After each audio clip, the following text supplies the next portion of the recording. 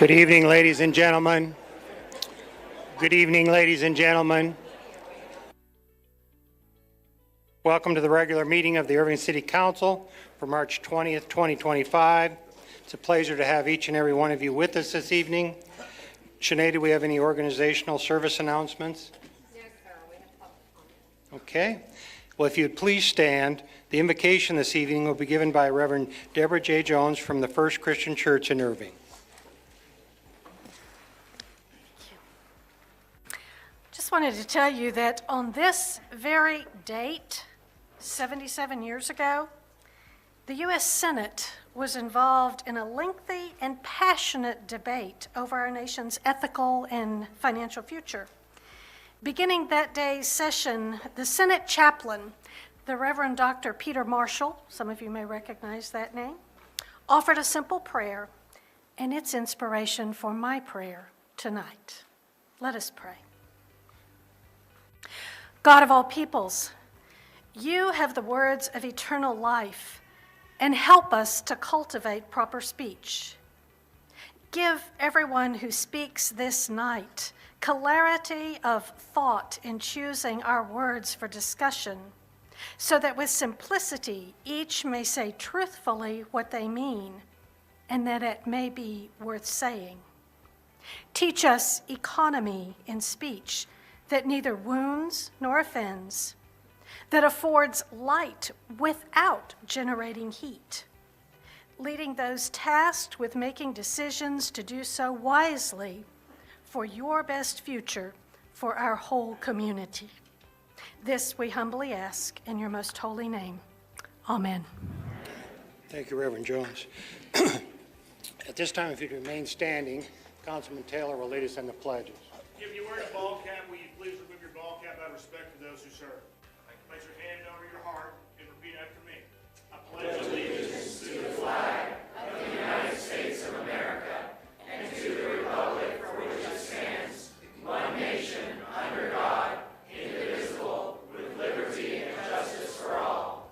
On the Texas flag, I pledge allegiance to thee, Texas, one state, under God, one and indivisible. Thank you, Kyle.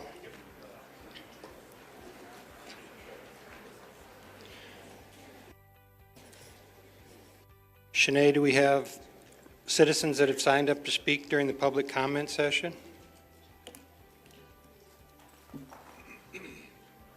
Sinead? She's coming back. Yes, sir.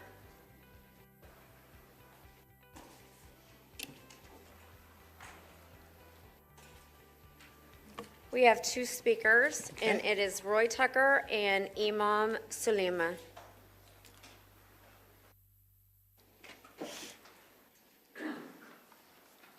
Good evening. Good evening. I'm here concerned about single-family residential R6 codes not being enforced. According to R6, Section E, it's the height and area regulations. The following maximum height and area regulations shall be observed. Number one, height of principal structure, 2 stories or 25 feet. Lot coverage by building is 40% of total lot area. 2649 Laramie Street is in the process of being built. It violates Section E. All the homes in the area from Esters to Beltline to 183 to Northgate are less than 25 feet or equal to 25 feet height.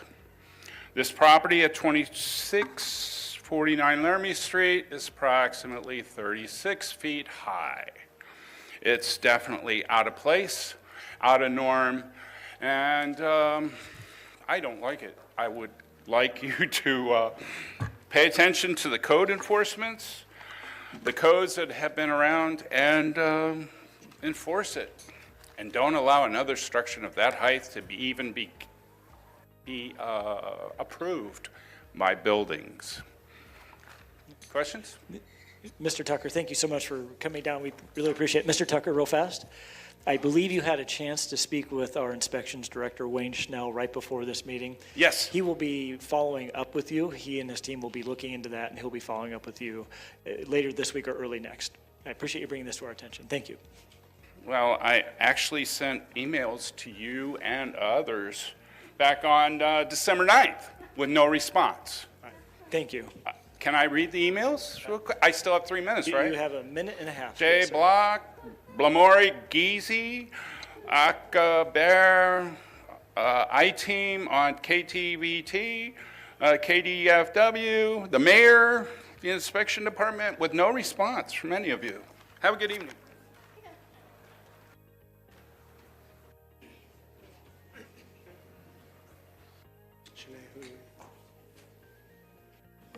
Imam Suleiman.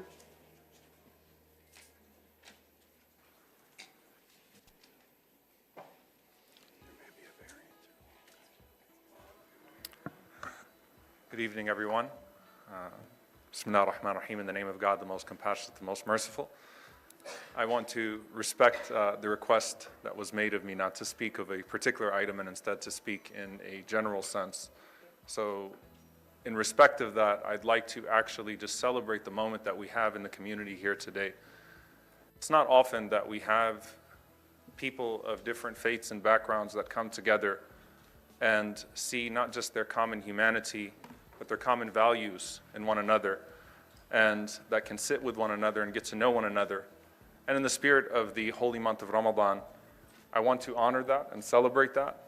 It's honestly been not just uplifting, but I think a story of the potential that we have here in the city if we could come together to work across faiths on common grounds of moral concern and the soul that we hope to maintain in the city, then imagine what other possibilities we have. And so I want to celebrate this room, the city, the people that are here, and also thank the members of City Council that heard your community, that listened to your community. We are a community that often needs to be pushed out of our complacency, and that's probably happened more often than in other cities here in Irving with this community. But I pray that just as we've been able to come together and express common concern and talk about how we can enrich our city, but not at the expense of our morals, how we can build not on the basis of dark money that's used to steal land abroad or take land here, but instead on the basis of communities that want to see a different type of future for their children. I thank each and every single one of you who listened. I thank everyone in this community from the different mosques and churches and backgrounds that came together to speak with a common voice. And I pray that we can continue to come together to oppose evil in all of its forms, whether it is overseas or here, and to enjoin good in all of its forms. And that this is just the beginning of something that I hope is very special. And so tonight is a night that I'm proud of my community, and I hope our community is proud of itself. Thank you all.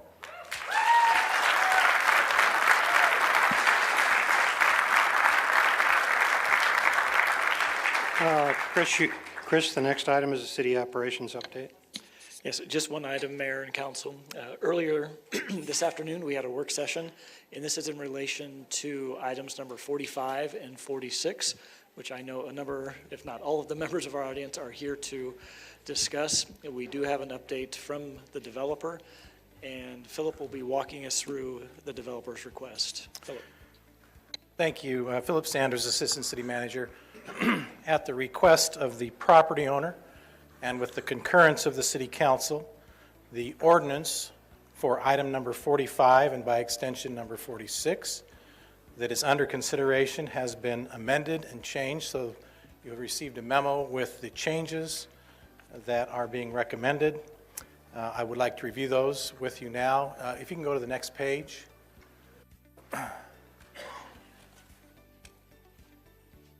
Okay. Under permitted uses.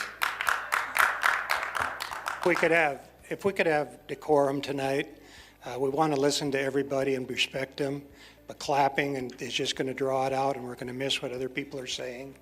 while I appreciate the fact that people are excited about things, it would be nice if we could all respect one another.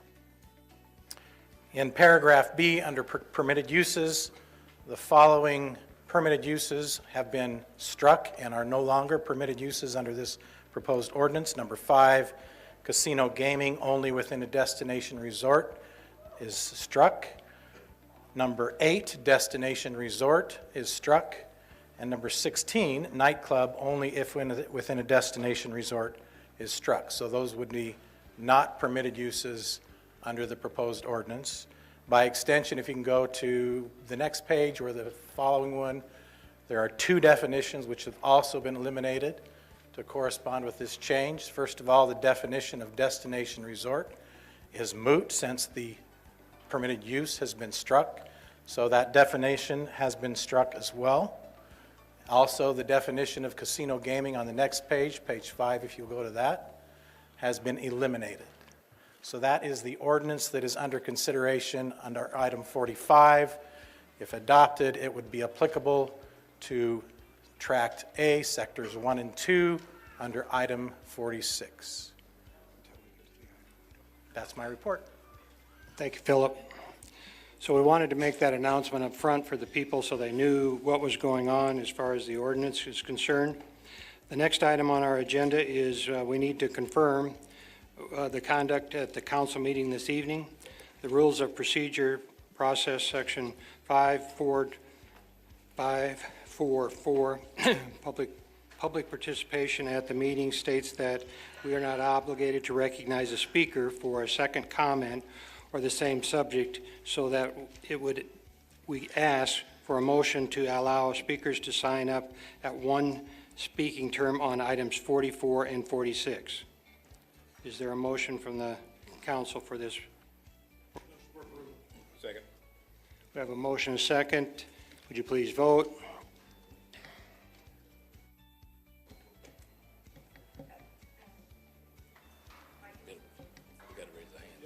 Just a consensus. Okay. So we don't have the voting machine hooked up for this item, so all those in favor, would you please raise your right hand? And it passes unanimously. The next item on the agenda is a time allotment to speak. Can we have a motion to reduce the speaking time to 2 minutes instead of 3? Motion to reduce from 2 minutes to 3. Second. From 3 to 2. 2. So we have a motion is 2 minutes instead of 3. So we have a motion in that respect. If all those in favor, if you'd please raise your right hand. 1, 2, 3, 4, 5, 6, 7, 8. 8 in favor. 1 opposed. Louis. And that brings us to our consent agenda, which is items 2 through 27. Are there any questions of the council members on those consent agenda items? We have a motion and a second. Would you please vote?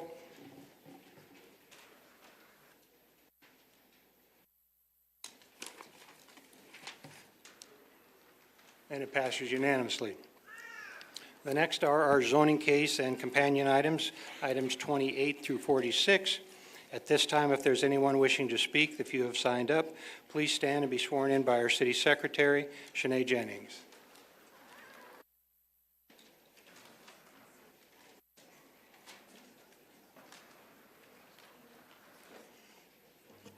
All right, who's here to speak on a zoning item?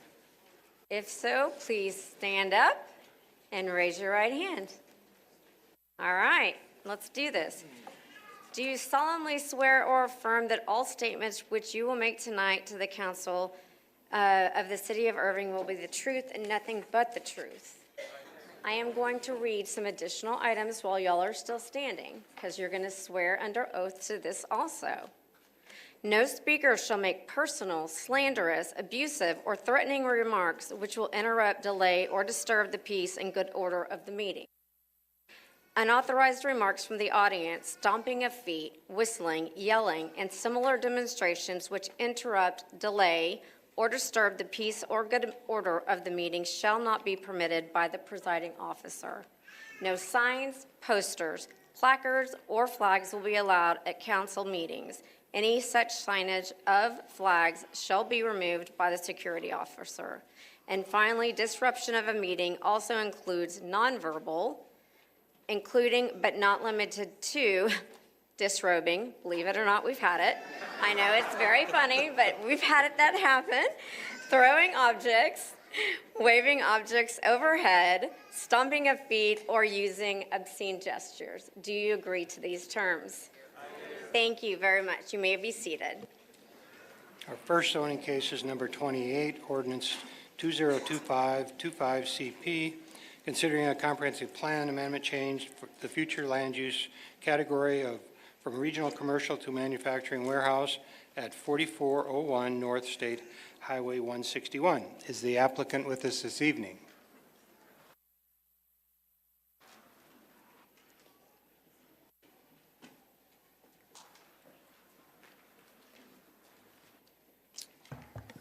Good evening. Good evening. My name is Scott Ellerman, located at 2021 McKinney Avenue, representing the partnership between Calvary Church, now the Awaken Church, and Constellation Real Estate Partners.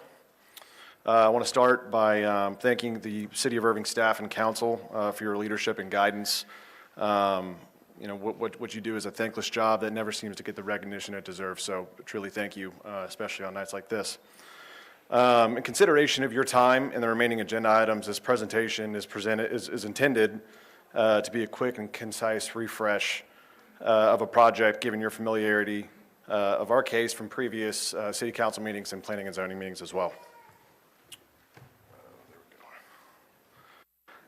This is approximately 24-acre property located at 4401 North State Highway 161 in Irving, currently home of the Awaken Church, one of Irving's largest and most respected churches for almost 75 years. Here's a current picture of their facility. This property is located in an area that largely consists of commercial properties of all types. The surrounding neighbors include the DFW Airport to the west and northwest, several commercial properties to the south, Highway 161 to the east, and the Baptist Temple on the northeast side of the property. The Baptist Temple has communicated their support for our intended use of the property, which is to develop a data center. The zoning request meets all requirements of the city's ordinances, including the 161 overlay. The main purpose of this zoning case is to secure the ability to build a data center, and to do so requires the rezoning requested and that the future land use map change. The base zoning requested provides the ability to have viable development on the property. While we are committed to building the data center, prudent business management requires that we provide for any eventuality. The zoning requested could allow, in a necessary circumstance, a warehouse office center with screening and building design to control exposure, traffic, and effect, which ensures quality and productive development for the property. This data center will be an asset to its surroundings. Noise is minimal and screened and is buffered. The entire property is secured. Traffic would not be an issue, as the new development would take the place of a church that has several large contingents of vehicles several times per week. The property is near Encore substation clusters, and Encore has been properly contacted in order to develop the customary arrangement to receive sufficient power for the facility. Encore has a process for its applicants, and we are within that process currently. We've had no negative indications at this time and hope to have our process complete within 12 months, which is in line with our development process and the relocation of Awaken Church. Additionally, Encore has communicated their willingness to bury the nearby transmission lines that we would ultimately connect to into the substation that we would develop on-site to service our data center. At this time, I would like to open to the council for any questions. Sinead, do we have others signed up to speak? Are you Mr. Madrano? No, I'm Scott Ellerman. Okay. 28. Okay, nobody signed up. Okay, Brad. Yeah, I just did have one question, I think, for brevity's sake. So I've previously expressed concerns, earlier today, expressed concerns about manufacturing warehouse is one of the uses. I know that you're saying, hey, the best and highest use is data center, but it could be manufacturing warehouse where we have a lot of truck trips and things. And so are you willing to commit that it would only be a data center and not manufacturing warehouse? As I mentioned, prudent business management requires for any eventuality, and in this case, the zoning that we're trying to put in place could allow in the necessary circumstances for us to build manufacturing warehouse on the possibility that a data center is not feasible. All right, thank you. Al? Thanks for coming down. Okay, I had a really good meeting with one of your, I think, deputy pastors, and we had a lot of mutual ideas and friends and all, and it was pretty clear that I support, because as I understand that the Calvary Church it may be actually occupying up in Regent, which is about 3 blocks from where I live, so it's good to hear that. The question that I'll revisit it, you probably know what I'm going to ask you. It was good to hear that you've talked to Encore and they're prepared to give you this, for the data center in particular, the kind of support on the electric generation side. The question that I had asked was, is that going to be above ground or below ground? And so if you could answer that, I'd sure appreciate that. Absolutely. I'm going to go to this exhibit here just so it's easy to point out. And can you see my cursor, the hand? Yeah. So actually, these transmission lines that are directly adjacent to the site that are on the DFW Airport property are buried at this location here. And that's due to the runway proximity. And so the intent would be, when we ultimately connect to these transmission lines, would be to do so underground to a substation on site. Okay, so you're stipulating that here. And if Yes. you are, then that's great. Thank you. I appreciate that, because that concern was because if you look at the facility as it is now, you have those major stanchion above ground lines. And so I understand that may be a stopgap measure to be able to get what you needed to get done. But I wanted to really have a clarity on that you were really trying to get it underground, if you can get it. I appreciate that. Thank you. Absolutely. Abdul? Thank you. Thanks for coming in. I remember this case a few months back, and this is in my district. I'm very much familiar with the area, and I'm in line with what you wanted to develop and propose to develop.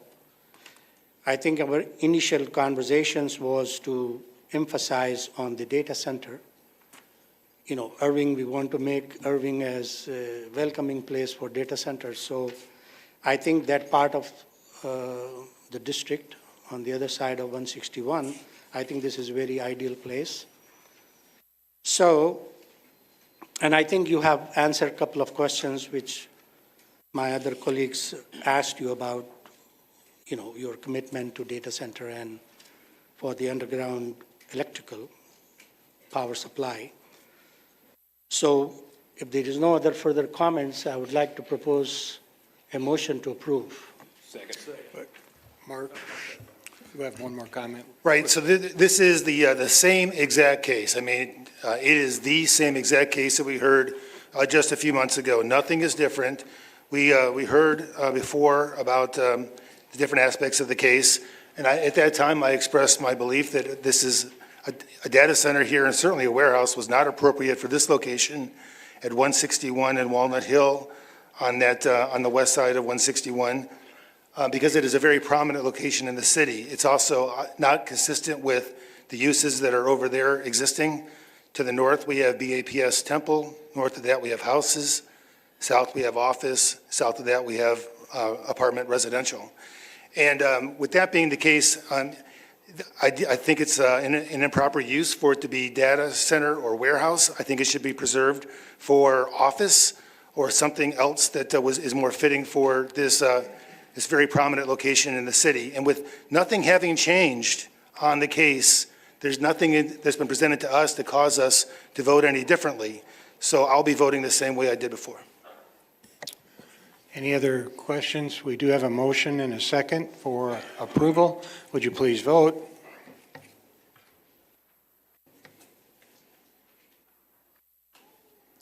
And it passes 5-4. That brings us to our next Item number 29, which is ordinance 2025-19ZC, considering a zoning change from SP2 CO Generalized Site Plan Commercial Office and State Highway 161 overlay to SP2 ML20A Generalized Site Plan and Light Industrial 20A on State Highway 161 overlay to allow a data center warehouse and distribution as principal uses at 4401 North State Highway 161. This is the companion item. Are there any questions of the applicant? Any comments from the applicant? Seeing none, I'd entertain a motion. Motion to approve. Second.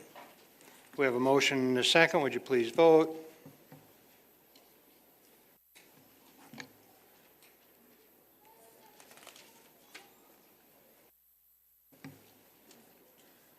And it passes 5-4. Item number 30 is a sign variance 2024119805, considering a sign variance to allow existing pole sign to remain at 30, excuse me, at 39 feet overall height, property located at 3510 West Airport Freeway, Outback Steakhouse applicant. They have asked that this be postponed till the April 10th. I would entertain a motion for postponement. Motion for postponement. We have a motion and a second. Would you please vote? Point of clarification, Sure, Mayor. please. Is this a motion for indefinite or to date certain? To date certain April 10th. Okay, thank you.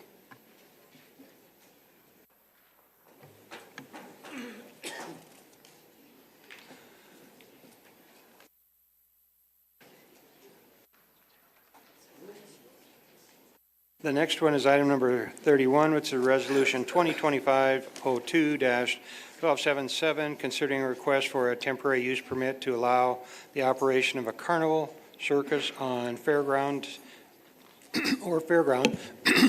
to exceed the maximum days per year by an additional 11 days for a total of 42 days a year at 3880 Irving Mall. Is there an applicant with us on this?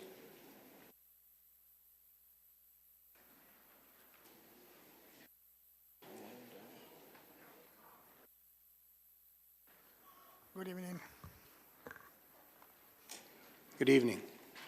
Yes, my name is Jesse. I'm with the Delman Circus. We have a family-oriented show, and it says 11 days, but the circus will operate only 9 days, no Wednesday, no Thursday. And we're wanting to see if the council will approve the circus. There's no animals in the circus, only human performers. No animals.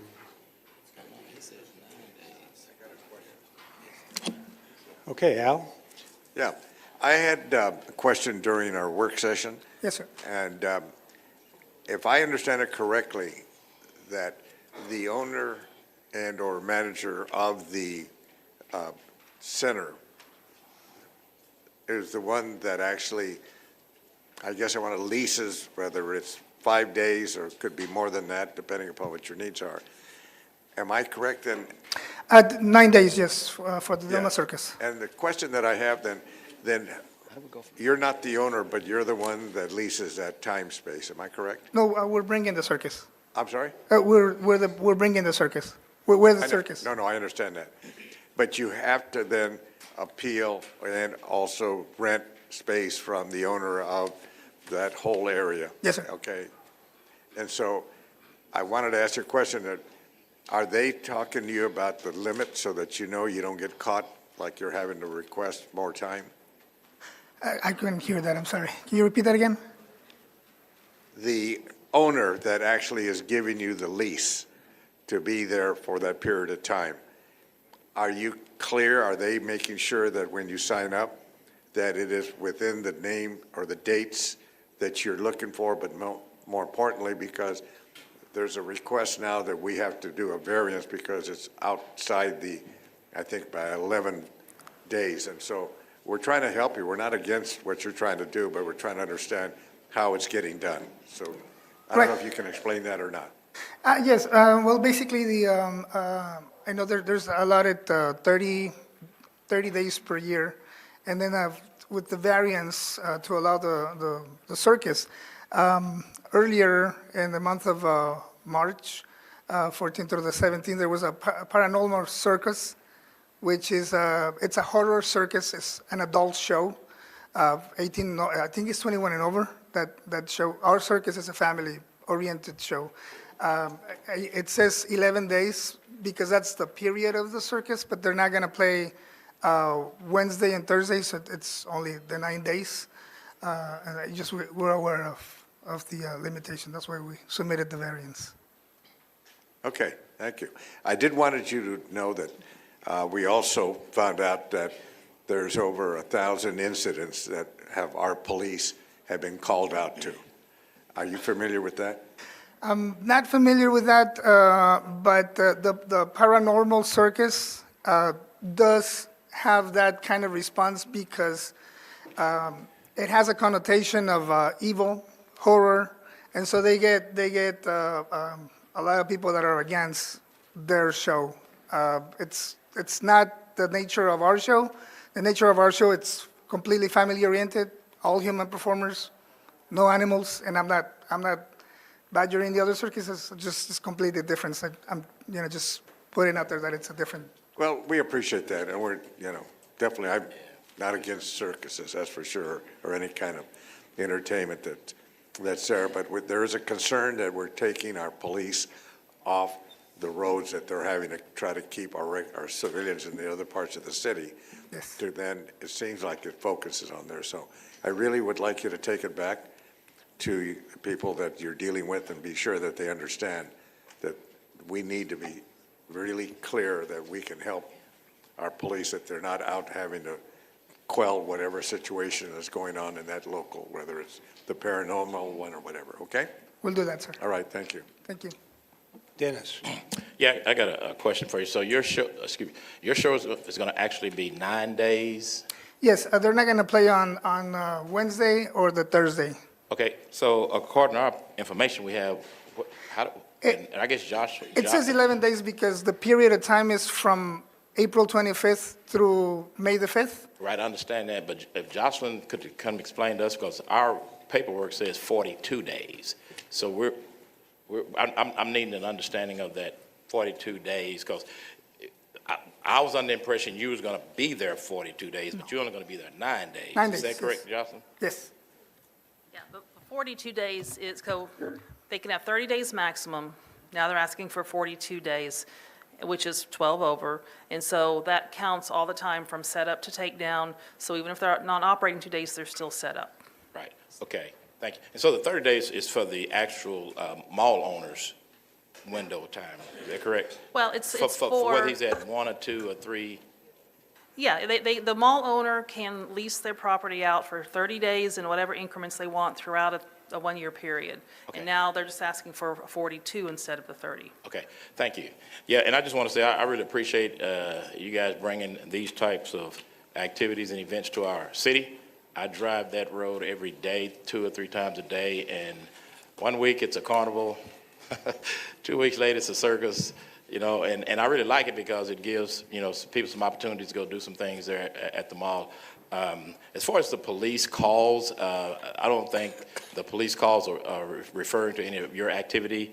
I'm very familiar with a lot of the activity that's at that mall and those calls, and they're really not about the circus or the carnival.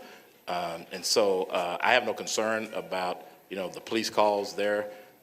So with that in mind, I'll be supporting your request. Thank you, sir. Brad? Yes, Councilman Zapata. I think for the future, if we can track any police calls that are a result of the circuses, maybe in the ordinance, the circus would be required to hire some police officers just specifically for that location if that's an issue. And so I think that'd be a good solution. I'm glad to hear this is a family-friendly circus. I was hearing some things about the other ones, but thank you. Thank you, sir. Abdul? Thank you. Quick question. You represent Delman Circus? Delman Circus, yes, sir. You're representing the owner of the mall? No, the Delman Circus. and Delmont Circus and Tally Amusement and Paranormal Circuit. Those are Is it all all different entities. same or different? No, just Delman Circus. Okay. So, in other words, the provision which was given for the mall to operate the circus or this activity was for 31 days. This 11 days applies to your request only. Yes. Okay. And the previous days which was being already used, it has nothing to do with you. Nothing to do with this. Okay, thank you. Mark? All right, just so we can be clear, what we're not considering here is a proposed amendment to our ordinance. The city's policy on these festivals, carnivals, or what have you at the mall is reflected in the current language of the ordinance. That there are limitations on how much we have of that. There could be many reasons for those limitations: concerns about crime, concerns about noise, concerns about traffic, or the fact that maybe people just don't want to have carnivals and festivals in the parking lot at the mall all the time. But as it stands right now, that is what our ordinance says, and that is our policy. The question now for us is, have you presented a good reason for a variance from that? And I've not heard that. And so for that reason, I'm against the case. Kyle, Yeah, let me just- Al, then Kyle. Yeah, I had talked to our chief of police, Derek Miller, that my concern is if we're taking our officers off the road or off the beat or out of doing what they're supposed to be doing throughout the city to go there, because, that's a lot of calls that they're getting for 42 days, if we want to look at it that. And so I guess my concern now is if we're going to have these kind of calls that are because of the circus or whatever those activities are, we have a lot of nonprofits that do events, and fortunately we have our off-duty police that are able to support it, and at the end of the day, it helps everybody. They're there. It doesn't take our police off the beat, but at the same time, they are able to, get paid an off-duty price. And so it would be really good to do some preventative safety at the same time, be able to make sure we're not taking our officers off the beat, so to speak. So please take that back to the owner. Please understand that's what we're trying to really understand what those calls are all about. But we just want to be sure that our city's safe, not only on those calls that are coming in there at the circus, okay? Yes, sir. Thank you. Kyle? Yeah, what's your name again, sir? Mizraim Jesse Medrano. Okay, I'm just going to call you sir. I'm not going to try to pronounce that again. I have a couple of questions. Yes, sir. How far in advance did you have to have your contract signed with the mall? We got in touch with them since the beginning of the year, but they were in talks with the carnival, which is the Tally Amusement, and they were in talks with the Paranormal Cirque. So I believe when we submitted the application, I think it was last month, it was about 2 or 3 weeks before then. So you submitted it last month? I think so. Did the mall ever reach out and tell you that they had gotten to their 30 days? Yes, sir, and that's the reason why we're submitting for the variance. Okay, so the mall, even though the mall had reached their 30 days, they still signed a contract with you? The contract is with contingency of city approval. Okay, good. I want to make sure that the Yes. mall hadn't charged you money No, yet no, in no, case no. you don't. No, you don't okay. It's with the understanding that if, it's contingency with the approval of the city Okay. council. Hey, Jocelyn?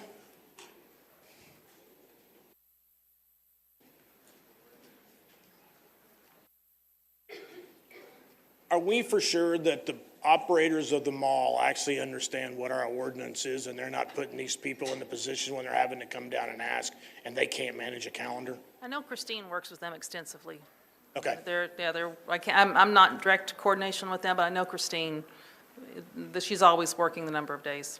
Okay, it just seems to me if they know they only have 30 days, why are they booking so many of these shows and putting these people in this position to have to come down and ask us for that? That's why we always get variances. Yeah, okay, all right, thank you. Any other questions? Dennis and then Mark. I have no more questions. I'd like to make a motion. But I will say this, I've always operated from the standpoint of I try to do everything that I can to help bring as much activity to our city as we can. These circuses and these carnivals, we have citizens that like to go to them, and I don't have any problems with variances. I've been on the council 12 years. I wish I had $1 for every variance that we gave. I'd be wealthy. So variances is nothing new. We do it all the time. And so with that being said, I'd like to make a motion for approval of this request. We have a motion and a second. Any other discussion? Seeing none, we'll go ahead and vote.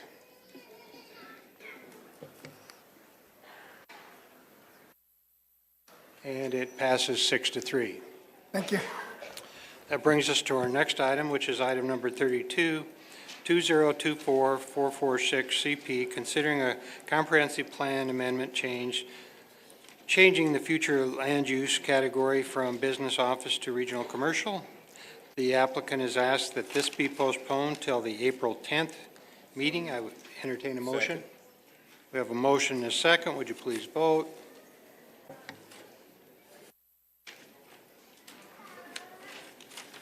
And it passes unanimously. Item number 33 is ordinance 2024429ZC, considering a zoning change at 161 Overlay District. This one also, is the applicant is asked to be postponed until April 10th. I'd entertain a motion. Same motion. Second. We have a motion and a second. Would you please vote?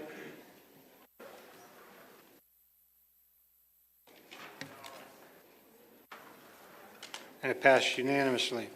Item number 34 is considering a use permit to allow outdoor storage in the HCD CMU Heritage Crossing District, corridor mixed-use sub-district 116, 120, and 124, Strickland Plaza. Is the applicant with us this evening? Yes, sir. Thank you, sir. We're wanting to get a conditional use permit in the Heritage Crossing Please District. state your name and address for the record. Joe Goldsmith. And the 405 Hanover Lane in Irving, Texas. Anyways, we're wanting to get a CUP to allow for outside storage in the Heritage Crossing District. What we have is just a vacant parking lot that has a fence around it, and that's it. Softball. Are there any questions of the applicant? Al? Yeah, how many vehicles will be stored there or parked there, may I ask? I believe the plan we have is around 42. 42. Yeah, I have the, yeah. I think if you go back one more or a couple more, it has it. Yeah.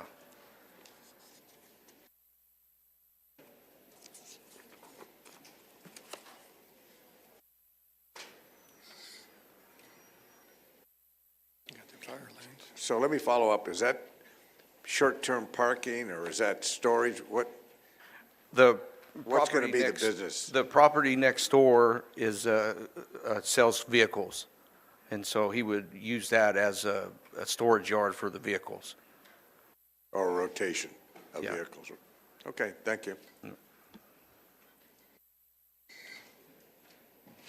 John? Thank you, Mayor. In terms of improvements to the property versus what's there now, what would change? So like, are you going to be adding any buildings, any No, overlay? nothing. Everything that's there is going to be exactly the Just same for the use? stay the same, yeah. Okay, thank you. Mark? Yeah, so this is the Heritage District, and obviously everybody knows that the city has invested millions of dollars into improvements down there. The idea is to make it more economically vibrant and sustainable for the future. Tax revenue comes from all over the city to fund those improvements, including from District 5, which I represent. So you have all this money going into these improvements down there to make that better and not have such a prevalence of auto repair shops and auto sale shops. This use is to expand those types of existing businesses, which we are trying to discourage in favor of other types of business. So I understand that this is only for 5 years. It's a CUP. It can't be revisited. But since it's contrary to what I think we have in mind for the Heritage District, I'm opposed to the case. Brad? I agree, Mark. I think there's not necessarily anything particularly wrong with what you're wanting, but 42 outside storage cars, I'm not big on outside storage. We have put a lot of money in. And if we ever want to see change in South Irving, we've got to have a change. And so we put so much money, it's not millions, it's tens of millions into it. And I think I'd like to see you develop the property with another use, because this is pretty close to right off Irving Boulevard there. And so I really, with all the money we've sunk in, all the pain that everybody suffered through with Irving Boulevard, to me, doing this for 5 years is a sort of a 5-year setback. So I can't support the case. Dennis? Yeah. So when you go down to that area down there, what you see is basically what he's asking for. I can guarantee you 5 years from now, you're not going to see many changes down there from any of the other business owners around there.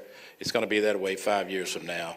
Yeah, we put a lot of money down there in the Irving Boulevard, but that strip, it's all based kind of what he wants to do. I don't see any reason to deny this business owner the opportunity to do that. Hopefully 15 years from now, somebody will come down through there and buy all that out and make some improvements, but I guarantee you it won't be within the next 10 years.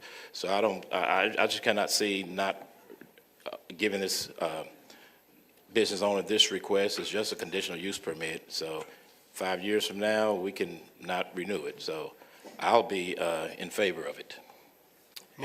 Excuse me. And the Planning and Zoning Commission has recommended approval. Staff recommended approval. So see no issue with it. Mark? Seeing no other comments, I make a motion to deny case number 2024-449 CUP. Second. Any further discussion? We have a motion for denial. Would you please vote?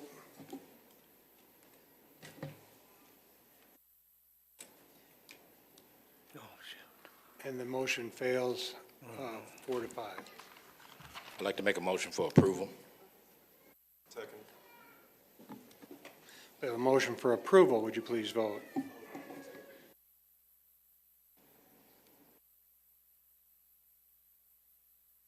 They're resetting. Resetting.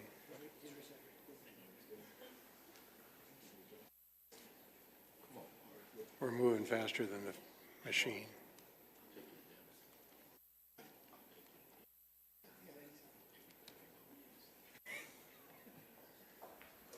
Okay, please vote. We're voting in favor. Approval.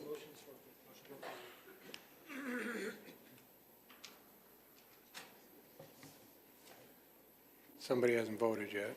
There we go. And it passes 5 to 4. The next item is number 35, which is ordinance 20252ZC, considering a zoning change from PUD Valley Ranch Planned Unit Development, Valley Ranch Neighborhood Commercial, to PUD for SP1 RAB Planned Unit Development for detailed site plan restaurant with the attended accessory uses of for the sale of alcoholic beverages for on-premise consumption at 8350 North MacArthur Boulevard, Suite 120. Is the applicant with us? Move for approval. Second. We have a motion and a second. Would you please vote?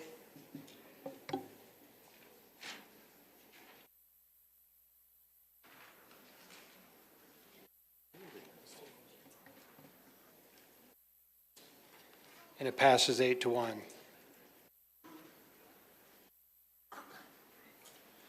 Item number 36 is an ordinance 2025-11ZC, considering a zoning change from SP1 CN detailed site plan neighborhood commercial to CN neighborhood commercial at 2705 North Beltline Road.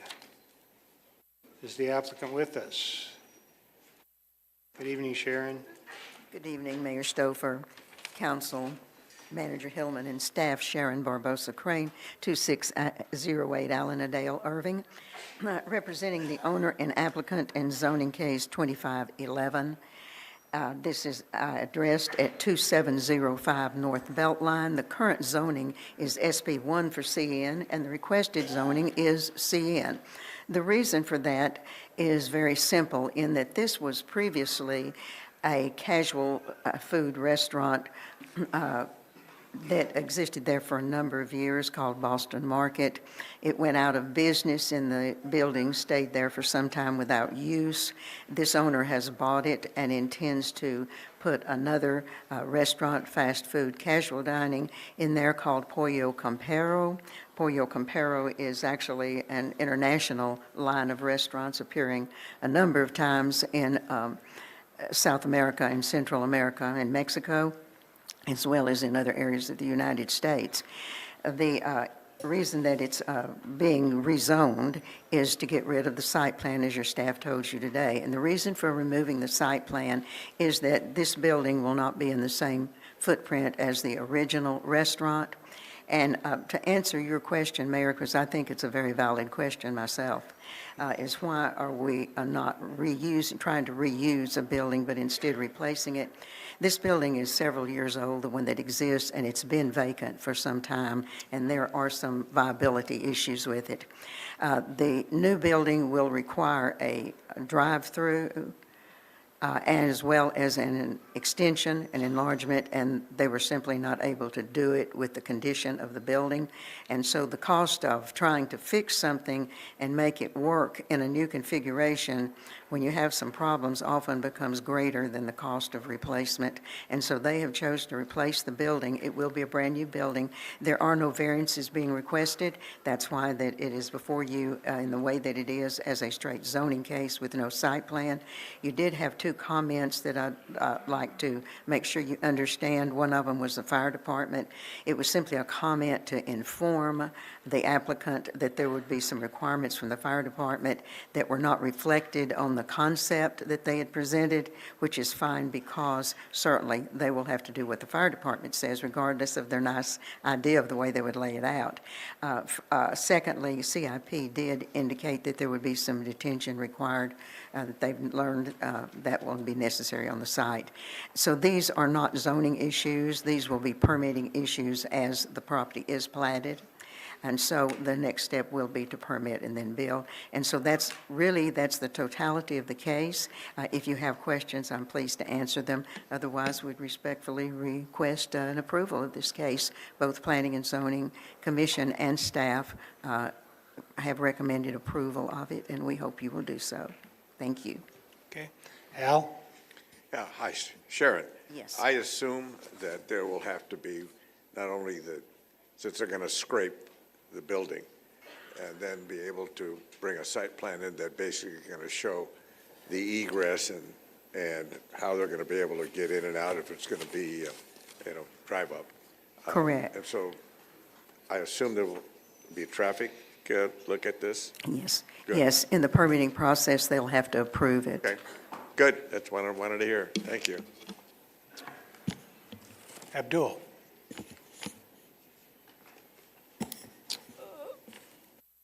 I would like to put a motion to approve.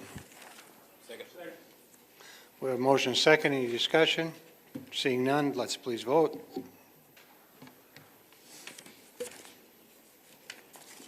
And it passes unanimously. Item number 37 is consider a comprehensive plan amendment changed the future land use category from business office to manufacturing warehouse at 1660 North West Ridge Circle. The applicant with us this evening?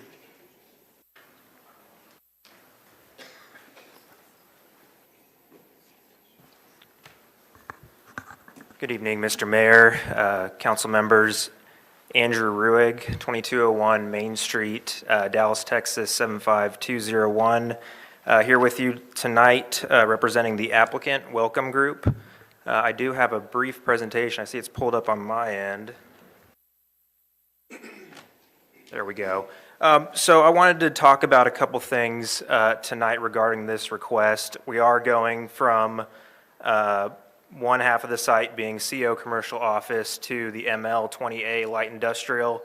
Southern portion of the site is already zoned ML 20A Light Industrial, and our proposal includes, flex space for warehouse distribution and office uses. So here's the existing conditions. This is a office building that was built in the late 90s, had a long-term lease with Molina Healthcare.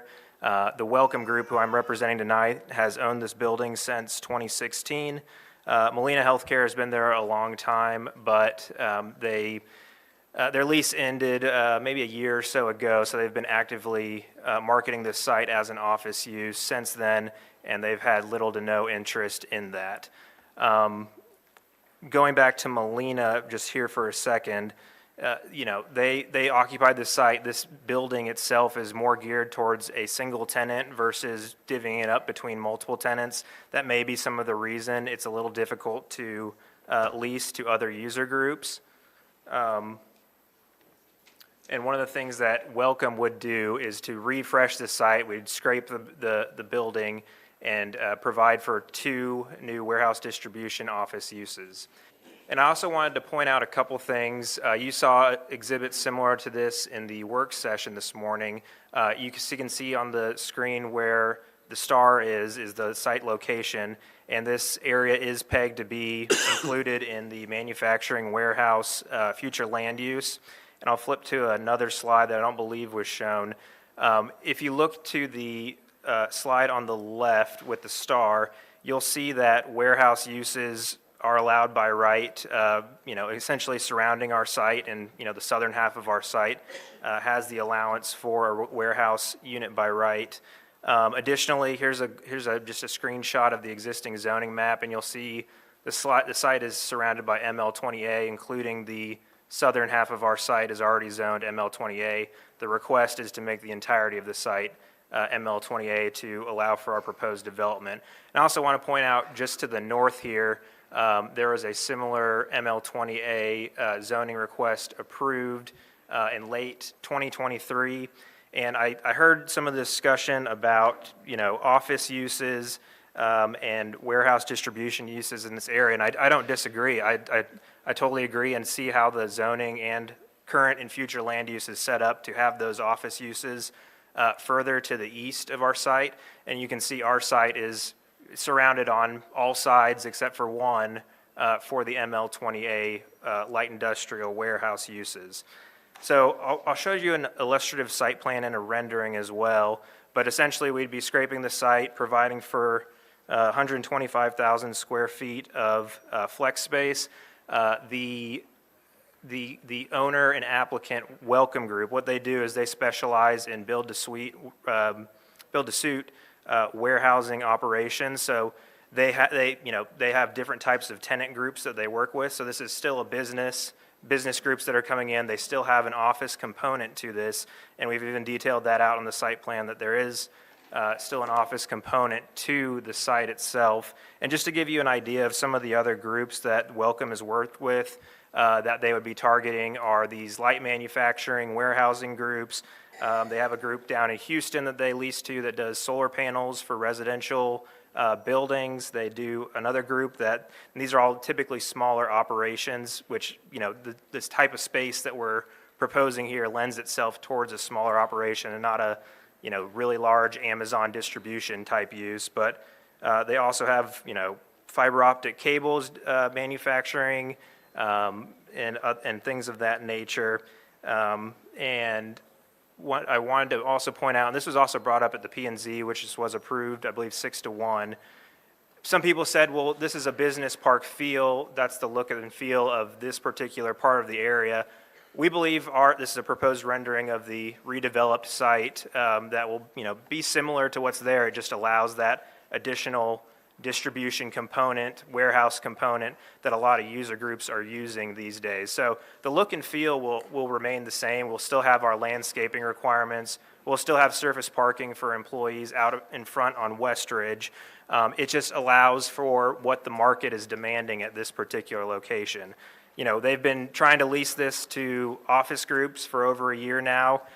No serious inquiries. The existing office building, you know, it'd be very cost prohibitive to divvy that up into different lease spaces. And a lot of office users are looking for more amenitized spaces, which I totally agree exists throughout Irving and particularly to the east and in Las Colinas. This particular location, as you saw on the land use map on the zoning, surrounded by other warehouse distribution uses. So we feel like this is, you know, a compatible and consistent use for this particular area. Another thing I'll note is this does front those other warehouse distribution uses. So, you know, we're not, there's almost a natural break as far as how the hill goes on this site where we're in the warehouse distribution area. The office area is all to the east of us, and half the site is already zoned for our proposed use. So, you know, I think there's a lot of arguments here that this is a compatible use, this is a consistent use, and, you know, currently the building is fine now, it looks fine, it's not being used. It's a vacant building, it's not contributing to the overall area, and with this redevelopment, you know, this will double the land value. That helps with the city's taxes for City of Irving and other public entities. So we feel like this is a winning proposition for this particular site to allow this warehouse distribution use. So happy to answer any questions, and I appreciate your time tonight. Sinead, do we have anyone else signed up on this one? No, sir. Questions from the council? Al? You may recall about maybe 5 months ago, the neighbor just due north with their building, I think it was about 10 stories, and they were trying to also do the same kind of change on development. Kind of walk me through what you see if you're going to go to what you're requesting for us to rezone. Are you looking to completely make that structure in this case, a manufacturing warehouse with no office space, or what's it going to look like?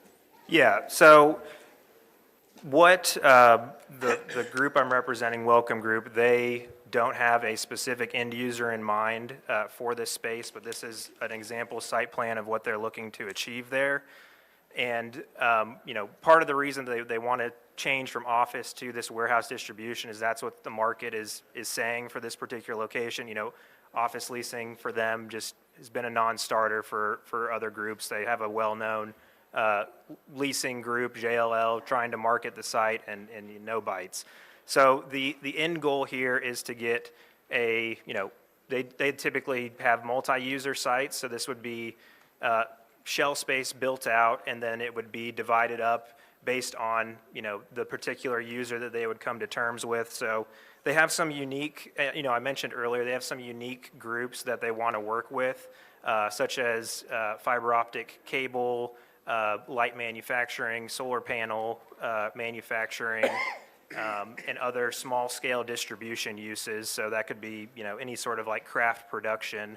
And what their whole business model is they want to work with these groups and get them into a space that works for them. So they essentially, you know, build the shell of the building and then divvy it out based on, you know, the allowable uses. Is that going to be light manufacturing, warehouse space? Obviously, all of these things require an office component, so that would still be a big piece to this. So it really just depends on the end users that would ultimately occupy the site. So basically what you're saying is the zoning change will give you the owners to be able to market it, but they think the market is going to hold going forward. Yes, for this particular location. Yeah, and my other question is, the building's going to exist, they're going to basically come in and internally interior change whatever to make it the light manufacturing, or you do, I guess I'm asking are you going to scrape the building or what? That's correct. Yeah, we would scrape the site. Okay. Thank you. Thank you. Appreciate you asking. Brad. Brad? I discussed my reasons at work session, but I really can't support going from commercial building, thank you for your presentation, to warehousing. So I'll make a motion for denial. I have a comment. Do we have a second on that? Mark? Yeah, I gave my reasons too at the work session, but I just want to say again, so this area, it's where the warehouse to the west, and we've had too much warehouse come in from the west as it is, and so it never should have happened. And so this continues that process. This is a difficult site because it is both ML20 and CO. The case presents, well then let's take it and make it all ML20. I'd actually prefer the inverse. I think we do need to preserve our office. We have an overabundance of warehouse as it is, and I don't want to see that expanding. So I agree with the motion that Councilman Lamorges presented. Any other comments? I'll add my 2 cents. My biggest concern about some of the things we're doing with the office and putting industrial is, you know, we got $800 million worth of road repairs, and now you have heavier duty vehicles running on these roads, and then that just makes it even more tougher for the neighborhoods and the people around them. And to me, infrastructure is one of the things that gets overlooked when we start rezoning some of these things. When we take a office building and build multifamily or retail, there's always different things that come into play with water uses and sewer uses and road uses. So for that reason, I will be supporting the motion. Is there any other discussion? We'll go ahead and call for the vote. For denial.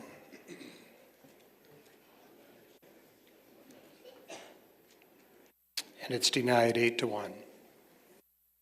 That takes us to our next item, which is number 38, ordinance 2025-15ZC, considering a zoning change from CO commercial office to, I don't believe we have to even do this one since we didn't pass the first one. Yep. Well, maybe we should have the motion. We've seen that from the Calvary Church. Maybe we should go ahead and have the motion and a vote. You can do that. Yeah, we could just as well. We'll go ahead then, and it's 2025-15ZC, considering a zoning change from CO commercial office to ML 20A light industrial 20A to ML 20A light industrial 20A at 1660 North Westridge Circle. I'd entertain a motion. Motion to deny. Do you have a second? Second. Would you please vote?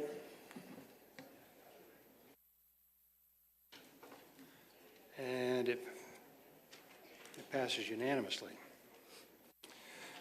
Let's go to number 39, which is considering a comprehensive plan amendment change at 1301 Ronnie Drive. The applicant has asked that this be postponed till the April 10th meeting. We have a motion and a second to postpone till the April 10th. Would you please vote?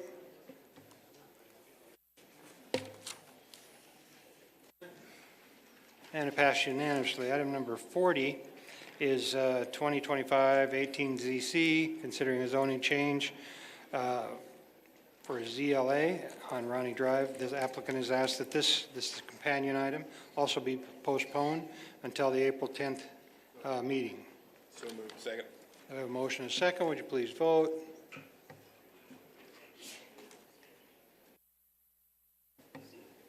And it passed unanimously. Item number 41 is a 2025-26 ZC, considering a zoning change from CC Community Commercial to ML20 Light Industrial. The applicant has also asked that this one be postponed until the April 10th. I would appreciate a motion to that effect. Motion to postpone till April 10th. Second. April 10th. Second. Would you please vote?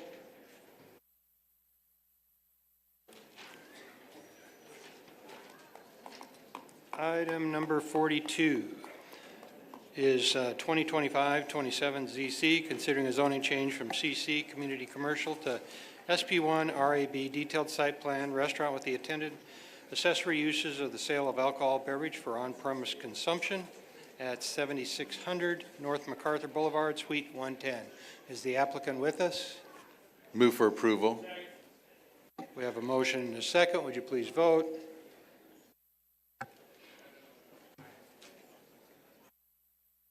And it passes 7-2.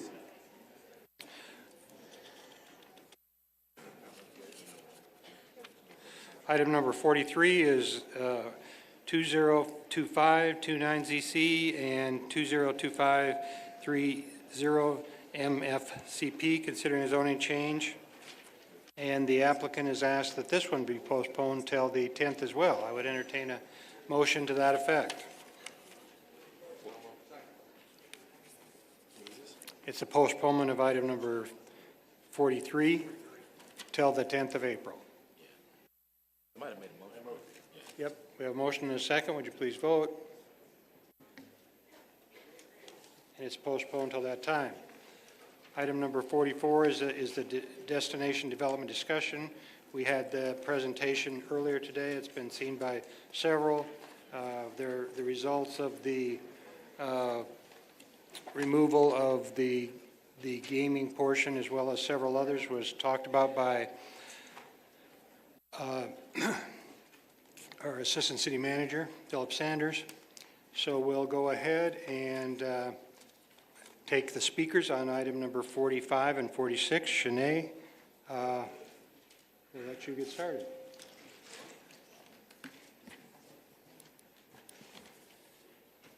Two minutes.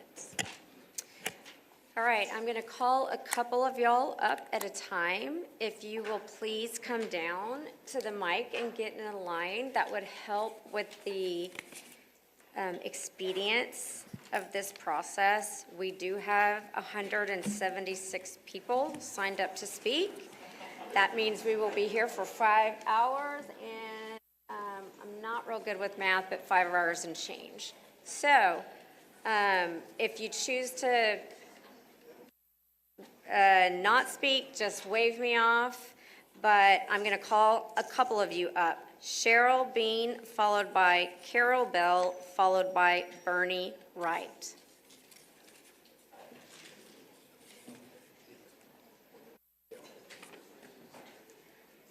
Okay, I'm Cheryl Bean. Oh, Mike.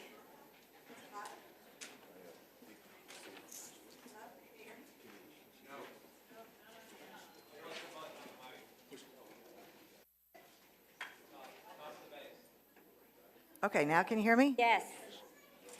Okay, howdy. I'm Cheryl Bean. I'm the director of the Texas Anti-Predatory Gambling Alliance. And the first thing I want to say is I want to recognize all these people in this room and these citizens and how impressed I am with their boldness to stand up and speak on what they believe in and the diversity of which the people are here. Then I want to recognize each of you council members for listening to them, for ultimately putting their needs first, and recognizing the harms that come with this decision that you've made Your tonight. name and address. Oh, 4737 Trail Bend Circle, Fort Worth, Texas. Thank you. And for exposing the deception that some gambling camp facilitators will bring with them by doing a town hall. I've never heard that before in all the time I've been doing this. And ultimately removing the gambling destination resorts from the amendment. I would like to put this in a broader Texas perspective. Though, these last few days and the events that occurred, first of all, Texas is the #1 priority for any gambling expansion, partially because we're the 7th largest economy in the world, and secondly, because we're only one of 6 states that doesn't have casinos and one of 10 states that doesn't have legalized sports betting. Secondly, there have already been a dozen bills written and filed and submitted in both the House and the Senate, including 6 resolutions that are asking for a modification of our Constitution in order to expand into gambling casinos and the such of like that. One of them is Nathan Johnson. He's a senator in this district. Secondly, we all have heard how much the lottery is in trouble right now, and it has fully demonstrated that Texas is not capable of regulating or receiving funds to make such an enterprise profitable and valuable. The other piece of this is the tribal implications. Most people don't realize that the federal government grants tribes the right to earn a living with gambling. And there are 24 tribes recognized in Texas, most of which are already ready and armed to move in. 2 minutes. Please be seated. Okay, thank you. I'm just going to call the next person up on deck. So Emma Right, and if I mispronounce your name, I apologize in advance. Karen, go ahead. I'm Karen Bell at 704 McCoy Drive in Irving, and I want to thank you for listening to the people and taking gambling out of the language. I would like to ask for a little more, though. I would like you to have explicit language to prohibit casinos, to prohibit it, because if gambling were to pass on the state level, then we would have to worry about it on the local level. But if we have that language in here and it passes on the state level, then we'll be able to talk about it, and you'll be able to talk to the people of Irving, and we can look out for the people of Irving. And I also want to say, too, I think that if you have that language to prohibit casino gambling explicitly, you can still be pro-jobs and pro-growth, because you will want jobs that are good and wholesome for the people of Irving, not jobs of the predatory nature that would prey on the citizens of Irving and bleed them of their money. Thank you very much. Sergio Rubio, go ahead, Bernie. Hello, can you hear me? Yes. Thank you. My name is Bernie Wright. I live at 505 South Britton Road in the Heritage Crossing District. I'm speaking today in just as part of this discussion for item 44. I've lived in Irving for 13 years. By profession, I'm a licensed professional counseling associate in the state of Texas. My supervisor is Dr. Keith Coburn. But I'm also sharing just as a father of 4 children, one of which you'll be hearing from after me. And that's raising my children in Irving. And I also work as a marriage counselor preventing unnecessary divorces. But I'm just speaking as a constituent. So after I put my children to bed on Monday night, I looked at my YouTube channel page and was wondering why the city council was still meeting past 10 p.m. and listened in to all the wonderful citizens speaking up in opposition to the rezoning proposal made to the committee. And there were very different arguments being made, very passionate arguments, but they were almost all in unison speaking against the idea. And so, but one of the statements that was made by a committee member was that Irving needs a win. We've lost the Cowboys, we've lost other businesses, we need a win. I just wanted to come and say that the Cowboys haven't won in 30 years. And I'm okay with them losing somewhere else. Also, I want to make sure we're winning the right way. We've heard a lot of different ordinances and things that were proposed for other businesses wanting to do things well in Irving, and I want to applaud those small business owners for that. Another thing that Irving's winning at is Parks and Rec. We benefit greatly from the work that's been done at Center Park. My children benefit greatly from the library systems. So I want us to focus on things that we're doing well. And I realize I'm short on time, so just to close, thank you for listening to the voices of the residents. Please continue to do so, more than the voices from the people out of town that aren't living here raising families. Thank you, Mr. Wright. Please refrain from clapping. We need to move expediently. Emma Wright, followed, Timothy Norman is next up. My name is Emma Wright. I live at 505 South Britton Road, Irving, Texas, 75060. And I am happy to be a citizen of Irving. I want to grow up here, and I am excited about the things that are going on in Let's Play Irving and the future of that. And I love the safety and the community, except for the homelessness, which I think is an issue that needs to be addressed. And I don't need the casino jobs. I'm 13 and I already have a job. And you can come see me working my job at the Heritage Park Children's Entrepreneur Market Saturday, April 5th from 2 to 6 p.m. Heritage Park is about 4.5 miles from the proposed casino site. I'm happy about Irving today, so I ask you, and I'm excited about the prospects of the Irving tomorrow. So I ask you, as a member of community, to vote no to the casino and yes to a healthy, prosperous community. Thank you and God bless. Sergio Rubo, I can do this all night. If y'all keep talking and you can't hear people, Just a minute. If we're trying to get through this and have some decorum tonight. Now, I know there's happy people, but if this is the way it's going to be, we'll just shut it down. Because we got a lot of people that need to speak and they need to be heard.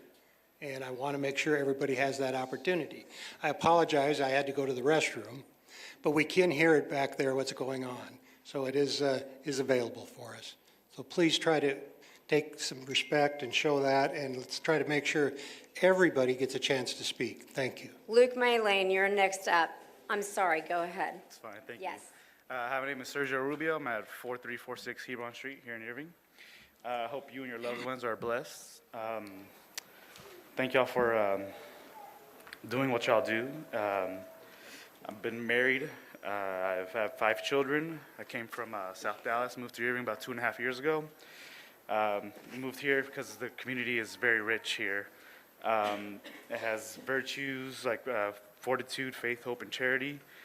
And I can see the very many beautiful fruits that this community has. We love to go to the playground. We see a bunch of joyful families. I guess it seems like the Sands Company has hurt us in our fight against the casinos, and I'd like to ask that y'all continue to reflect us and help us if this comes back around. And that's all I have. Thank you. Timothy Norman, followed by Luke, followed by Victoria Norman. Timothy Norman, 1015 Sleepy Hollow Drive North. Thank you, Councilman, for rejecting casinos in Irving. I think there is a fundamental contradiction between the Sands and Irving, and our Muslim brothers said it very well, very succinctly. They said, how can you take something that's a vice or something that so quickly turns into a vice and make it into a virtue? I don't think they're the right fit for Irving. Secondly, please view, and I know we all do, please view with healthy skepticism any surveys, economic or crime surveys.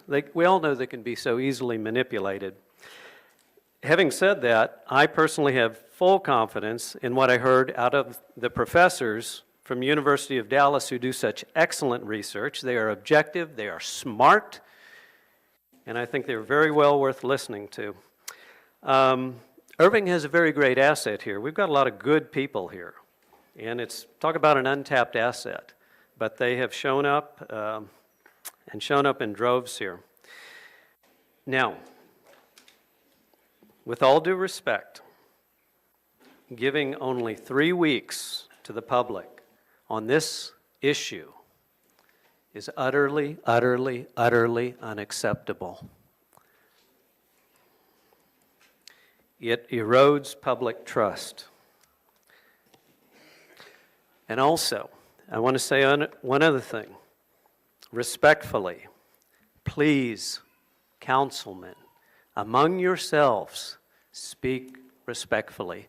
I have seen in public people say derogatory things towards another councilman, and I've had it happen in private too.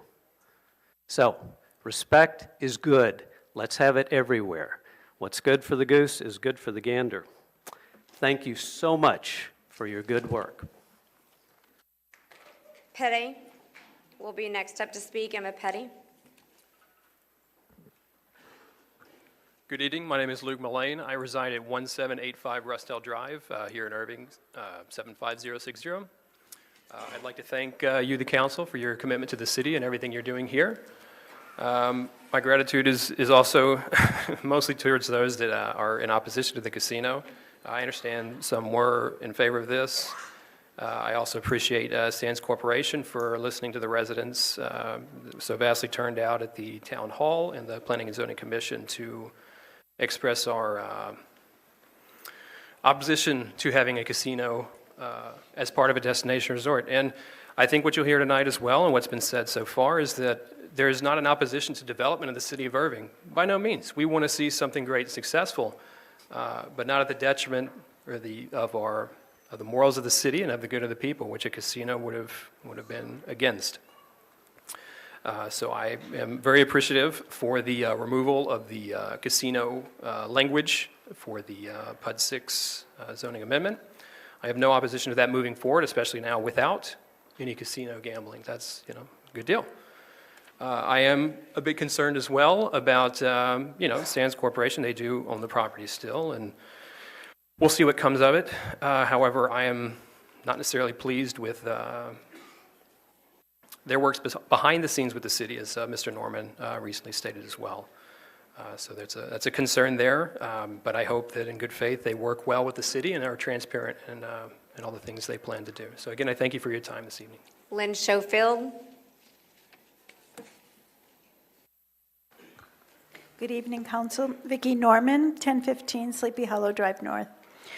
We are all for growth, job growth, and for businesses which build our community and support families in a healthy way. We are for City Council to partner with citizens, be transparent, and consider not just financial gains at the expense of good ethics, as we can build and attract businesses and still be safe and family-centered. We are for independent studies, not for accepting misinformation from companies, no matter their net worth or lobbying muscle. Casinos are known to not have clocks, no windows, feed patrons alcohol in order to induce people to stay longer in order to spend more money. They also have knowingly allowed and promoted prostitution on their premises. This is not the type of business we want to partner with. Because of the lack of integrity of the gaming business, the crime, poverty, drug addiction, and prostitution that it contributes, I would like gaming prohibited in PUD 6 and throughout Irving, but be able to shut it down because we need to speak up now and protect our city for when the state, if and when it legalizes gambling. Thank you for listening to the citizens of Irving and for the city's good organization tonight with all of the visitors. Claire Galen. Good evening. My name is Emma Petty. I've been a homeowner in Irving since 1968. I've always felt the City Council had the best interest of the citizens at heart. DART was presented as a mean to attract new business to our town because we would have mass transit. Now all I see are huge buses rambling on our streets, spewing black smoke, often empty or with one or two riders, and we are committed to send millions for this. The Texas Lotto was presented as a boom to schools. I think you know where that is. Alcohol sales were presented to attack new fine dining restaurants. Well, north of 183, that happened. South of 183, alcohol is sold in every convenience store, and we have gotten a Dairy Queen, a Panda Express, and Starbucks. The entertainment center was presented as a way to attract people. However, the Music Factory, only 7 years old, received another upgrade, this time $35 million. I think you will understand my hesitation to believe any of the hype about increased revenue. Thank you. Amy McEnroth. Good evening. My name is Lynn Schofield, Nicole Lynn Schofield. I live at 2517 Crestview Circle. That's in District 7.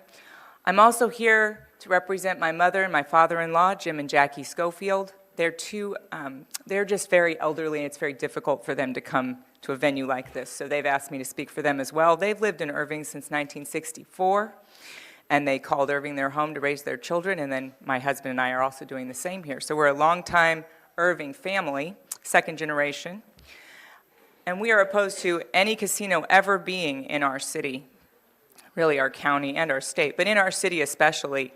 And so I want to thank you for removing the provisions for allowing casino gambling in the proposed zoning change, but I don't think it goes far enough. I was looking at the Dallas Morning News this afternoon.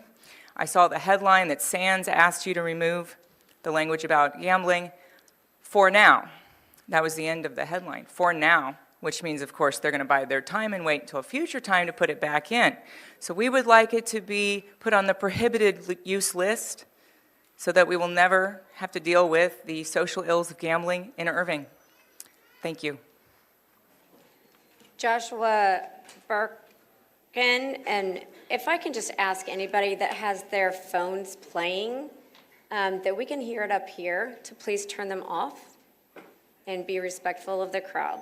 Ms. Galen, please feel free to Hi, I'm Claire Galen, and I've lived in Irving since 2019. I currently live at 503 South Delaware Street in the Irving Heritage District, and I do appreciate the money that's been poured into that neighborhood.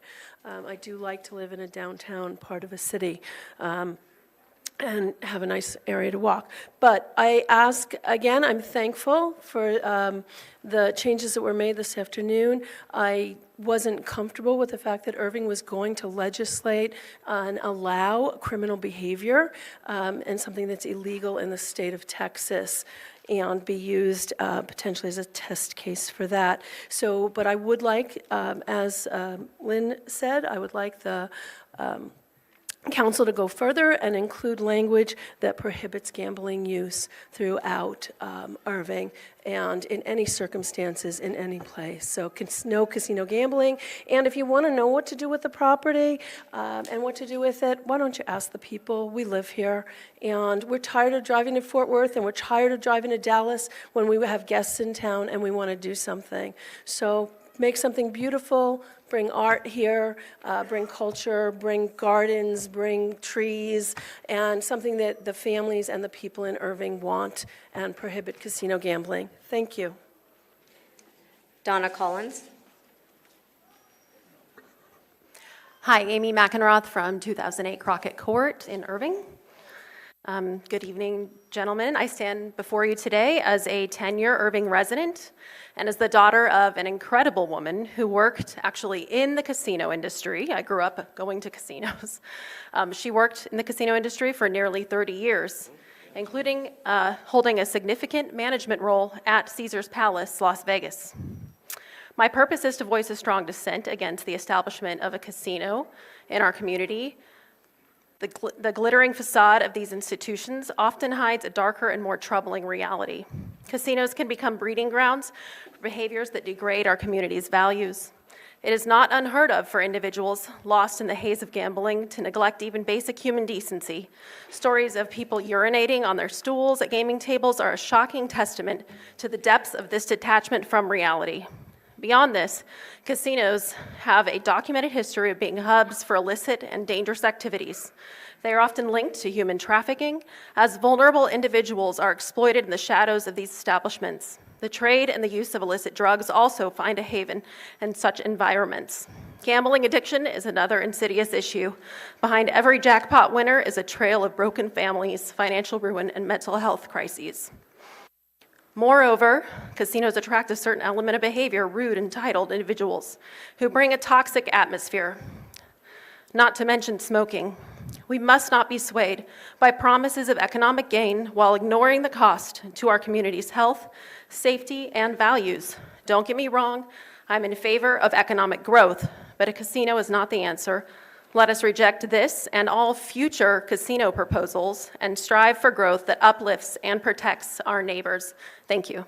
Imran Mohabban. Joshua Burkall, 659 Baugh Drive. I'm used to spelling it. I'll work on my penmanship for the next time. I want to thank you guys for the amendment on this issue, and I appreciate the service of the council and listening to all of us and our concerns about this. I'm very excited for the development of this property. It's going to be a very good thing for the city. I do have concerns about Sands as a partner in that development, and I would like you guys to be very careful moving forward with them. Additionally, I would ask that you make gambling, casino gambling specifically, a restricted use on this. I appreciate it. Jessica Kane. My name is Donna Collins. I live at 5085 Pershing Avenue in Fort Worth. I came here tonight because as Irving goes, so will the rest of Texas. I stayed tonight because Las Vegas Sands will be back, and so will the citizens of Irving and Texas.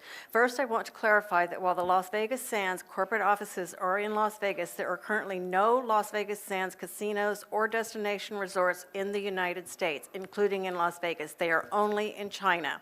Others have addressed many problems with casinos, crime, and addiction. One thing I would like to point out is that a pro-casino Texas representative has said that addiction will not be a problem because they, I assume Sands Corporation, will build treatment facilities in the area. So their plan is to make money off of the gamblers. We know the casinos win, but also make money off the addictions that they contribute to.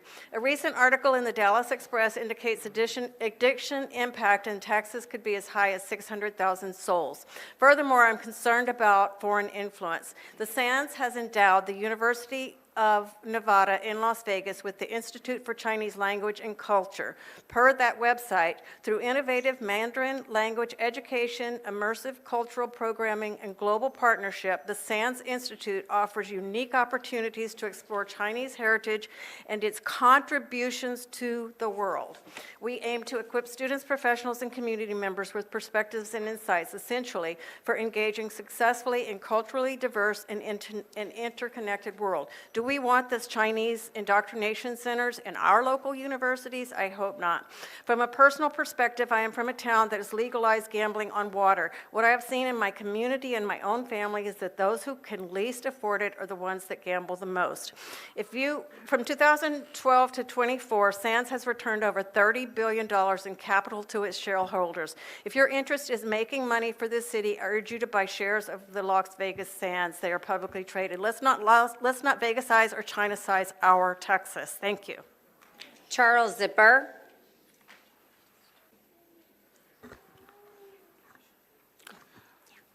Hey, good evening, Mayor and Council members. My name is Imran Muhammad. I live at 119 Spear Court, Irving, Texas, 75063. I'm a proud resident of Irving for over 8 years. I live here with my wife and 4 beautiful children.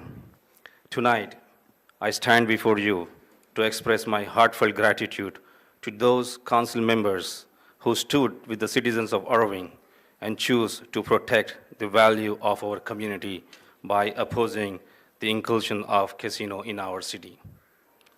I sincerely thank you, Councilman Mark Conway, Deputy Mayor John Block, Councilman Luis Canosa, Councilman Abdul Khabir, Councilman Brad Lamorges, for your leadership, courage, and commitment to doing what is right for our families, our children, our future. Your decision reflects the true spirit of public service, listening to the people and standing by them. The issue of gambling brought people of all faiths together, Christians, Muslims, and others, with one united voice. We want to protect the future of Irving. It is truly inspiring to see such unity across our community. My humble message to all of you. We celebrate this victory tonight, but more importantly, we want to assure that this decision becomes part of Irving legacy, that future leaders continue to protect the sanctity and value of our city. Once again, thank you for standing with the people of Irving. May this unity and commitment continue to guide our city forward. Thank you. Megan Bennett.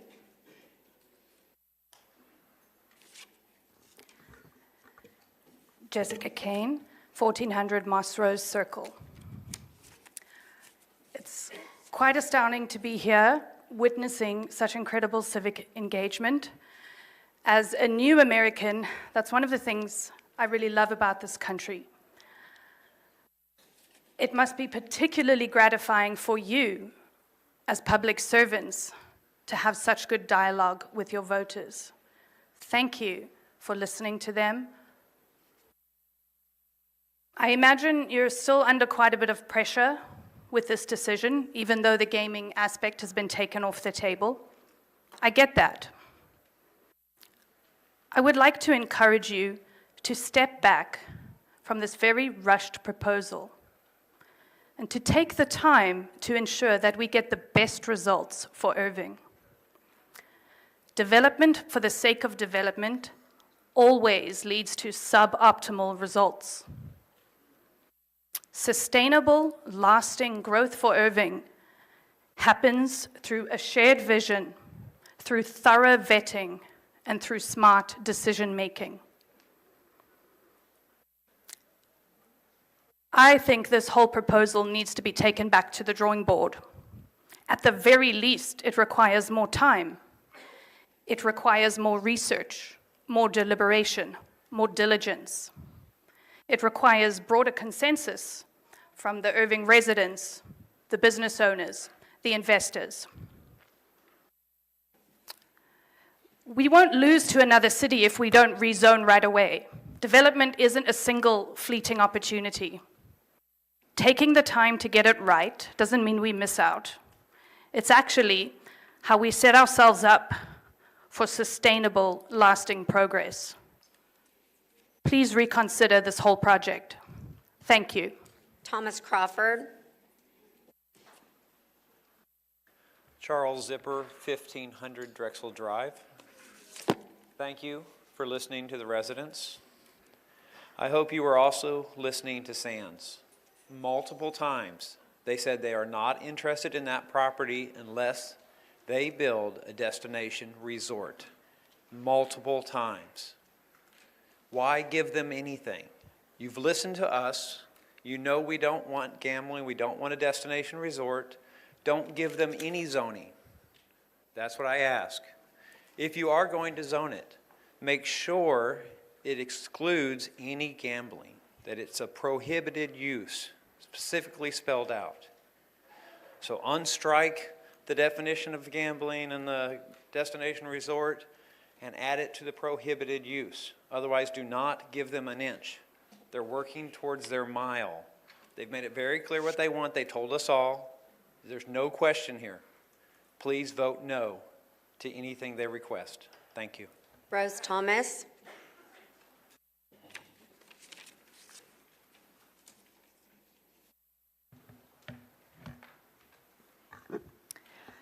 Thank you, council members, for the opportunity to speak. My name is Megan Benton. I'm the Strategic Policy Associate for Texas Values. We're located in Austin at 1005 Congress Avenue.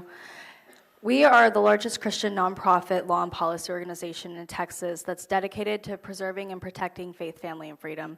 I'm here today to ask that the council take a stand against the casino gambling. We have many supporters in this area which have expressed concerns to us about potential casino development in Irving, many of which are here tonight. The first reason for this is casino gambling brings in a plethora of problems that lead to social decay and societal breakdown. Gambling often leads to financial ruin, placing stress on families and creating extra burdens. Gambling addiction is real and in present danger, and it suffocates those who fall into its trap. It harms the mental health of the person affected, leading to an increase in anxiety, depression, sleep issues, loss of productivity, and financial stress.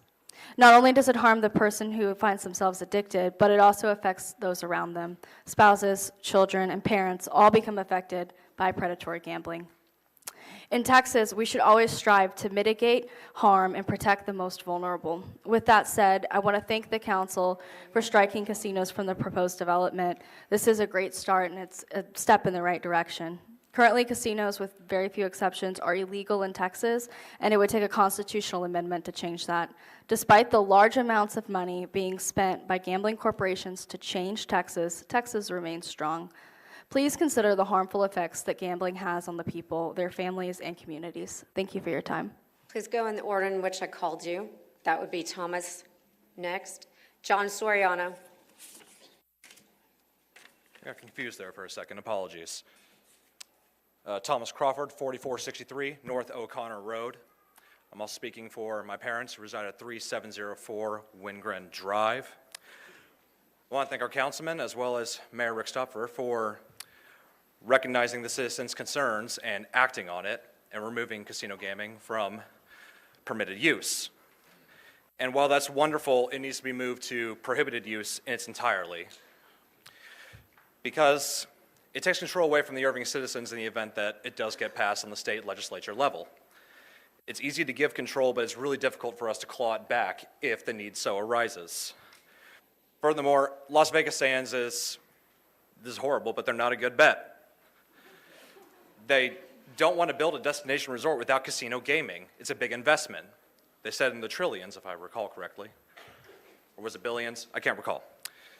That does not matter, because the DOJ charged them under Foreign Corrupt Practices Act in 2017 for around $6.69 million, and they took an SEC civil penalty in 2016 for $9 million. They can't manage their money, it looks like. And so now they want to build here.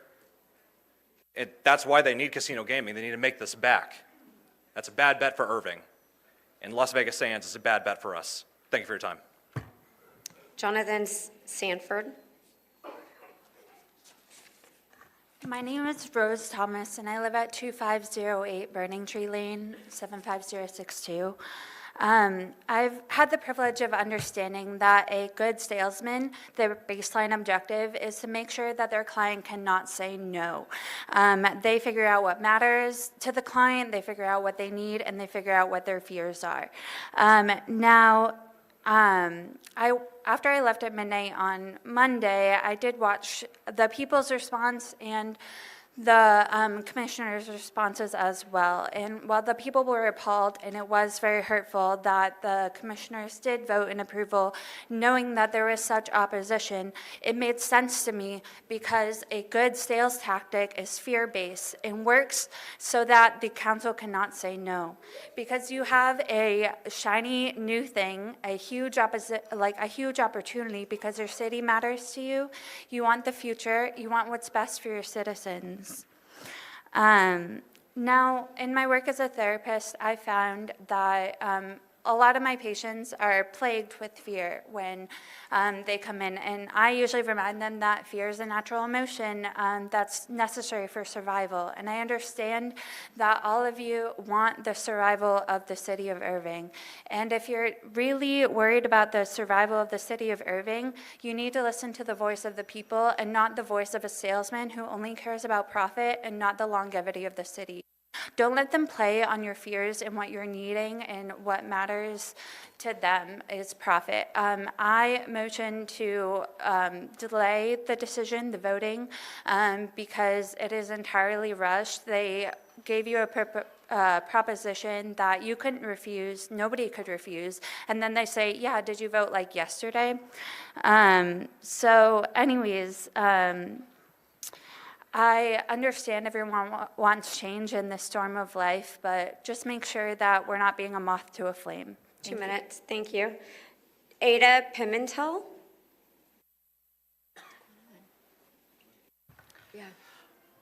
Hello, I'm John Soriano. I'm at 1701 Green Oaks Drive in Irving. I'm a professor of economics at the University of Dallas. Thank you for taking the time to hear us out. I spoke to you earlier at the work session today, so I'm going to say a few different things today. After I went to the work session, I actually walked down to the site that we're talking about today. It was the first time I hadn't just driven past it and actually looked at it closely, and a few things struck me. First, I looked back at the University of Dallas Tower, and I saw next to it a billboard that said, "Make dreams come true." And under that, "Welcome to Irving, Texas."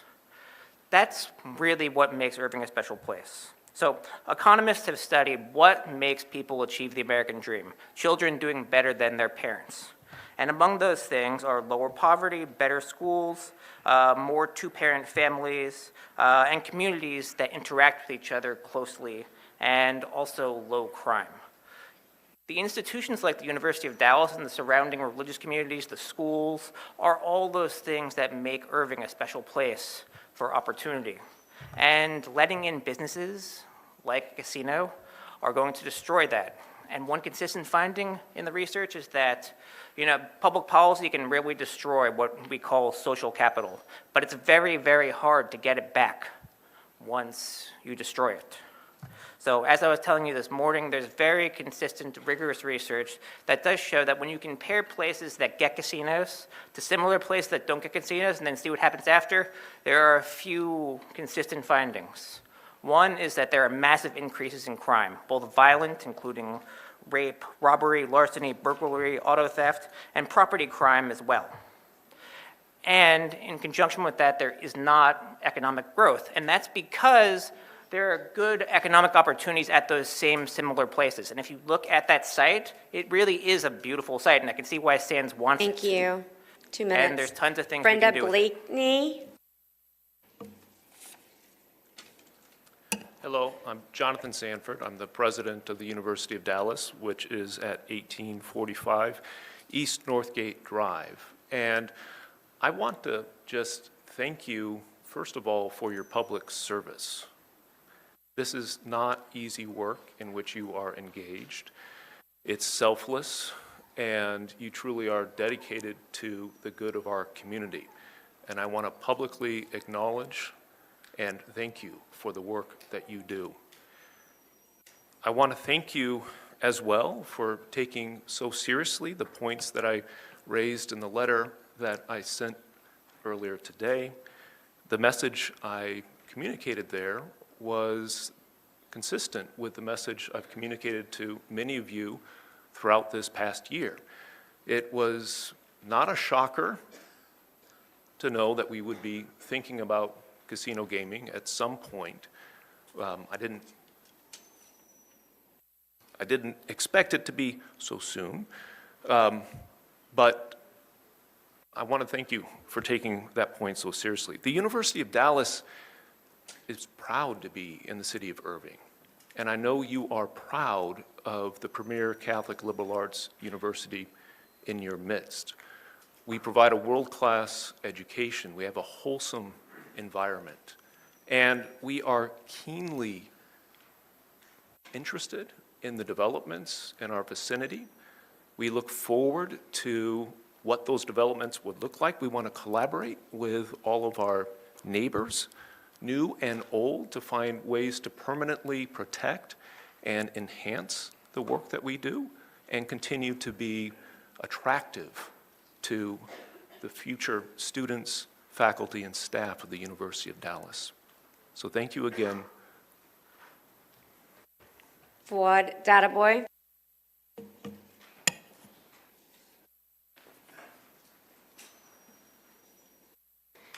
My name is Ada Thomas Pimentel, 1833 Standish Drive, Irving, Texas, 75061.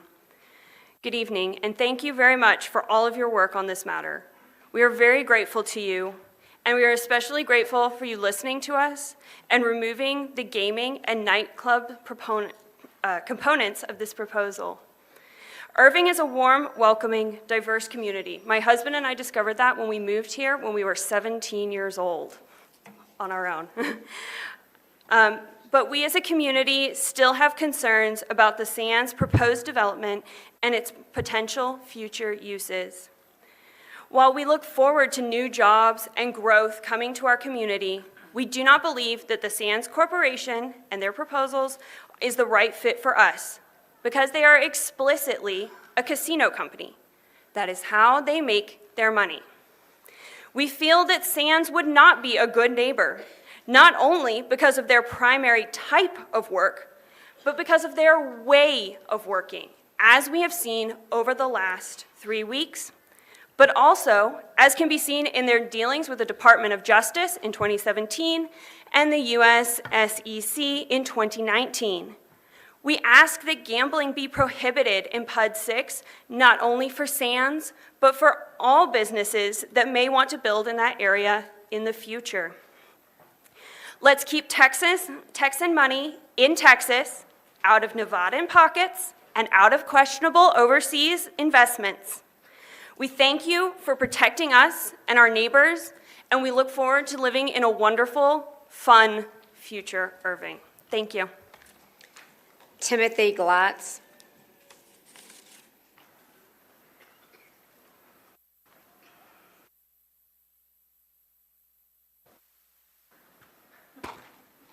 Bismillah ar-Rahman ar-Rahim, in the name of God, the most gracious, the most merciful. Ghost crimes.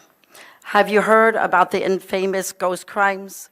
The ones that happen in the casino hotels and within walking distance from them? Most often labeled as human trafficking. There are an estimated 50,000 women and children who are forced into trafficking each year right here in the United States of America. Dallas DFW being the second on that list. In fact, illegal trafficking operations are so prevalent that our own Homeland Security and Treasury partnered to bring training for the National Indian Gaming Commission through the Blue Campaign. Along with countless women and children, which by the way include boys, being trafficked out comes more drug and alcohol addictions, more pornography, rings, and gambling addictions. I ask each of you here today, do we truly believe that the folks will come only to use the slot machines and the betting tables? What is in the minds of some? Again, what is in the minds of some is a long historical common practice of drugs, alcohol, and illegal and I'm not going to say the word because there's children here, that tend go to hand in hand with gambling. Is our respected Vice and Narcotics Department and HRVT, High Risk Victims Trafficking Squad, prepared to take this on? At the present moment, is there a plan to hire more respectable officers within our city of Irving and give them a rightful raise? Is the city of Irving planning to open several rehab centers? 2 minutes. Who? Thank you, Ann. Thank you. Angela Roach. Good evening. All right. Good evening, Councilman. My name is Fouad Databoy. I live at 8606 Oak Valley Court. I've had the pleasure to work with many of you. I wanted to comment that it must be a relief for all of you to have a crowd this size with more people thanking you than yelling at you, but that's what happens when the residents speak up and the residents are heard. I want to commend those of you that sided with the residents to oppose gaming in our city. A lot of us understand the economic boost that a development like this would bring to the city. We see the numbers that would come in and the prosperity that it would bring economically. But many of us, I've been in Irving for about 11 years, and many of us chose Irving because we wanted to raise our young kids in a wholesome city, a city with values, a city that we could be proud to call home. And we want to make sure that that continues for our kids and their kids after them. So I want to thank you all for the service that you give to this city. We know it's thankless most of the time. Tonight's an exception, of course. And I want to remind you that there are other ways to bring world-class entertainment to our city. I've spoken with Brad and Al about this many, many times.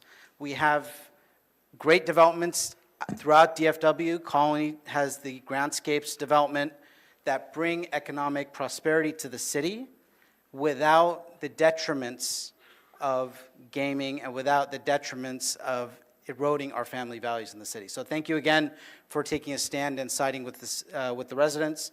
And I hope that as future developments come up for this particular site, there will be more effort to get the opinion of the residents in the city so that we can avoid, a situation like this. Thank you.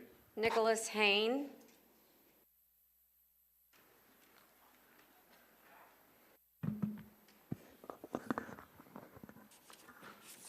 Good evening. My name is Tim Glatz. I live at 117 Santa Rosa Way. I live in District 5. And I oppose the Sands proposal and these changes to ordinances. I want to thank you all for your service. Sorry. And as a good father, I would also encourage you to do more. 3 points I have revolve around these 3 words: rushed, burden, and transparency. First of all, rushed. This process appears rushed in many ways. I pointed it out in the Planning and Zoning Committee meeting, and I'll reference it again today. The public notice had the wrong case number. That was misleading. It could not be found in the pending cases. I fear that more people would have been present. I fear that without that notice, more people would have been present if they knew correctly how to petition to speak and to attend the meetings. Burden. I purposely chose to live in Irving after 6 years of researching this beloved city, visiting the community and the development of Irving. I lived in an area next to a casino. a mafia-run town next to my town. I also saw a $2 billion highway development turn into another $2 billion overrun. Transparency. I encourage you all to be transparent to us. I thank you for your time. Gregory Novinsky.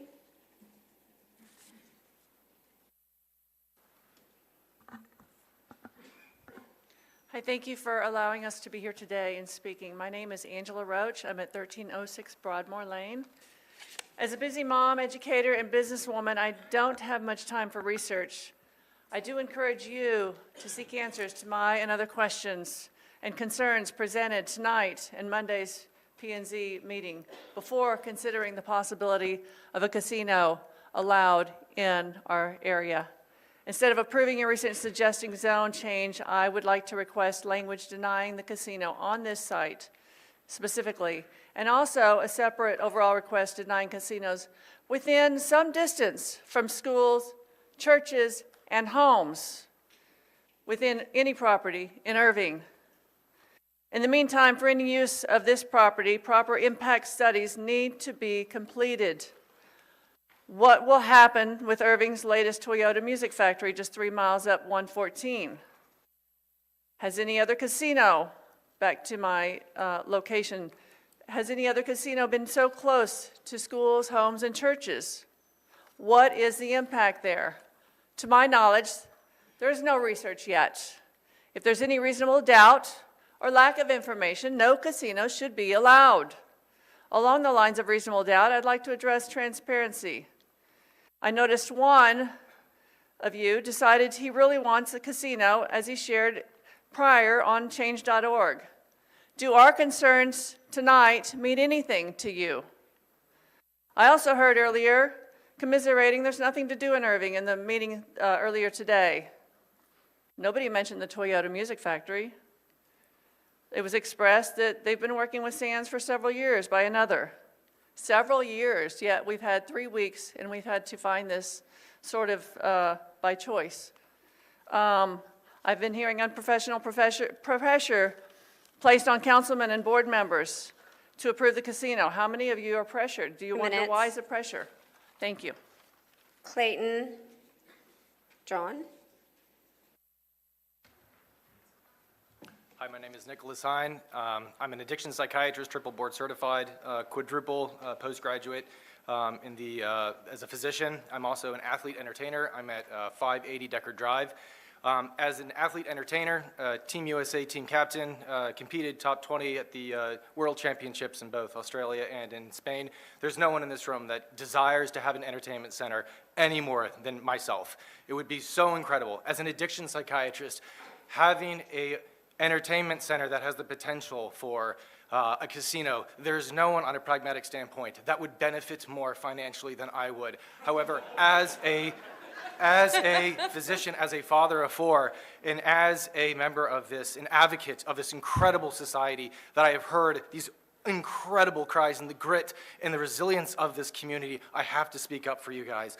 I am terrified as a psychiatrist of the Trojan horse and the vices that could come out of this Trojan horse were we to bring it into our cities. Here we are at the city of Troy. I went and I visited Auschwitz, and there's this sign that says those that do not know their history are doomed to repeat it. So this Trojan horse with its potential vices, in psychiatry we call this grooming.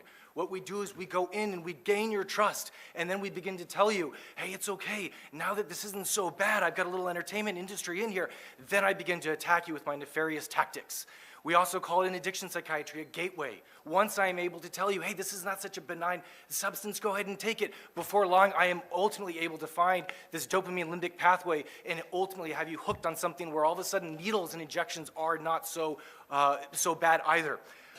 This morning, I went ahead and I called UT Southwestern's Department of Psychiatry and I asked them, can you guys accept any new patients? They said no. Guys, as a mental health professional, we do not have the infrastructure. It takes months for us to get patients for us to get into our clinics.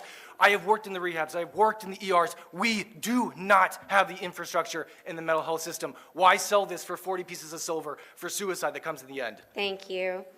Gregory. Keith Pym. Hello, my name is Gregory Novinsky. I reside at 3427 Gentry Road, 75062. I also speak on behalf of the rest of the Novinsky family who lives at 1101 and 1109 Owenwood, 75061. I've lived in this city my entire life. I'm so grateful for all of you, for what you do. I've watched the city council. I've lived here for 60 years. I can remember playing in the creeks, Delaware Creek, all the way down to the Trinity River. I would ride my bike from roughly Captain Nemo's all the way to Irving Mall when I was a little kid. I've seen Irving change a great deal. I was there the day that we imploded Texas Stadium, like many other people watching it go down. In many ways, this city that we live in, that we love, that I raised 6 children in with my beloved wife Brenda, I've worked in as a teacher for over 38 years. This city that we love is still that small town that I remember. If you go to the 4th of July parade, if you go to the Christmas tree lighting downtown, you run into people you know. We live in the city of many 100,000 people, and yet I know a lot of people that are here tonight. People that care about this city show up, and they show up for the things that matter. So I'm asking you to, sometimes when people are conservative or Christian or prayerful or thoughtful, they get labeled as small-minded, narrow-minded. I prefer if you would listen to the people that are thinking about all of this tonight, that you really would see that they are big-minded, that they want greatness for the city, true greatness.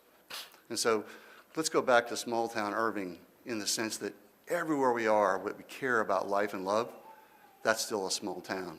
Let's stay there. Thank you. Gregory Pimentel.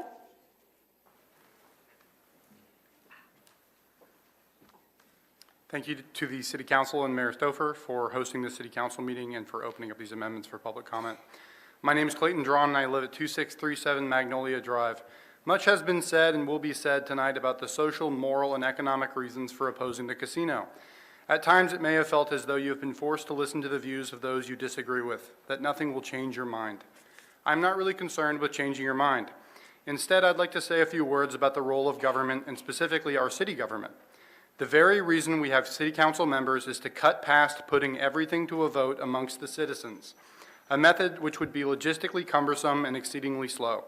The everyday activities of financial oversight, monitoring of city departments, and following up on city projects are activities that I'm sure voters knew each of you could handle when they casted their ballots. My point tonight is that these amendments do not fall under the category of average city council activity. It is not every day that the council considers a project that could be so wholly transformative for the city of Irving. Who decides this distinction? We, the people. The citizens of Irving have a responsibility to speak up and let each of you know when we think you are considering a course that we believe to be destructive to our lives. Today, Sands asked to remove casino gaming from the rezoning definition amendment. I find this very odd given the representative from Sands' repeated statements that all they do is destination resorts. Has the Las Vegas Sands Corporation had an emergency meeting in which they changed the scope of their entire business, all for PUD 6? No, this is Sands taking what they can get. After all, according to a Sands rep at today's City Council working session, gambling is coming to Texas. To paraphrase a previous share from Monday's meeting, Sands isn't changing their goal, they're just willing to take Irving on a second date. For those reasons, the casino is still what this is about. Giving Sands an inch is putting off the inevitable. They are a casino corporation. A vote no on these amendments is a vote no on casinos in the future. If Irving is saying no to casino gambling, as admitted by Sands in their change to the amendment, and Sands is a casino corporation, let's save everyone the time and effort and end this now. Thank you. Thank you. Nisi Zipper. My name is Keith Pym, and I live at 3335 Kendall Lane in Irving, Texas. And I want to thank each of the councilmen for taking the time to listen to all of us yesterday. And listening to the citizens of Irving, especially after over 6 hours of well-informed and reasoned comments to the P&Z Commission that led to where we are today. And I want to thank especially the councilman from my district, Councilman Cronenwet, for organizing that town hall last week. To build on the victory that that we have experienced today. And in line with the wishes of the citizens of Irving, the city should expand the language to explicitly prohibit gambling on this site and in all of Irving. Few are arguing for leaving the tracks of PUD 6 and the surrounding area undeveloped. The site is an important asset to the city of Irving, and there are limitless opportunities for what could be built there and what would benefit the citizens of Irving. I look forward to seeing the projects that will be proposed on this site. After this entire situation, though, after all of the astroturfing and the skullduggery, please ask yourselves, is the Las Vegas Sands Corporation the right partner for the city to work with on such an important and transformational project? Thank you for refusing to turn Irving into the Las Vegas of Texas. Ashton Ellis. Good evening, Councilman. My name is Gregory Pimentel. I live at 1833 Standish Drive. I'd like to start by thanking you for listening to us and taking the time to hear what we have to say. I know that being a councilman, especially for controversial issues such as this, is definitely difficult. So we appreciate your service. I'm here to express my own concern, but also the concern of many of my friends and neighbors that I've spoken to in the past 3 weeks about the proposed ordinance. My concerns fall into essentially 3 categories. First, the rushed nature of this process, as many people have said. This is a transformative ordinance, an ordinance with huge impact potential for Irving.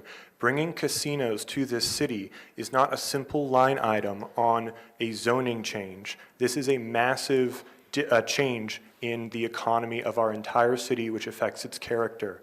I think we have all seen the sentiments of the people, the residents of Irving, expressed primarily against this change.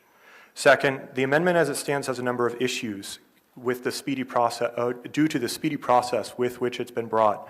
The lack of impact studies, both environmental and economical, as we've heard, seem to be a major gap in this proposal as it stands today. But finally, the fundamental issue, as I said, is the casino gambling component. And for that reason, I would ask that not only that this amendment in any future version have casino gambling move to the prohibited use section, I would also ask that this amendment itself be sent back to the drawing board.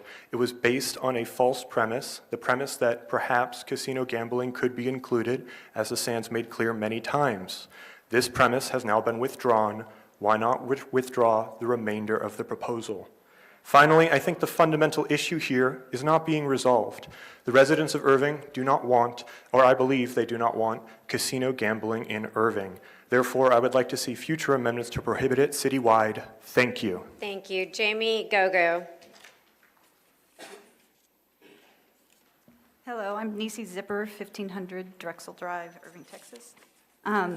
When coming up here deciding what to say, I know it's clear what I'm here to ask you for, but I don't have the words myself, so I decided I would spend my time to invoke the Heavenly Father's grace upon you so that you could make that decision. If anybody would like to stand with me and pray over our councilmen, so that I ask our Heavenly Father, the maker of all things, the judge of all men, to send the Holy Spirit upon all of these councilmen and to give them the wisdom of Solomon to know how to fulfill their mission to promote the high quality of life for all citizens in Irving, and to have the courage of David standing up against the corporate of Goliath, as well as the fortitude of Daniel in the lion's den, and that they to continue to build the vision to have a model for safe and beautiful neighborhoods, vibrant economy, exceptional recreation, cultural, and educational opportunities for us.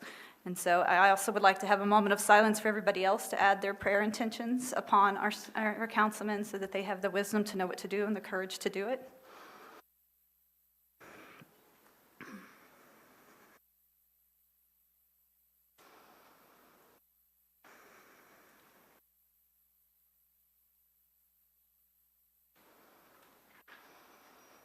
Thank you. St. Michael the Archangel, defend us in battle. Melissa Gogo.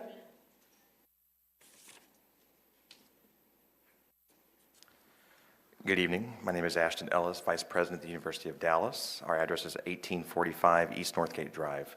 President Sanford asked me to add a few points he wasn't able to make in his time. Again, thank you for your consideration of the letter of opposition he submitted today. Thank you for your consideration for providing future and formal notice for any PUD 6 changes to the University of Dallas. Most importantly, President Sanford had promised Bishop Edward Burns that he would convey his strong opposition to casino gaming now and in the future. We're grateful for removing casino gaming from the rezoning. Thank you. That was quick. Shrey Patel. Good evening, everyone. I'm Jaime Go. I live in 3634 Windsor Street. And thank you, everyone, for thank you, councilors and mayor, for hearing the plea of the people of Irving to not to continue this casino. But yeah, it's so blessed that because we're just here in Irving for a year. We moved here because Irving is what we're all our communities are here. So if that possibility of the Las Vegas Sands will be here, that it will be nonsense for us having here, because we know Irving is one of the best city in Dallas-Fort Worth. And so my concern is, I know they're gonna push back.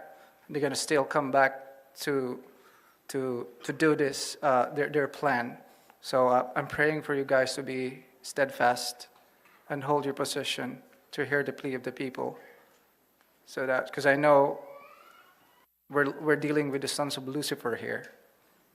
There's so many demons that it will come back to you guys. So I'll pray that you will be strong and steadfast in your position. Thank you and good evening. Sarah Berry.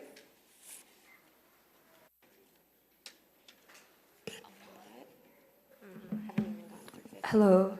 My name is Melissa Gogo. I live at 3634 Windsor Street, 75062. Good evening, City Mayor and City Councilors. I personally thank you for listening to us and to your residents. As an immigrant citizen here in the United States of America, we all have our American dreams, right? And one of which is buying a home. So we bought our first home in Forney because we thought that's our dream home and we're gonna find a good community there. It's a good place, it's to live, but when we first met our church community in Irving way back in year 2015, so we found people that we can call our family.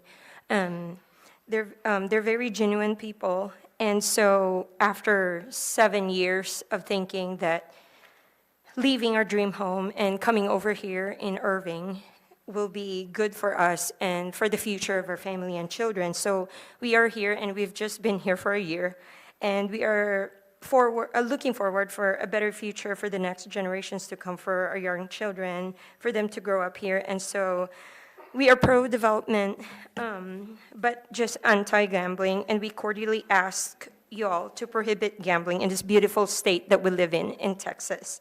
And may the Holy Spirit be upon you all, always, in all your works and in all that you do. Thank you, and may God bless you all. Albert Solis.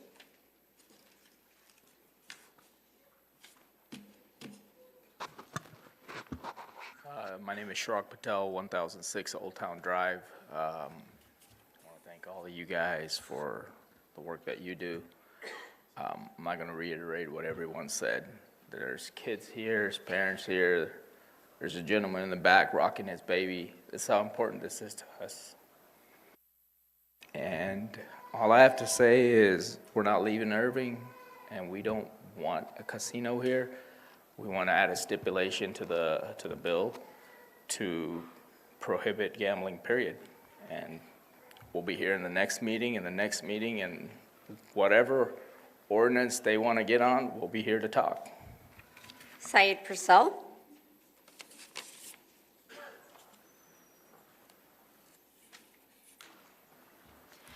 Hi, I'm Sarah Berry, 1705 Green Oaks Drive. I'd like to thank the members of the City Council and the representatives from the Sands Corporation for listening to the people of Irving and working to find a solution. I am pleased, but I am not satisfied. Going forward, I would like to see casino gaming listed as a prohibited use for this tract of land within PUD 6. This would allow both parties, the city and the Las Vegas Sands Corporation, to make their intentions clear. I would offer the protection to the educational institutions and the small businesses in the area in the event that the casino gambling is legalized in the state of Texas in the coming years.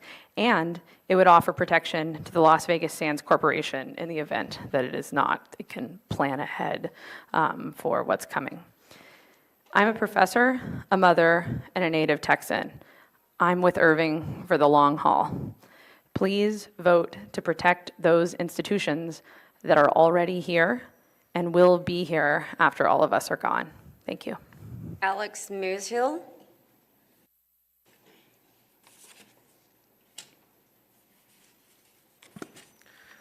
Hi, my name is Albert Solis, 4821 North O'Connor Road, Irving, Texas.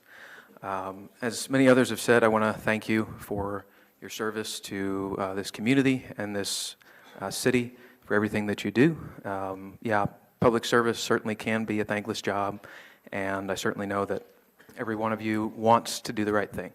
I genuinely believe that nobody really tries to be the bad guy, and every one of you wants to do the right thing. Now, whether that's this casino, I don't believe so.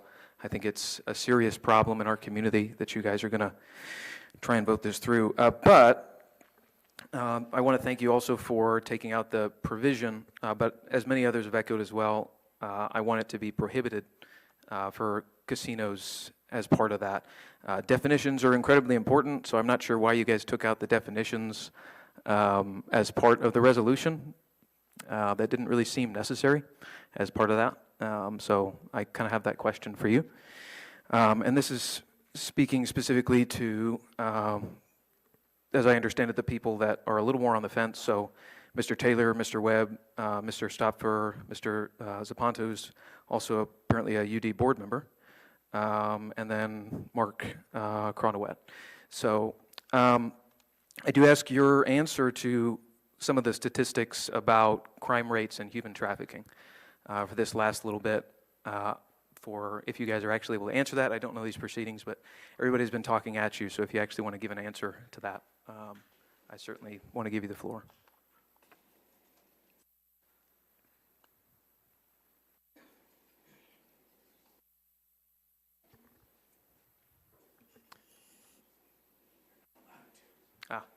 All right, well then, pray for the intercession of our Blessed Mother on all your hearts, so that they might be changed to vote against it. Thank you.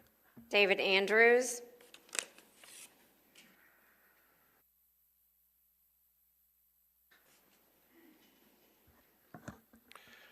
Good evening, everyone.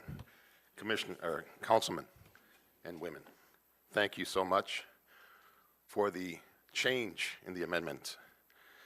We're very grateful. We're very happy. The people's voices were heard, and the change hopefully will stick. As many others have already said, and I'd like to echo, removing it as a permitted use is a start.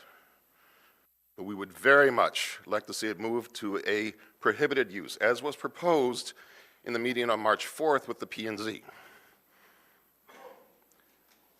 No matter what happens at the state level, at the local level, at the national level, one thing will remain absolutely the same. No matter what decisions are made at whatever level, as I said in the last time I spoke in these chambers on Monday, God's judgment on gambling and the associated ills that come with it will never change. They will always be an abomination of Satan's handiwork. Do not be his dupe and his assistant in bringing evils into this society, as so many have spoken. You see the often vaulted diversity of our community behind me. You've heard them speak. You see them before you echoing the same sentiments over and over again. Hear them, take them to heart, and please move this to a prohibited item so that the safety and the future of our families and our small businesses, which have been left out of this conversation, are preserved and made sacred for all of us. Thank you. Neil Coward.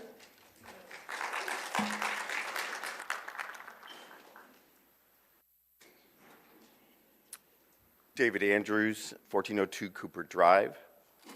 This is not my first address to this council. Nearly 40 years ago, as president of the Student Math Club at the University of Dallas, I received the city's proclamation of Math Awareness Month. I thank them now, the council then, and I want to thank you now for seeing that it just doesn't add up to allow casino gaming in the city of Irving. Now that I teach statistics, I can say that though a casino can seem like a good deal, the odds are in favor of the house. I can compute those odds for you, just ask me. Finally, as I now have counting parents, children, in-laws, grandchildren, 25 persons that live, work, go to school, and church in Irving, we'd like to see this wonderful family-friendly city move forward with developing the resources of this city, including PUD 6, but for the good of all my family and all families. But that can never include casinos or legalized gambling. Please do what you can to remove casino gambling from ever being considered again as an option for development in Irving. Thank you. If somebody doesn't get in line, I'm going to call two people up. We've had our first person miss the line. So Michael Simmons, followed by Theodore Andrews.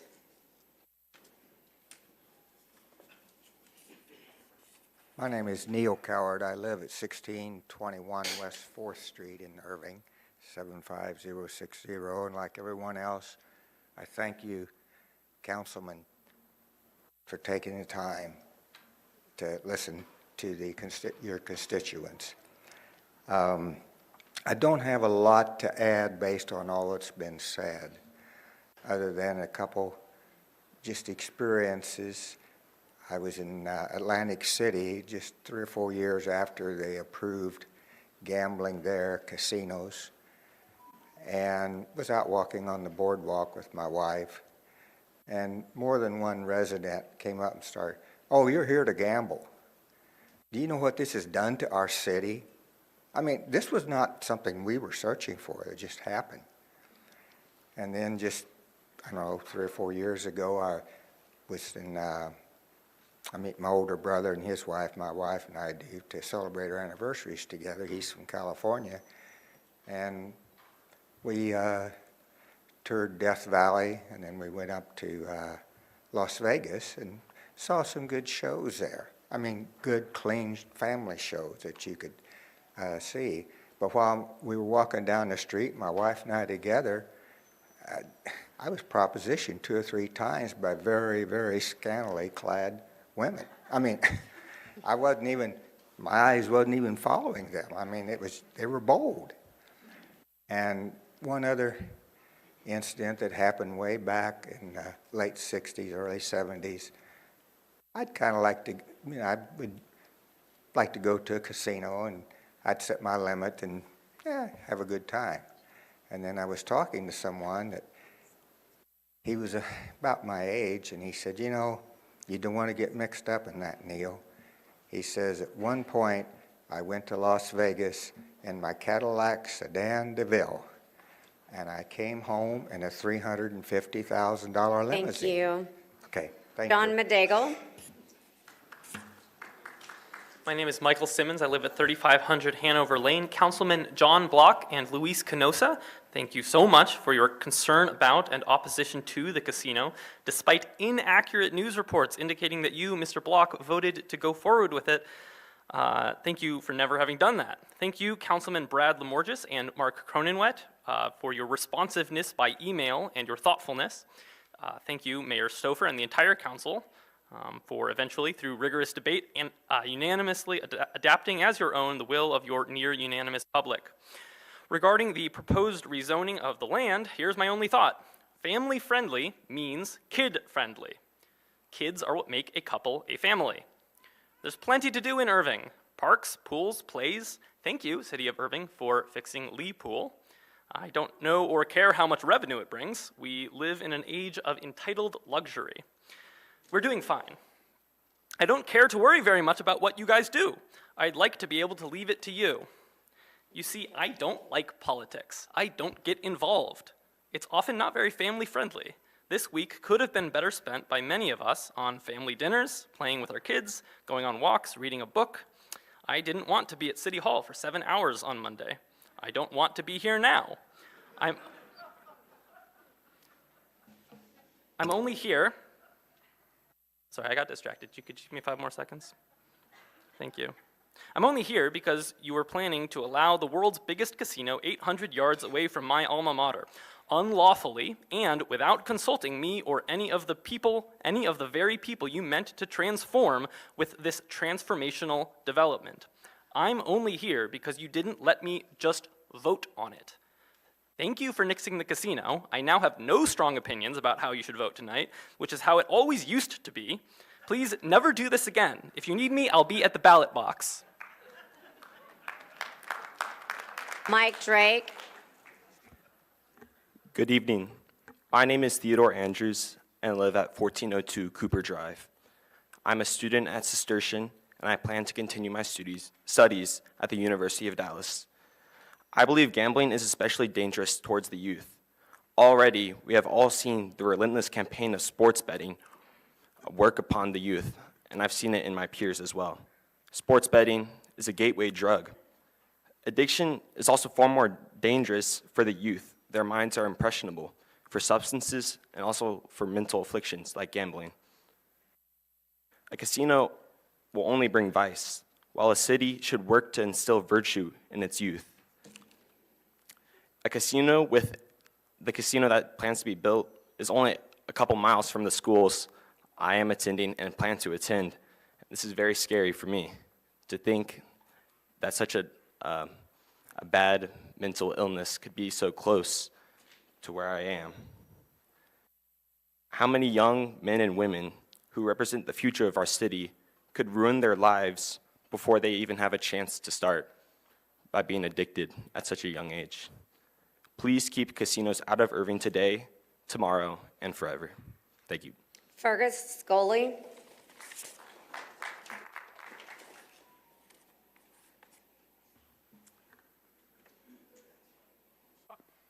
John Maydai, 3808 Eugene Court South. I would like to say a few words in praise of gambling. Now, if anyone in Texas is going to praise anything, it's always a good idea to start with the Holy Writ of Texas, by which I mean country and Western music. And in the song Old Blue, we hear, "I've got a dog and his name is Blue. Bet you $5 he's a good dog too." These bets we make with our friends, with ourselves, the friendly card game, the little wager on a football game, or even the bet that we can fix this appliance, usually followed by a hasty call to the repairman, help bind friends and communities together. But there is another kind of gambling that has the opposite effect. Gambling as a big business, a corporate enterprise. And this kind of gambling seeks out the worst of human temptations, the temptation to become rich without any actual work. This kind of gambling destroys individuals, tears families apart, and wrecks communities. Here we can make an analogy to another human activity, sex. Sex as a relationship between lovers brings people closer together, has its end in the family, and builds up the community with children. But sex as a business has quite different effects. I don't think I need to detail them for you. In both cases, a positive good becomes a palpable evil when motivations of easy wealth are added. I fully understand the problem that you have. And the problem that I have is that I'm out of time, and I thank you for your service and for hearing me. Thank you. Patrick Thornton.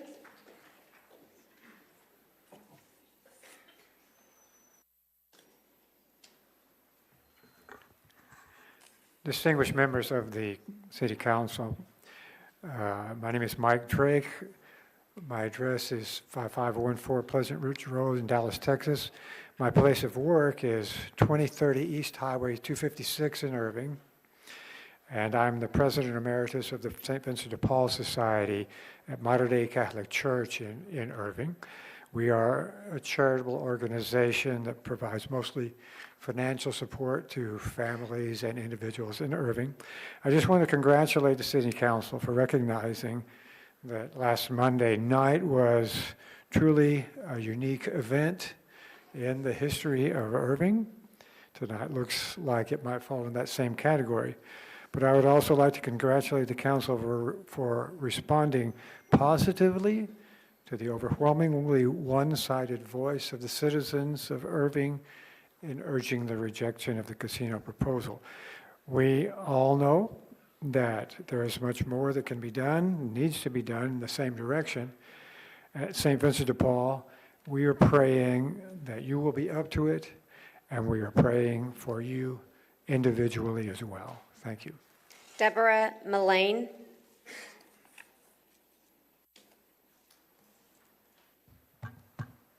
Hello, Fergus Scully, 1317 Carriage Drive. I'm speaking in opposition to the rezoning of PUD 6 as it is written, specifically because I want casino gambling to be added as a prohibited use.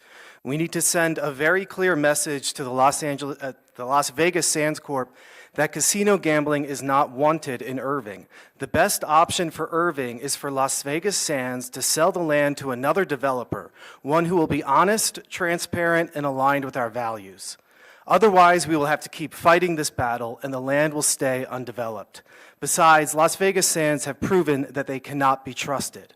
At the town hall, while Mr. Aboud insulted the people of Irving by blankly stating that the people in attendance who opposed his casino plans were paid shills of the American Indian tribes who operate Oklahoma casinos. Not only is that outrageously dismissive of our concerns, it is particularly rich, given that he is representing a multi-billion-dollar company whose primary businesses are in China and Singapore, and whose owner is a citizen of a foreign country. But it's those bad American Indians up in Oklahoma who are influencing our local politics, really. But what was really shameless was that after he made that baseless accusation, he himself paid people who don't live in Irving to sit in at the P&Z meeting. This has been reported in local media. The firm he used to hire those people is called Echo Canyon Consulting. Then to top it off, a paid consultant from Murphy Nasica got up to speak without announcing himself as a paid representative, and when reminded to state his address, he gave a false one to pretend that he lives in Irving. My understanding is that is an ethics violation, and I expect him and Sands to be reported and fined at the maximum amount allowed by law. Now, are these the actions of an honest businessman? But to add insult to injury, instead of reprimanding these billionaires, members of the City Council today at today's work session thanked them and even apologized them. 2 minutes, thank you. We are going to take a break and 2 more speakers. Go ahead, Patrick. Thank you. Patrick Thornton, 608 Bella Drive. How did we get here? This all started, I guess, about 3 weeks ago. I was out of town for one of those weeks. Now we have these hearings that go on for hours and hours and hours and hours and hours. Maybe we won't do this way anymore, and you guys won't have to sit here for 6 hours and listen to all of us. But this is pretty impressive behind me. The Las Vegas Sands Corporation makes about $11 billion a year. The people of Irving, their household salaries, come up to about $8 billion a year. When you add in the businesses in Irving, it's over $500 billion a year. And that's not counting the small businesses in Irving. Irving is literally 50 times the size of Las Vegas Sands Corp. But you all kind of acted like Las Vegas Sands Corp shows up and, oh, what can we do? Can we change the zoning for you? Sure, we'll do that. With no notice to anyone? How about make them put together a plan? Because when you're working with somebody who's 50 times smaller than you and they want to make a change, you say, you know what? Okay, make a plan. Make a really detailed plan. Give everybody images to look at. Tell us how we're going to get to that place that you can't even get to because you can only drive around it. Make a plan, make them stick to it. And stand tall. Irving is powerful. You represent an entity that is much bigger than those little guys who don't even have anything in Las Vegas, despite their name. So stand tall, stand with strong Irving, and get rid of casinos. Off the table. We don't want them. You guys don't want them. And you're bigger than they are. Act like it.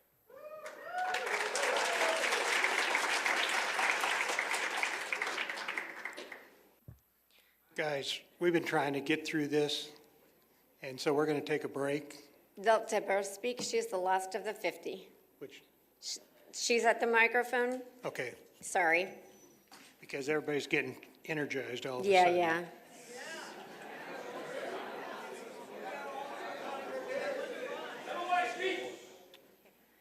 That's exactly the problem.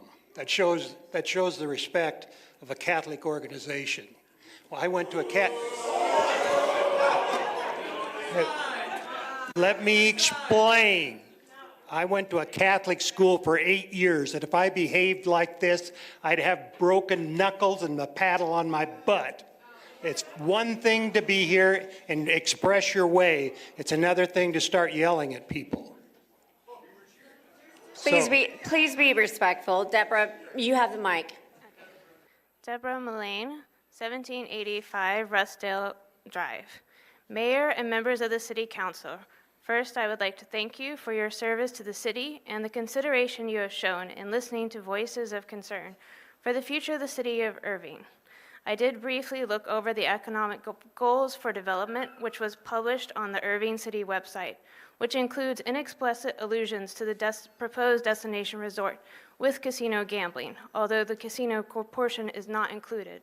I suspect some of the other projects of the city they're hoping to advance includes the promised revenue the city expected to make from the destination resort.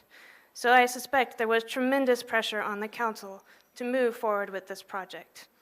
By the way, I don't think most citizens want to compete with New York, Macau, or Dubai. Thank you for removing the amendment to approve a destination resort with casino gaming. Casino gaming is illegal in Texas for multiple reasons. Governments that allow for casino gaming put themselves in a position of conflicted interest. Casinos bring with them the promise of economic benefits, and the success of the casino has a direct impact on the tax revenues received from them by the government. So once approved by the government, it can be challenging to replace restrictions and regulations on casinos, since this may reduce the tax money the government receives. The government's desire for monetary gains to improve the city can possibly outstrip the duties of public protection and citizen interest by the government. A casino in Irving would negatively affect the city in multiple ways. In 2004, Dr.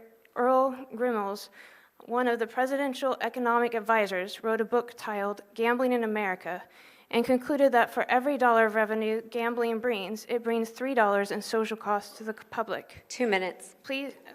Thank you.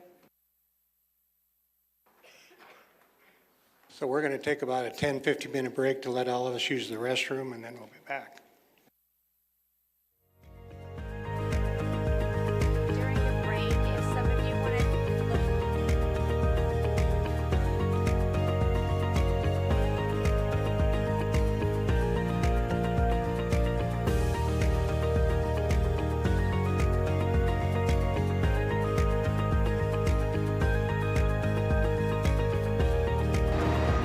First, I was just in shock.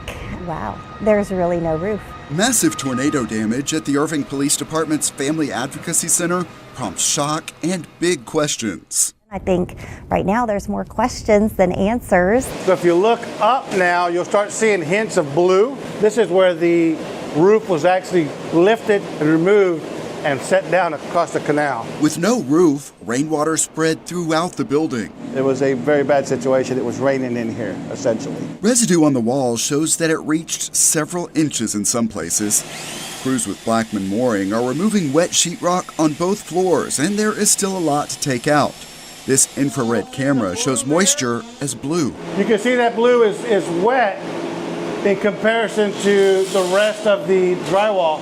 And what we're trying to do is just open that up and release some of that moisture. The full extent of the damage can be tough to fathom, especially when you see these before and after comparisons, and take into account the unique and sensitive mission of the FAC. The Irving Family Advocacy Center provides direct services primarily for victims of violent crime in the Irving community. We have investigators in-house that handle domestic violence and child abuse cases, some of our most critical cases that we work in the city of Irving. Obviously, none of that work can happen in this building, so for now, this used to be a gym. A team of child abuse investigators moved into this space and are doing their work on folding tables. We have 2 of our victim services staff are officing in here right now. Employees are spread across the Criminal Justice Center on O'Connor. This is one of our other victim services staff. Working in any available space. You weren't exaggerating, all over the building. All over the building. And there are still things to figure out. The Family Advocacy Center was specially equipped for sensitive interviews with investigators.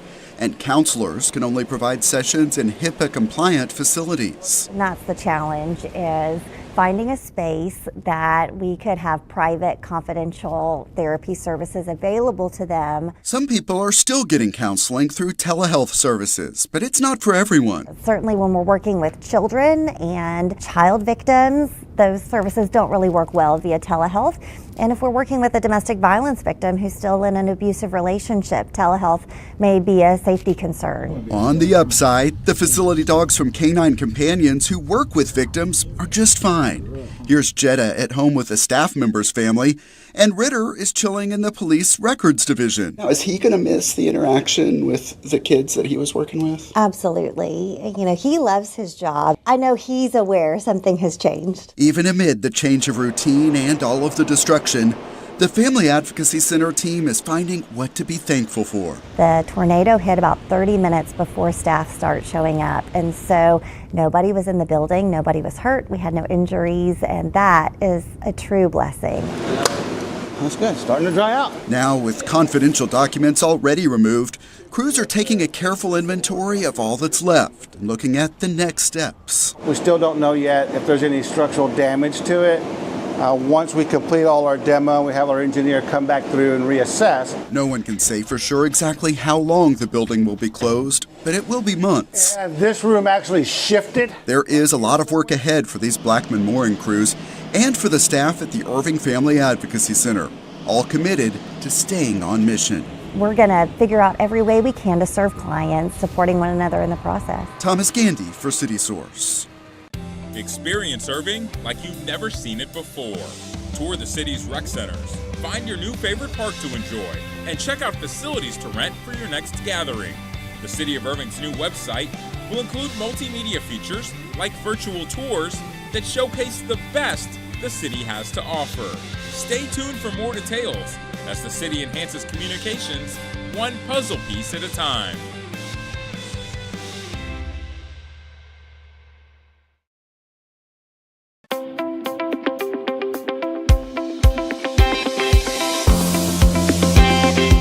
Welcome to ICTN's Pets of the Week from the Irving Animal Care Campus. I'm with Egan Dobson and Dory. And Dory is quite the character, giving us lots of entertainment and personality already. Tell me about Dory. She's the perfect size for a lap dog. Dory is about a little over a year old. We have her as an Australian cattle dog healer mix. She has the most gorgeous blue eyes. She really does. Dory is extremely dog friendly, very dog social. She does great with everybody we've paired her with. She has been with us for some time now, so her adoption fee is reduced to only $25. And that's good. And there's also a special coming up, basketball theme. We'll put the dates on the screen. And here comes Dory, who's just ready to get some attention and love.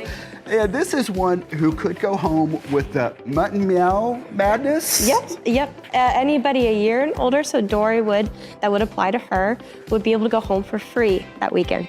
So that's a good deal for sure. And while Dory continues to get attention from all of us, We want to talk also about kitten season because I know you're getting a lot of calls about that right now. In a nutshell, what are things to keep in mind? So to keep in mind, Irving as a whole, we do have a lot of feral cats. We have a huge feral cat population.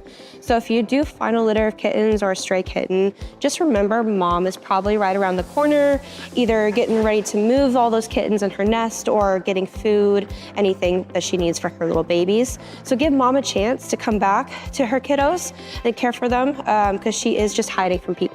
The other thing to keep in mind is if you do find an abandoned kitten, so let's say you see a kitten out there for more than 6 hours and it's still crying, you're more than welcome to bring it to the shelter. We are always looking for fosters to help us with the kitten season and to take home the kitten, but anytime the shelter's open, you can bring a kitten to us. Way to keep focused talking about cats while Dory is just filling the frame with all of her love. Not facing the camera, but we can see these beautiful eyes for sure. Egan, thanks so much for filling us in today. And the Animal Care Campus is located at 4140 Valley View Lane. You can check out the websites you see on the screen for the latest operating hours and to see more adoptable animals.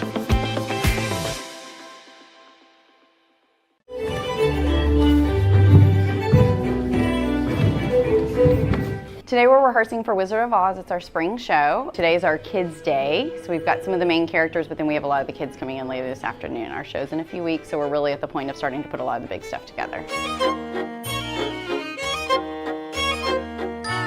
It's really a story about following your dreams and finding the friends along the way and leaning on each other to be there and kind of being able to accomplish what you need because you have people to help you. And that's a big part of like what we do as a company as well, so it really fits us.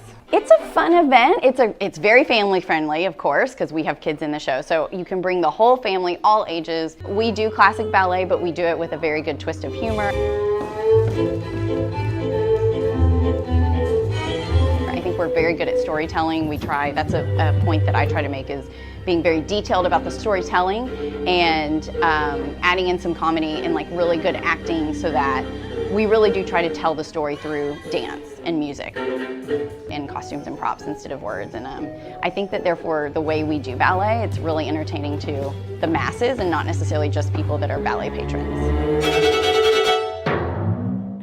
Some of the first signs of construction activity are now evident at what will be the new Fire Station 8. Crews will be building it at the site of the former DART Transit Center at 5601 Riverside Drive. This is what it will look like when it's complete. Firefighters believe this new station will put them in a better position to respond to emergencies as the population grows in that area. Very excited. So Station 8's one of our older stations. The crews that we have there, they've kind of outgrown the building. So they're going to get a new building. It's going to have more space for them. We'll have an engine truck. We've added an ambulance to Station 8, and we also keep our hazmat there. And with this new location, we're going to be able to keep our fireboat on the same location as those crews as well. The new Fire Station 8 is scheduled to open in early 2026. Fusion is back for another eye-opening year. Heritage Park is a place to celebrate many cultures in Irving with live music, dance, and an array of food vendors. The fun takes place here April 5th from 2 to 6 p.m. But don't leave Heritage Park when Fusion ends. Music on Main kicks off at 7 p.m. on April 5th. The spring series features tribute band styles from the Beach Boys to Taylor Swift. After the Saturday event, Music on Main will take place Friday nights in April at 7 p.m. The Beekeeper of Aleppo is up for discussion at the Girls Night Out Book Club. Get your copy at the Valley Ranch Library or on the Libby app. The book club starts at 7 p.m. on April 7th. Good morning, welcome. If you need help finding your seat, the Singly Ambassadors are here to help you find your location. Old-fashioned hospitality Yeah, what seat number? is meeting the future. The most brilliant invention of all time, the InstaFriend glasses. Feeling lonely? Put these on and you'll see holographic friends everywhere. At Irving ISD's State of the District. Right here. Singley Academy students get people seated to see Travis Middle School students' vision of the year 2055. Don't you ever dream of sipping a latte while floating in zero gravity? Welcome to the Lunar Latte Lounge. But there's a lot happening now in 2025 featured in this packed program at the Irving Convention Center, including this, and even this. So we gotta move fast. Let's start here. A lot of new Irving ISD facilities are under construction. In the next 4 to 5 months, we will be opening up the Transportation Center that is on Pioneer and Beltline, our First Baby University South on Union Bower and O'Connor. That will also be opening up around August or so for daycare for our employees. And then we have Crockett Middle School, a 4-story middle school that will be opening up next year. And then we have Farine and Elementary campuses that will also be opening up in 2026. So it's moving pretty fast. The program's future-looking theme of Ignite set the stage for this announcement of a new partnership to enhance computer science with an AI focus for some of the district's youngest students. I'm very happy to officially announce that we have one of 12 districts in the United States, and the first inaugural district in the state of Texas is your very own Irving ISD. It will be a curriculum based on computer science where our littles from kindergarten all the way through 5th grade learn how to code and learn how to be, again, advanced. Some of our district's finest. Students are always in the spotlight. Some are taking advantage of courses once never thought of. Where I'm enrolled in the cybersecurity program. And many are achieving remarkable academic feats. I only applied to one university early, and that university was Yale College up in New Haven, Connecticut. And I'm happy to announce that I was accepted into the early applicant. Thank you, thank you. Celebrating the arts, this MacArthur High School student completed this painting during the program. It's actually about me and my mom. It's about how it's like an old waxy melting candle is giving new life and igniting the new candle. So it's like passing on like all the creativity. And the event is capped off with a high-energy performance from Austin Middle School students. This wide range of entertainment and information is meant to ignite interest in and support of Irving ISD. I always say this, when we have a strong community, we have a strong school district. Thomas Gandy for City Source. Hello everyone, I'm Susan Stevens. Be sure to watch Irving Spotlight as we stop by South Irving Library for bubbles of fun at their foam party. And we check out the remarkable young talents of the city at the annual showcase, Irving's Got Talent. So tune in for the March 21st episode on ICTN Now, Spectrum Channel 16, and Frontier Channel 30. And on YouTube at The City of Irving as we spotlight the city's arts, culture, and entertainment. I will tell you, I've had so much fun here with my family. You don't have to look far. When I was young, we would come out here and high dive. To find people with amazing memories of the Center Park pool. What was your first year that you worked here in this pool? 1978. Lifeguards sitting up here baking in the sun. But for all of their center sentimentality, I mean, my mom would drop me off as soon as the pool would open. They could see that the decades had taken a toll. This is a seam in the pool, and it all is just breaking apart. This pool opened in 1954. Oh God, it's older than me. They are here on this day to celebrate the next chapter. We're going to take out the old seasonal pool. We're going to add an indoor year-round aquatic center to the existing rec center, make it all one unit. It's exciting to be able to give back to the community. This is something that affects the families that live here.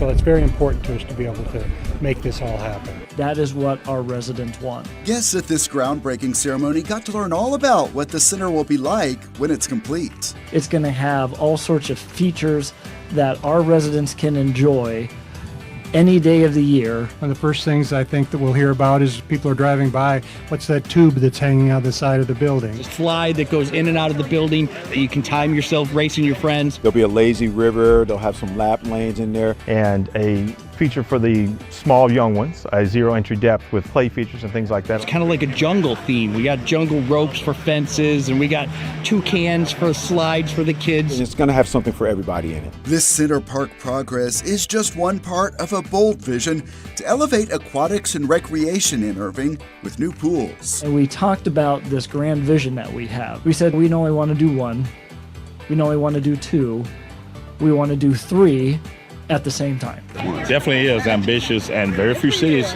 can do it, but only Irving. You can see this new pool at Lee Park is nearing completion, on track for an opening this summer.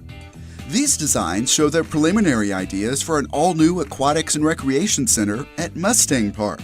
That is a big one. The Mustang facility is going to be the first multi-generational facility that the city has built. That will open in 2027. But on this day, it is center in the spotlight, and people are ready to make new memories, even as they remember the past. What do you see as the potential out here when you look out here today?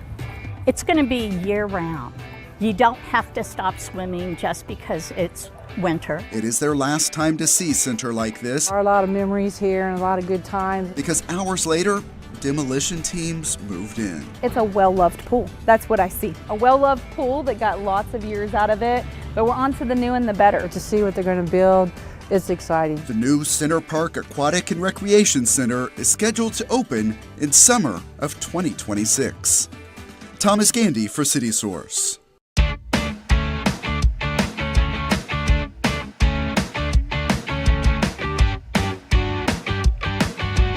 It's just a wonderful day for the authors and their audience to finally meet and just gab about all things reading. This is my 4th year at the festival, and it's my absolute favorite. I actually bring my own children to the festival because it's incredible. But I love taking readers on a journey they haven't gone before. I just wanted to see like new books and see the authors and how they explain their books. You know, we love things like gossip. It's like seeing how the other pack lives. I've came probably like 3 years in a row now.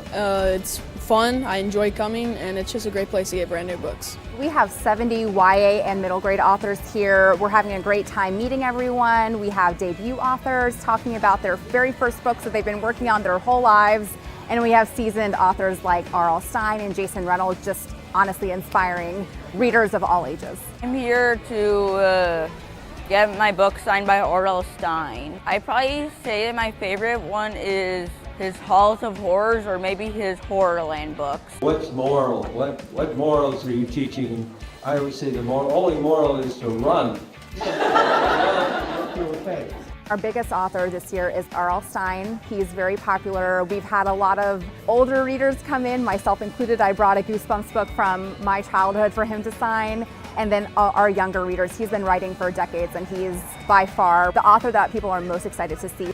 I like to read because it calms my nerves, and like sometimes I sit in my room for like hours just reading one book, and sometimes like never sleep just reading books. You just escape from a reality for a moment, just like dive into the story, and like sometimes with the characters you kind of like relate to them, like what they're going through, like oh yeah, I had the same thing as well. It gives me like a different perspective of other people.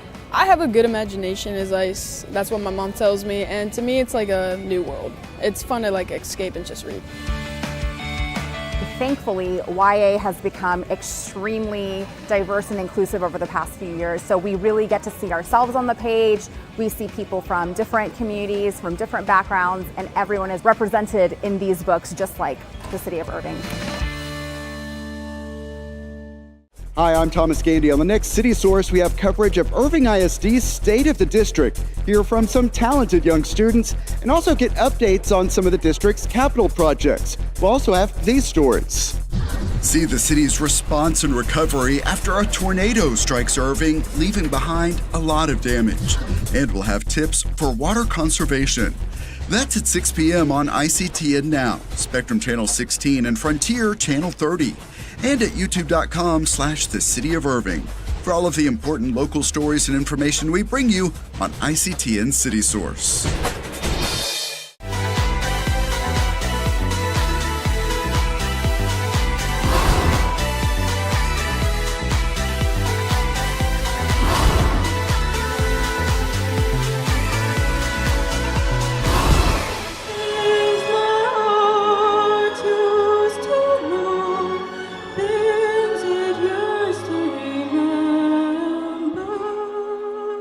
Michelle Gilbert is performing at Irving's Got Talent for the first time, singing Once Upon a December from the movie Anastasia. It was a song I've heard since I was little, so it's always just kind of had like its place like in my heart. For Michelle, singing has always been a way for her to express herself to friends and family. My mom loves to hear me sing in general because I'm pretty shy in the house. But on stage, Michelle and her fellow performers are letting their skills shine for the community. I'm really nervous, but I feel like when I went to rehearsals, I found the environment really nice, so I feel like I'll be fine. I set fire to the 21 different acts did more than fine at the annual teen competition. We will have mostly vocalists, dance groups, dance solos, and a few different variety acts, so we'll be in for a treat.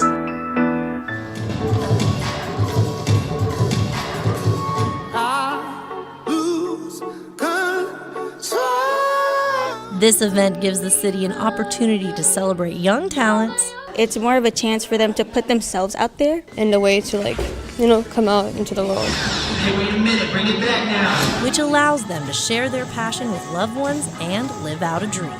The best solo vocalist, the winner is Michelle Gilbert.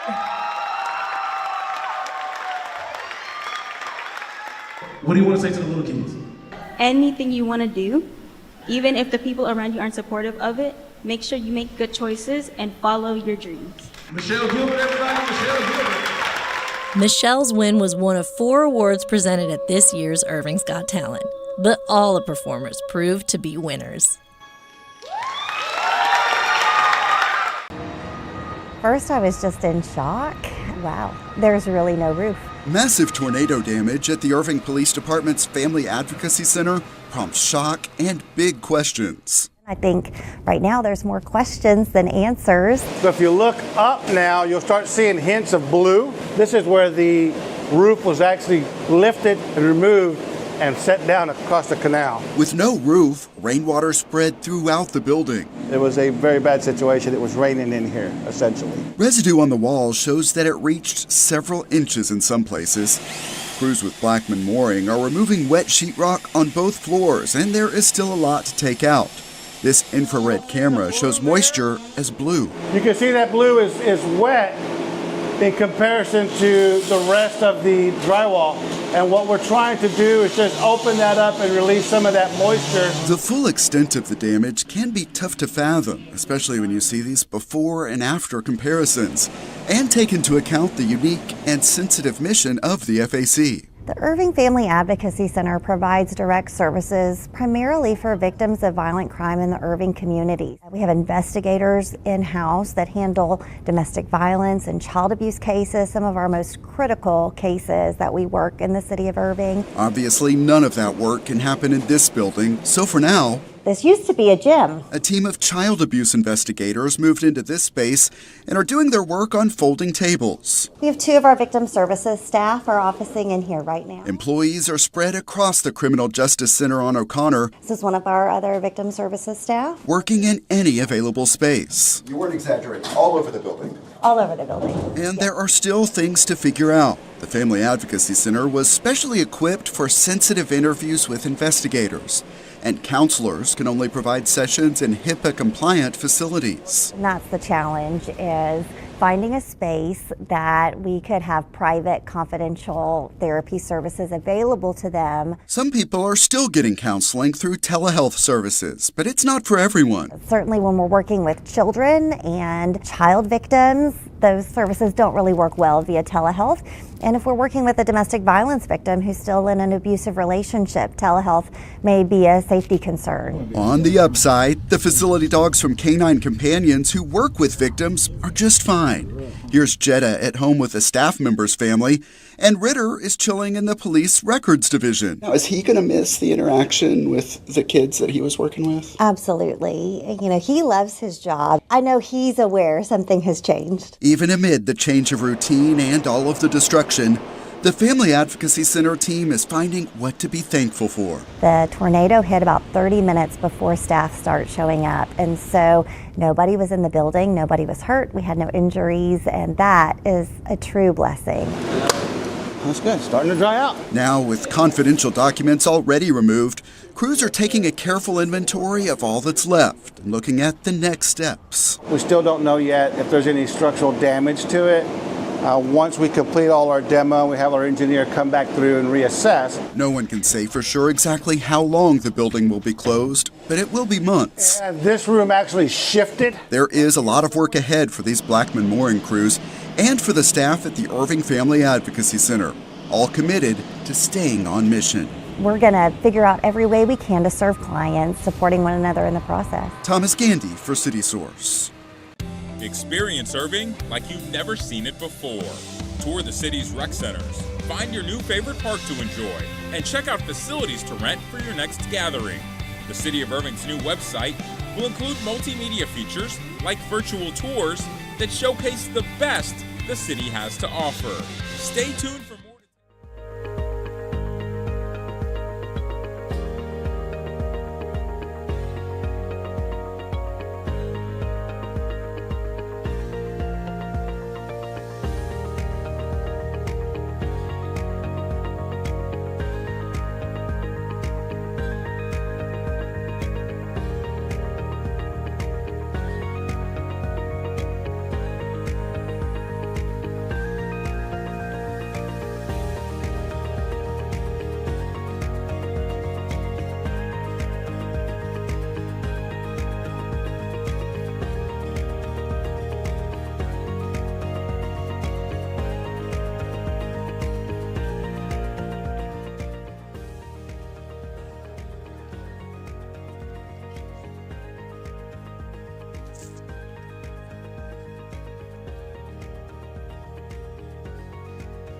Our last speaker, Deborah Lane, if she is still here, I would like her to come up and speak again.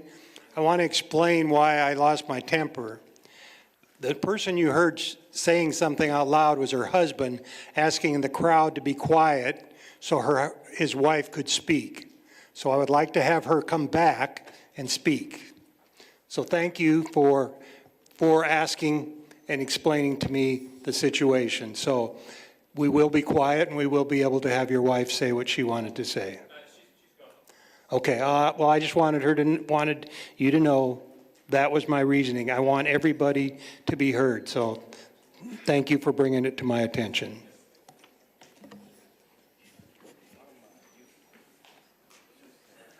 Do you want me to read the rules again? Nope? Okay. All right, we're going to start with the next 50.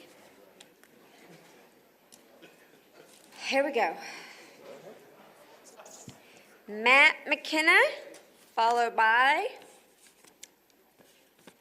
if I can separate these, Carolina Alvarez, followed by Khalil S., because I am not going to try and pronounce that last name. Will y'all please come up? You're on deck. All right, go ahead, Mr. McKinnon. My name is Matt McKenna, 2405 Kings Country Drive in Irving, Texas. Good evening, Mr. Mayor and Councilman. There was an exchange at a city council meeting a couple of weeks back that I believe is worth remarking upon. It concerned the present issue, and Mr. Canosa of District 4 made some comments that ended up creating a little bit of drama. I'm sure that some of y'all remember. Now, what Mr. Canosa was exploring wasn't particularly explosive. He had some procedural questions and observations, but more importantly, he pointed out that a casino in Irving would be so transformative for our community that the only appropriate course of action would be for there to be a citywide plebiscite on whether or not to approve it. For this suggestion, he was roundly rebuked, and in one flamboyant remark was told, "You don't know what the hell you're doing." Now, I thought that this was a very strange reaction from the council. After all, it's not unreasonable that this council receive its directive from the people via plebiscite, especially given the gravity of the issue at hand and the fact that not a single one of you was elected on this issue or anything remotely like it. In fact, if this is not an issue that warrants a plebiscite, I would ask the council what conceivable issue would qualify. 1 minute left, since you can't see this. But I digress. Anyway, as I said, I thought it was an odd reaction. I pondered, why are so many councilmen incensed by Mr. Canosa's suggestion? Is it because they are so worried about the people of Irving losing out on this once-in-a-lifetime deal, or is it something else? Now, I'm not in a position to say what that something else might be, but what I can say is the question is not so much whether Mr. Canosa knows what the hell he is doing, but whether or not we as citizens of Irving know what this council is doing. What we do know is that the Las Vegas Sands Corporation is holding private closed-door meetings with everyone on this council, and Lord only knows what they are saying and promising to get what they want. It is precisely because no one knows is that transparency is of paramount importance in this issue. The people of Irving should be granted the right to directly determine the character and constitution of their community, as it will exist for years and decades and generations to come. And therefore, I ask this council to amend the resolution to rezone PUD 6 to include a specific prohibited use clause that will provide the Thank citizens you. of Irving the local autonomy Time to expired. determine their... Carolina Alvarez, I take it you're not here, and Khalil Shakhtawood. Okay, then we're going to move on. Joseph Alvarez, if you're here. Okay. David Johan? Okay. Tosif Ansari? All right, we got one. Then Omar Mohammed, followed by Daniel Brasic. Good evening. Good evening, council members. My name is Tosif Ansari, and I live at 7927 Swenson Drive. First, I want to thank those of you who listened to the concerns of our community and helped remove the casino component from this rezoning request. It's clear that you value the input of your residents, and for that, we are grateful. I also want to thank the council members who still support moving forward with the rezoning. While we may not agree on every aspect, we all share a common goal: making Irving an even better place to live, work, and raise a family. It's that shared vision that makes us optimistic about the future, no matter where we stand on specific issues. We have a great opportunity to work together to create a development that benefits Irving, one that boosts our local economy, supports small businesses, and enhances the quality of life for all residents. I'm confident that with continued collaboration, we can ensure this project becomes a positive addition to our city. Once again, thank you to the council members for your leadership and willingness to listen.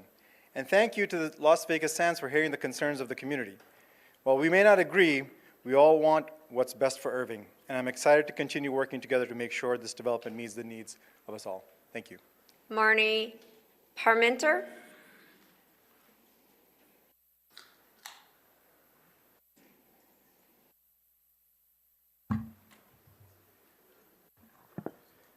Go ahead. Good evening. Thank you, members of the City Council, for your time and attention tonight. My name is Daniel Brasic, and I live at 502 Lakeside Drive in Irving, Texas, 75062.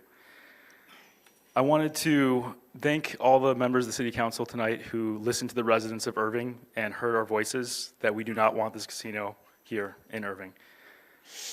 I would like to point out an interesting fact that based on Las Vegas Sands Corporation's illustrative example, this would have been the largest casino in the world, potentially, based on their illustrative example. Just want to point out that fact. And again, I want to thank you all here for your time and attention and listening to us this week and tonight. My concern, however, is that the new zoning proposal is not enough. My concern is that the new changes are a Trojan horse, and therefore I urge you to oppose item number 45. I urge you to add casino gambling as a prohibited use in this zoning proposal change. We do want to develop this land, but not with Las Vegas Sands and not with a casino. Las Vegas Sands has shown themselves to be an untrustworthy partner. And I just want to point out three interesting things that Mark Bokenheid said today. He said that it's not a matter of if, but when gambling will be legalized in Texas. He also said that it is not economically viable to build a development in PUD 6 without casino gambling. And that means that the land will sit vacant there for many years, potentially 10 years. Why don't we choose a partner who's going to develop something sooner than 10 years, right now, without the need for casino gambling? And I know I only have 20 seconds, but I just want to mention three things, Mayor Sofer, that you said today. You said something about how we were getting in the weeds, and I think that's a comment that shuts down conversation and dialogue. So I would encourage you to not use that when we're trying to ask about certain things. You also apologized to Mark Bokenheid, and I think that you ultimately owe an apology to the residents of Irving for the way this was conducted. Thank you so much. Thank you. Are you Marnie? Okay, come on down. So I'm going to name the next three people behind Miss Marnie. If y'all can come down here so I know you're here. If you're not here, I'm going to call other names, please. We've got 125 people left to go. So that's a lot of people. So please come down here where I know you're here and I can see you. Maria Julia Boca, Sarah Sakara, and Sebastian Molo. Thank you. Go ahead. I'm Marnie Parmenter. I live at 635 Thad Drive. City Council members, thank you for your generous service to our city. Thank you for listening to the community and removing gaming as a permitted use from the zoning amendment. I support the smart and sustainable development of Irving, including the development of the area around the old Texas Stadium. I am against bringing legalized gambling to our city. As many have testified, studies show that an increase in crime follows casinos. As a parent, as well as a citizen concerned with the physical and moral safety of our city's children, I think our residents deserve to know how many schools and students would be in proximity to any proposed casino on a nearly daily basis. The surrounding area will almost certainly see an increase in crime.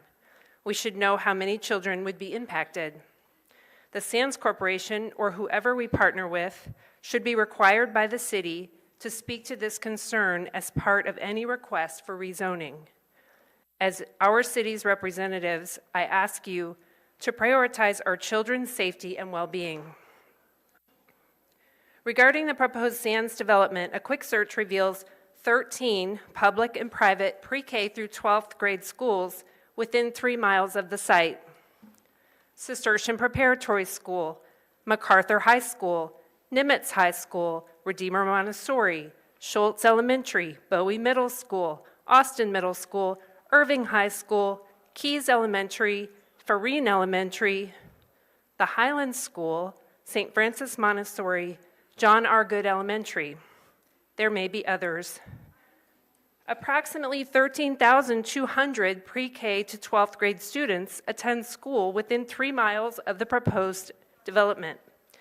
This does not include the approximately 1,000 college students who reside across the street from the proposed 2 minutes. Thank you. Mark Dyer.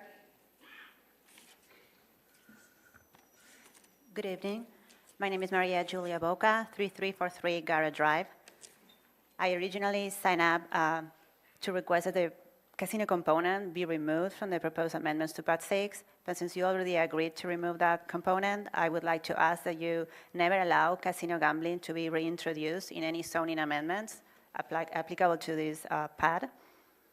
I would also like to ask that you delay voting on these proposed amendments until you have time to do the thorough due diligence that is due, and that includes community engagement and making sure that your vision for that tract of land is in line with the vision of Irving residents. I would like to thank Mr. Canosa for bringing up the issues of the proposed amendments to the attentions of the citizens of Irving. And I would like to thank all the members of the council who listened to the concerns raised by 4 of the 9 members of the Planning and Zoning Commission, and the thousands of Irving residents that have either signed a petition, contacted you directly, or attended the public meetings within the last 2 weeks, showing an overwhelming opposition to this project. Thank you for your time. John Paul Henney. My name is Sarah Sikora. I live at 2630 Chevy Chase, Irving, Texas, 75062. Thank you all for listening to our comments this evening. I know it's going to go quite late. We appreciate you being here. I spoke to the Planning and Zoning Commission on the 4th and the 17th about my experience of working with the poor in Atlantic City and the social ills and intense human suffering that come with casinos. I'm very grateful that I don't need to share those stories with you yet, and hope that I never have to. As gambling has been removed from the proposed rezoning this evening and hopefully forever. I want to thank everyone present and absent who contributed to that.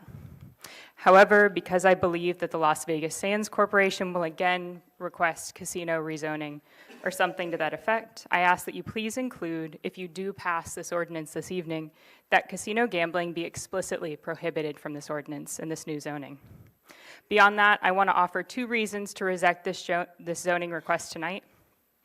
The Sands has not proven to be a good partner to our city or other cities in the past. Their ongoing dispute with Nassau County, numerous federal court cases, the 2010 prostitution sting in Macau, the pressure they applied to you, our city council, to rush and hush this vote do not speak in their favor.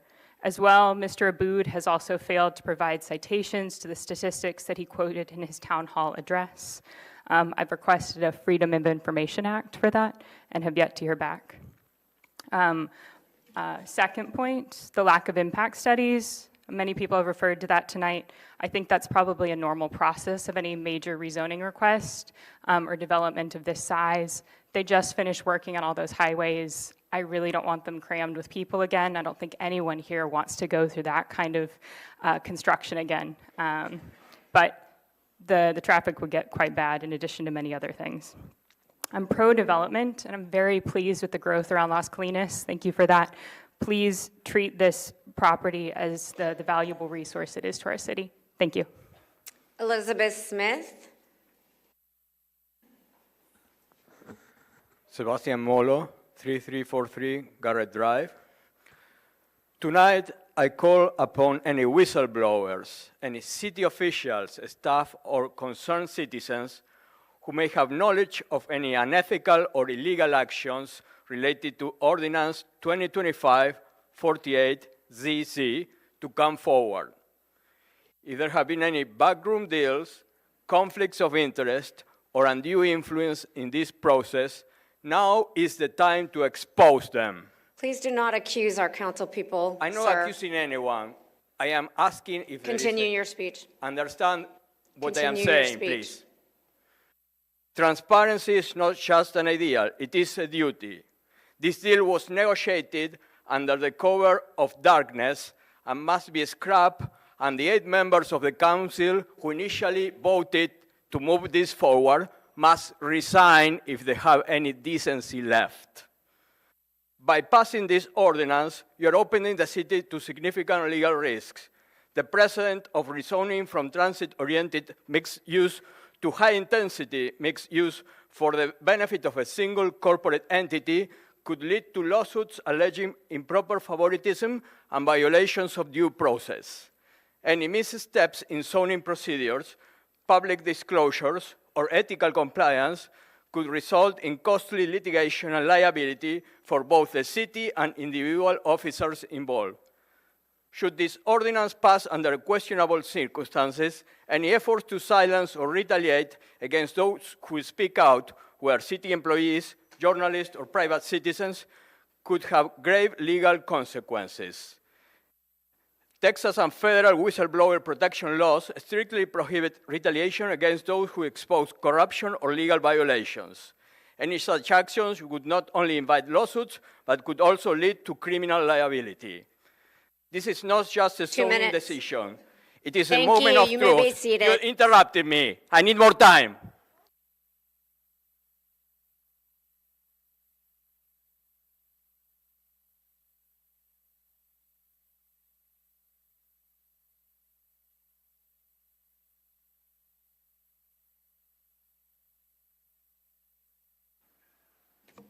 Mark Dyer. The next person up, I'm sorry, Mr. Dyer, is Christian Perez, excuse me, and thank you for coming after. Mr. Mayor, members of the City Council, my name is Mark Dyer. I live at 7411 Primrose Drive, Irving, Texas. This is a copy of the March Irving Spectrum newsletter that is intended to keep our citizens apprised of what's going on in Irving. There's a headline that says, "Big things are happening, enhancing communication," yet there's no mention of the casino in the newsletter. Transparency is critical for our citizens to build trust in our local government. As this issue is not going away, I would respectfully ask for greater community engagement. Since last Wednesday, I have spent a significant amount of hours reading about the Sands, about the Venetian, about the Sands in Macau and Communist China, about the Sands Singapore, and the impact of casino gambling in our communities. I have collected a Redwell, and Mr. Mayor, with your permission, I would like to give each of the council members a copy of the Redwell of studies and articles about gambling and the impact on our community. I want to thank Councilmember Cronowit for hosting last Friday night's event. If you choose to read this information, you will see the latest study from the National Association of Realtors on the impact of casinos on home prices. You will learn about how the Sands failed Bethlehem, Pennsylvania. You will read a study from my alma mater about the hidden social costs of casino gambling. You will read about how casinos and human trafficking go hand in hand. And one of the entertaining articles is my favorite. You will read about a man suing the Venetian after being stung in his private area by a scorpion while sleeping in a Venetian hotel room. When this comes back, and I know it will, I would ask for greater engagement with the community. I would ask that you read this information, and I fully support development of this property, but without a casino. Thank you.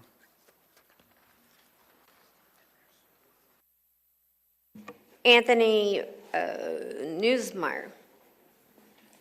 Go ahead. John Paul Hine, 1534 Regina Court North, Irving, Texas. Thank you, Mayor and council members. Thank you for letting us speak. Thank you for staying here so late to hear us and for your service. I am very grateful that the city is trying to promote economic development. I'm also very grateful for the recent changes that have been introduced to this rezoning that is under discussion with the striking of the casino from the zoning. But I am still opposed to the rezoning for the following reasons. Number one, just from a quick look at it myself, the Texas Penal Code states that one commits an offense if he permits another to use as a gambling place any real estate or other property whatsoever owned by him or under his control. Now, depending on how that law is understood, and I'm no lawyer, but depending on how that law is understood, the proposed rezoning prior to this very recent amendment would have been illegal. Now, I'm not trying to suggest anyone intended illegal action whatsoever. Simply, I want to suggest that I'm concerned that generally this zoning issue has been considered far too hastily, as many others have said. And I would ask the city to give itself more time to consider all of the details of this rezoning to ensure that it is truly in the city's best interest and fully in line with Texas law. Secondly, I would oppose this rezoning because, as many have said, the representatives of Sands told us they would not develop unless they could also build a casino. So we should have every expectation that that is still their plan. And therefore, as many others have said, I would ask to have introduced into this zoning a prohibition of any sort of casino or gambling facilities. And furthermore, prohibition of casinos anywhere within Irving. Thank you very much. Blair Robinson. Oh, no, go ahead. Are you Elizabeth Smith? You're next. Honorable members of the City Council, thank you for allowing me to speak today. I come before you as a lifelong resident of Irving and a professional with 15 years of experience in economic development and urban planning. I am opposed to item 46 because no zoning change should be approved before the zoning it is changing to has even been defined. My concern is not about economic development or density. Irving deserves investment and forward-thinking development. My concern is about how we shape the growth. The city's economic development plan, the PUD, the TERS for this site were the product of significant community input and careful planning. These frameworks were designed to serve the long-term interests of Irving, yet they are now being set aside for the benefit of a single property owner in the interests of a small but powerful interest group. The ink is barely dry on these plans, and already we are being pressured to alter them in a way that benefits their business model rather than our shared community vision. The landowner's primary obligation is to maximize their investment, which I would do the same thing if I were them, but our obligation is to ensure that any development aligns with the needs and vision of Irving citizens. Changing the zoning now means relinquishing one of our most powerful tools for shaping the development that supports our vision. In gambling parlance, right now we hold all the cards. There is no immediate need to rush this decision. By pushing this ordinance through tonight, our hand is being forced. Approving a rezoning before the zone district has even been written creates the unnecessary pressure to deliver a complex concept in a compressed time frame. We have the ability and the responsibility to ensure that any rezoning reflects the best interests of our community rather than the urgency of external investors. I encourage the council to defer the rezoning vote until there is a clear community consensus of what is best for Irving. I appreciate your time, and thank you. Justin Flores.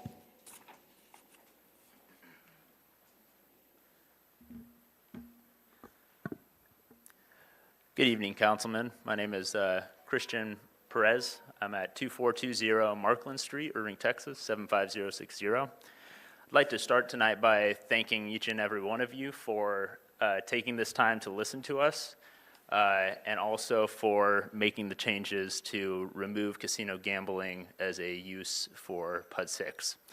Like many others have stated, I have no interest whatsoever in casino gambling being brought to Irving, and I would also like to see it specifically prohibited as a use in this particular area. I am for development. I would like to see something happen with this land, absolutely, just no casino. My main concern over these past few weeks has been the lack of transparency, the lack of public discourse allowing us to come and speak with you, raise our concerns, and have a voice in this decision. Obviously, it's a very big decision, and I hope that any future considerations for a casino that we will be included in and given more time to speak out and offer our input on this. Anyways, thank you again, Councilman, for your time, and have a good evening. Charmy Bland. Evening, Anthony Nussmeyer, 108 West Northgate Drive. First, you all, Councilman and Mayor Stolpfer, have my sincere gratitude for your work as public servants. My expression extends to all of you, regardless of your implicit or explicit support or opposition to the amendment under consideration this evening. Nevertheless, I do ask respectfully that you all, if you approve this amendment, move casino gaming to the prohibited use column. This is not a panacea in any case, but it does represent one of our lone bulwarks against future gaming decisions at the state level.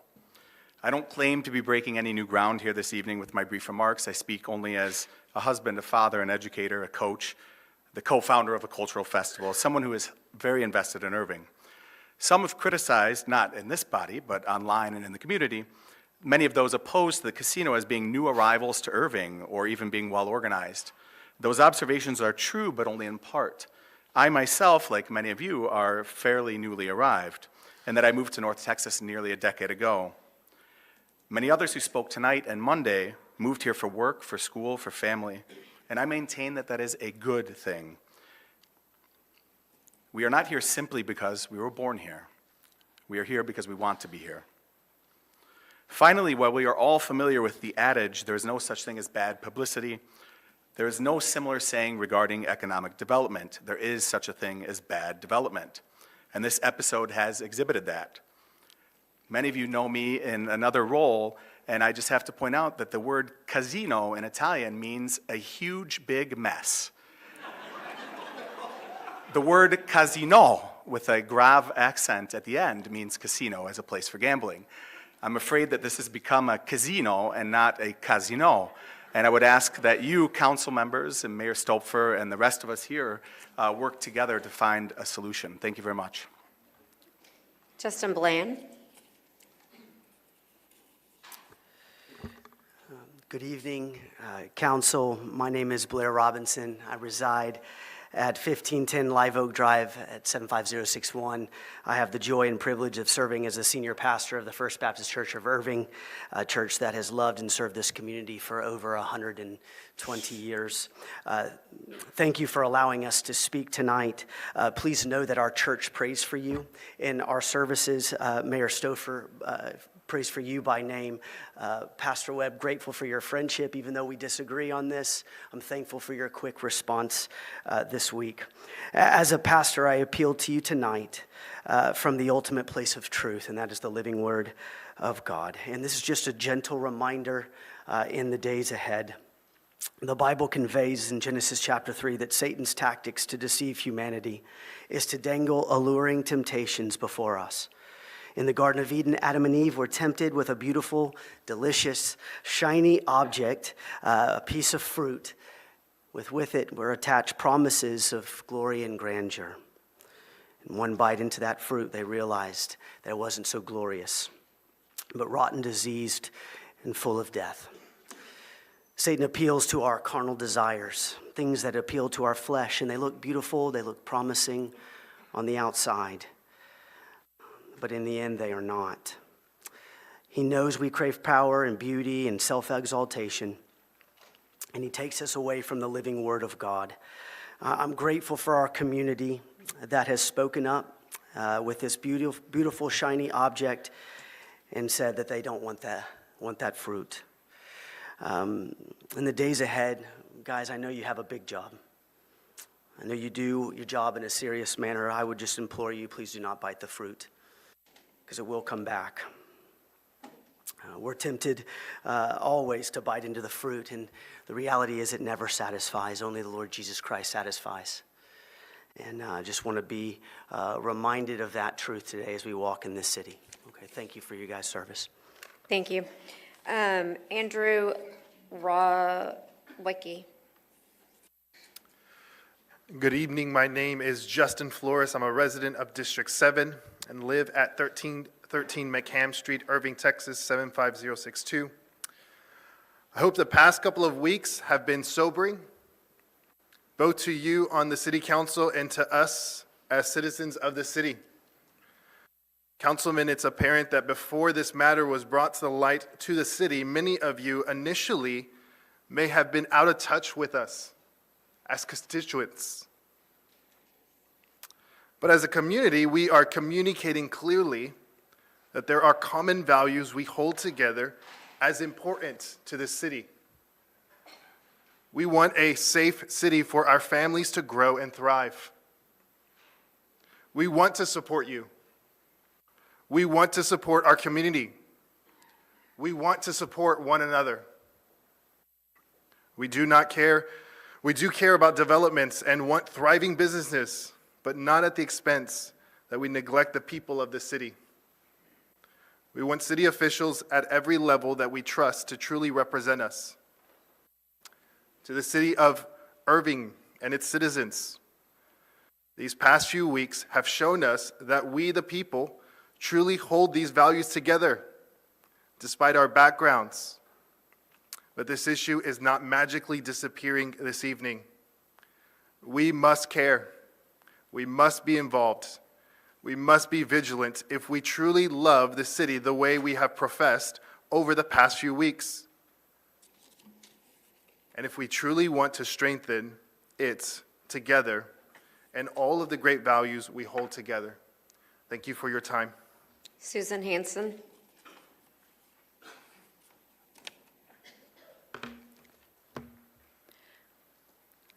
Charmy Bland, 3302 Bryn Mawr Drive, Irving, Texas, 75062. My name is Charmy Bland. I'm an attorney and a mother of 4 and a proud University of Dallas graduate.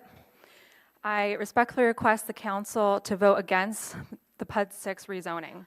I thank SANS and this council for striking the destination resort language, gambling language, and nightclub language from the proposed zoning. We should go one step farther and list gaming as a prohibited use of PUD 6, and that's what I'm here to ask you for tonight. In 2010, I moved to my destination resort, O'Connell Residence at University of Dallas. My parents felt comfortable sending me halfway across the country because of the wonderful and safe community here. I hope that now and in the future, young women can feel comfortable moving to Irving and attending classes at University of Dallas in that corner. 10 years later, Irving was calling again. My husband and I again found our destination resort in the Woodhaven, University Hills neighborhood. We chose Irving as a quiet, safe place to raise our family. We enjoy being in close proximity to the restaurants around Lake Carolyn and the Toyota Music Factory. These businesses provide concert venues and a nice night out. They do not require predatory gambling in order to make ends meet. They do not require a state constitutional amendment in order to be motivated to invest in Irving. We as a community have better opportunities for growth. Do not accommodate Sands to build here. Do not incentivize or encourage them to pour another $10 million into pushing the legalization of gambling. Do not leave the door open for Sands to build in Irving or in PUD 6. Vote no. List gaming as a prohibited use in PUD 6. Thank you. John Blaschke.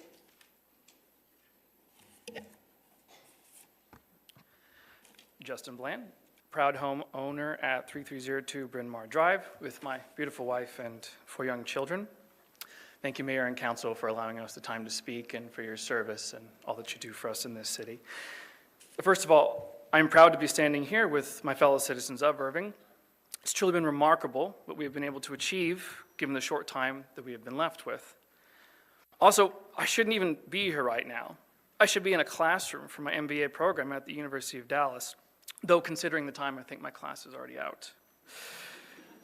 But I'm taking these classes, this program, so I can build skills that will aid me in continuing to serve my beloved Irving community. But instead, I am here because I know I need to add my voice to the many voices who are fighting to keep our city family sustainable. I am grateful that the gaming component has been removed from the rezoning plan, and I would like to simply further encourage our council members to put whatever measures they have at their disposal to not only keep it off, but to explicitly keep casino gaming a prohibited use for PUD 6 and all development in Irving. Simply put, keep our beloved city's development family-centric, family-forward, and family-sustainable. Thank you, and good evening.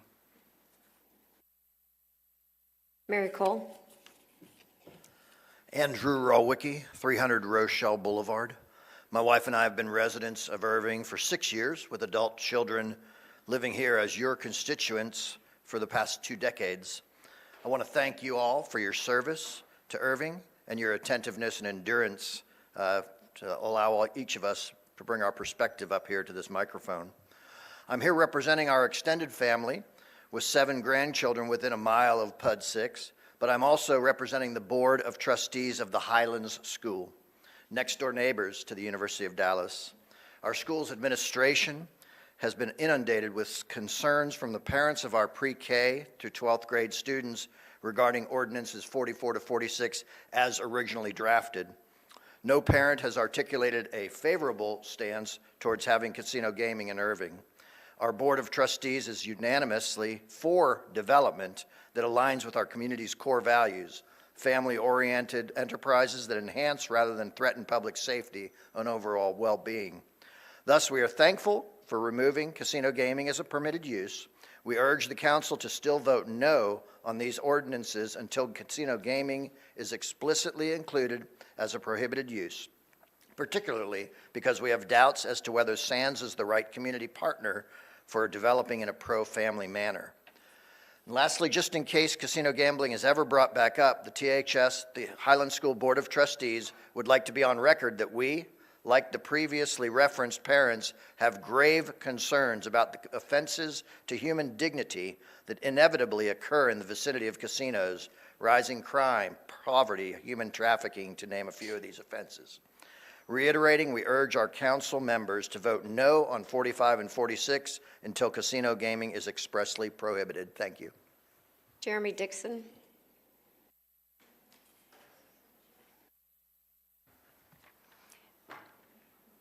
Hello, I'm Susan Hansen, and I live at 509 Bella Drive, Irving, Texas, 75062. Many of the people who have come up to this microphone today have thanked you for hearing us and listening to us, but I would like to thank the residents of Irving for coming to voice their concerns, and I would also like to thank the media. I was planning to thank the media earlier, but many of the media have left. I was going to thank Fox Local, who was here for the first 2 hours of this comment section, and CBS Local. I think actually that Dallas Morning News is still here, so I think we should give them a round of applause, if applause is allowed. But I think it's very important that the media is here, because the headlines that we've been seeing this past week is that Irving is divided on the question of the casino. And I think that it should be reported that in this entire open mic section, not one resident of Irving has come forward to speak in favor of the casino. I think that the phrase "not one" should be reported. If you were going to vote against the casino zoning, please vote against rezoning for high-density mixed-use district. That is a euphemism for casino-destined development.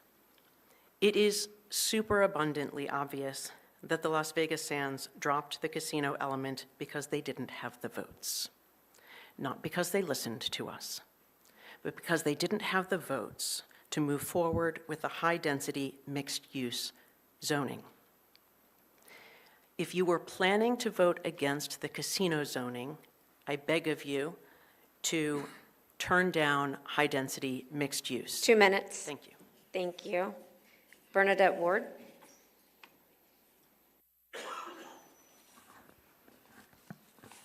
Good evening. My name is John Boloski. My address, 3825 Twin Falls Street. I oppose the rezoning with the casino. I oppose it without the casino for all the reasons that have been mentioned 1,000 times. I used to live in Fort Worth. I still work there. But I decided to buy a house in Irving for my family. But we were told on Monday that the PUD 6 location is the most valuable piece of undeveloped real estate in Texas, and it might be. But in Fort Worth, there is a sort of similar piece, kind of where 35 and US 81 meet.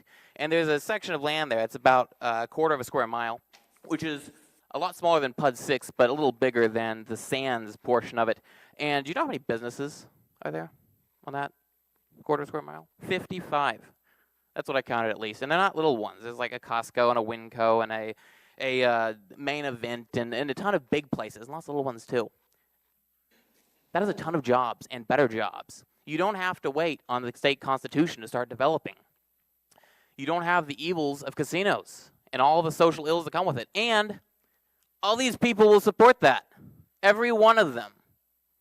And do you know what else? The cool part? No one's going to believe this. Do you know what's right next to that? No one's going to believe this. No one will believe this. You know what's right next to all those businesses? Homes. Hundreds of homes. Because people want to live there. That's what they want to live near. That's what Irving needs. And that is what I personally, and I think many people here would prefer, that you use that land area for. Let's bring in some big businesses. Let's bring in some small businesses. Let's have more homes. That's what's good for our city. That's what's good for our people. Thank you, and have a splendid night. Sohab Khan. Jeremy Dixon, 1809 Cooper Drive, 75061. I was hoping to wish you all a good morning. He turned it off. Hold on just a minute. Hold on just a minute. Is it on? All right, here we go. Not yet. No? We'll tell you when it's Check. on. Ding, ding, There we ding. go. All right. Yep. We're going to start your time over. Hold on just a minute. All right. Okay, start over. Jeremy Dixon, 1809 Cooper Drive, 75061. I was hoping to wish you all a good morning after all this great opposition here to items 45 and 46. I'd like to address you today. When I graduated in 2006 from Irving High School, I was a third generation to do so, to graduate from Irving High School. My children are fifth generation Irving residents. It's on their behalf that I speak today. My family, in their time in Irving, has seen many transformative projects since my great-grandparents moved here in the 50s. And you know what? They don't always turn out as great as promised. So the scale of this development is just too big, and it's going to forever alter not only the city's finances, but also its politics. How will the city hear the needs of its citizens when this development needs new infrastructure, updates, But MacArthur Boulevard, yet again, needs to be reconstructed. How will the city council balance the needs of these 80,000 new jobs and the electorate that they'll bring with the people who are trying to raise families in this city? I just want you to remind you that this is the easiest the no will ever be again. Not just no casino, but no destination resort or high-intensity mixed-use development. This tax revenue is not here yet, the jobs are not here yet, but we are. Please listen to us and vote no. Thank you. D. Paul Phillips and John Paul Elfelt, please approach. Bernadette Waterman, Ward 130, West Holland. We thank you for getting the casino petition withdrawn. Still, oppose item 45 because gambling must be prohibited in PUD 6. Whatever density of use is allowed there, and it should not be high density use because that's a way to sneak in gambling if anything happens in Austin the wrong way. We want it grandfathered in so that no gambling will be allowed in Irving. Commercial gambling depends on a kind of hunger, process addictions that are misery, made by scientifically developed dopamine hits, which impel repetitive, destructive behavior without even regard to winning money. Pushing the idea that a zoning regulation permitting gaming does no harm would in fact be telling your fellow citizens that volunteering for misery is volunteering for happiness. That seems to have been what Mr. Aboud wanted to tell us. Save our schools. Save our places of worship. Vote no on allowing any kind of gaming in Irving, ever, no matter what Austin does. Prohibit casinos within 2 miles of any school or any place of worship in Irving. Thank you. Vance Nygaard.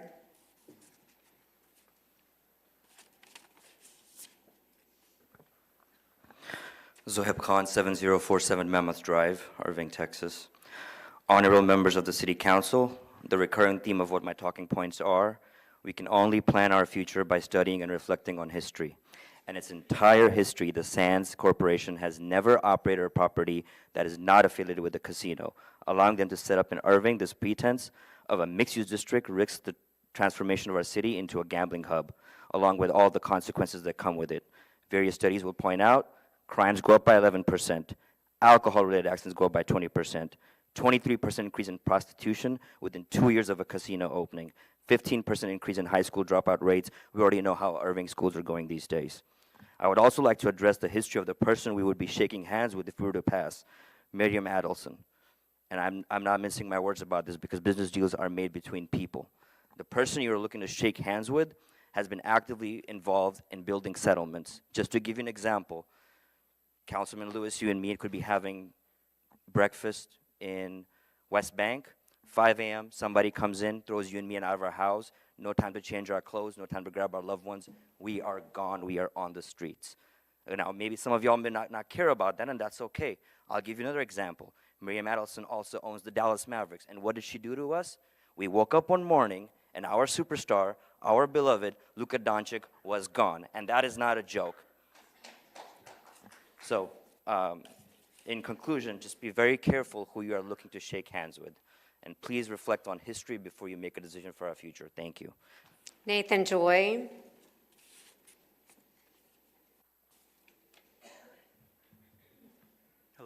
Hello. Paul Phillips, 626 English Street, Irving, Texas.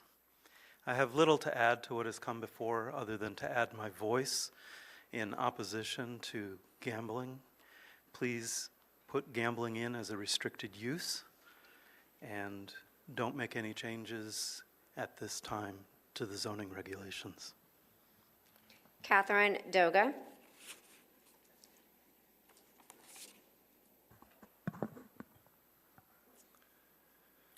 John Paul Elfelt, 1510 Carlisle Street, Irving, Texas, 75062. I ask that you mark casino gaming as prohibited use in Irving. If you rezone to permit casino gaming in the future, it would create the conditions to incentivize people who can't afford to lose and yet can't help themselves lose it all in our town. And if you rezone it down the line to permit casino gaming, you would deserve credit for their devastation. What's partly at stake is what legal casino gambling leads to, which you would all have a part to play in the larger series of steps. Many are lured into the luxury and hopes of what casinos offer legally. There is no freedom here as addicts can't consent, and casinos assist in creating the addicts that become their revenue source. Noting that not everyone who gambles is severely addicted is immaterial. Why add to the number of severe addicts at all? What does this behavior lead to for them? It incrementally picks apart their lives. Across Texas, folks are illegally gambling now, with law enforcement looking to mitigate and treat accordingly. But what happens to those same people when they legally gamble in the luxury of a casino that is designed to keep them there? Is that better for them?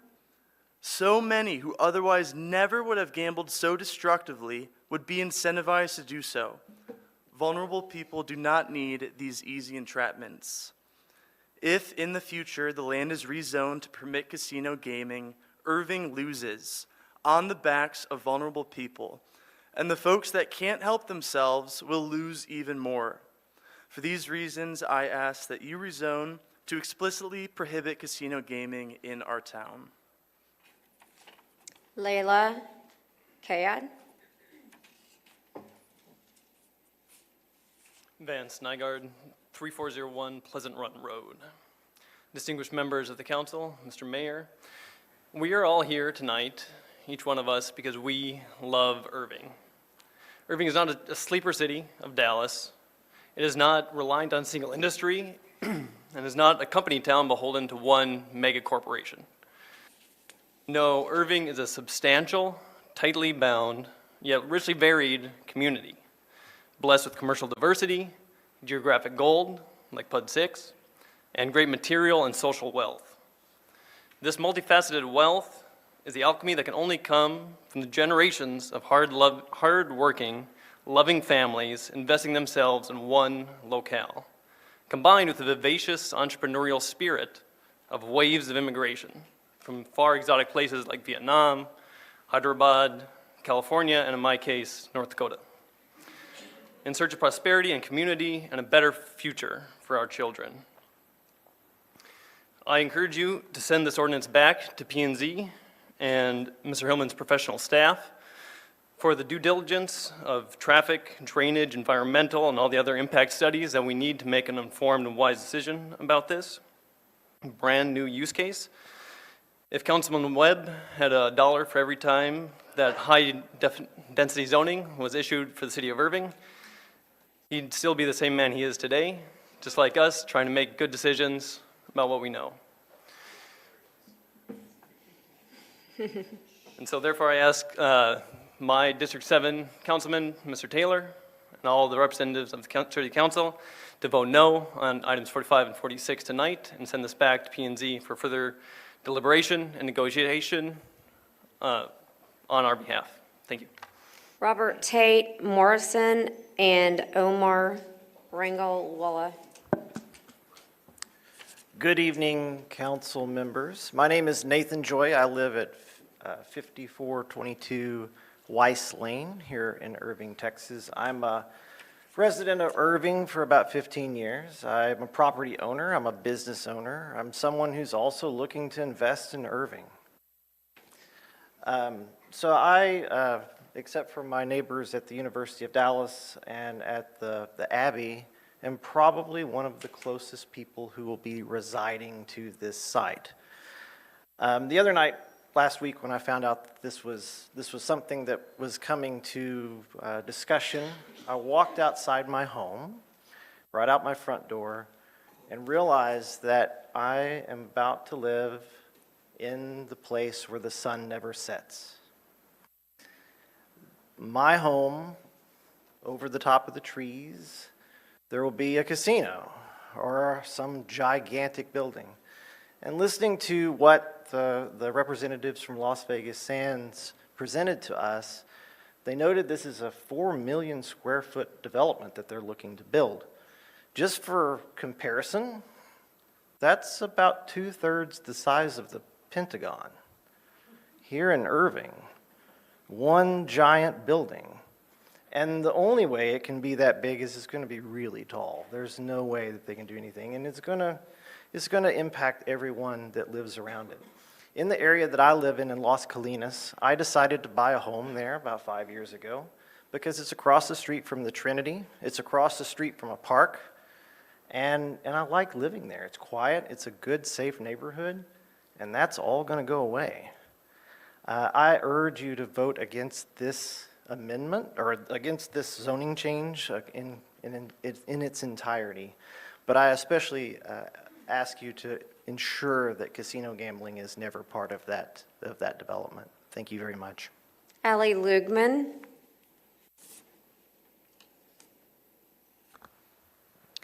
Good evening. My name is Layla Kaid, and I live at 451 Richmond Street, Irving, Texas, 75063. I would like to begin with the Islamic greeting, so Assalamu alaikum wa rahmatullahi wa barakatuh, and that translates into peace, mercy, and blessings be upon you all. And that is what I'm here for. Peace, mercy, and blessings is what we're looking for. I am a proud resident of Irving, as I just mentioned. I'm a mother of 5 and the head of school at the Islamic School of Irving. So I come with a large voice today, the voice of the youth. I represent 514 families and more than 900 students, 300 alumni, and 90 staff members, and none of them are for this.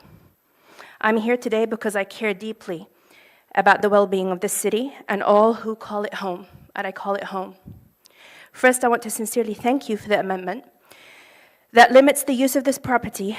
I respectfully ask that you go one step further, prohibit any use related to gambling or casinos. The proposed casino threatens the very fabric of our community. And we stand here today from different faiths, different backgrounds, but we are all here for Irving. While some may view it as economic development, we see it as a path to social decline, particularly for our youth, and I stand here on their behalf today. March is National Problem Gambling Awareness Month by today, and today is March 20th. And the statistics are alarming. Over 2.5 million Americans suffer from severe gambling addiction, with millions more at risk.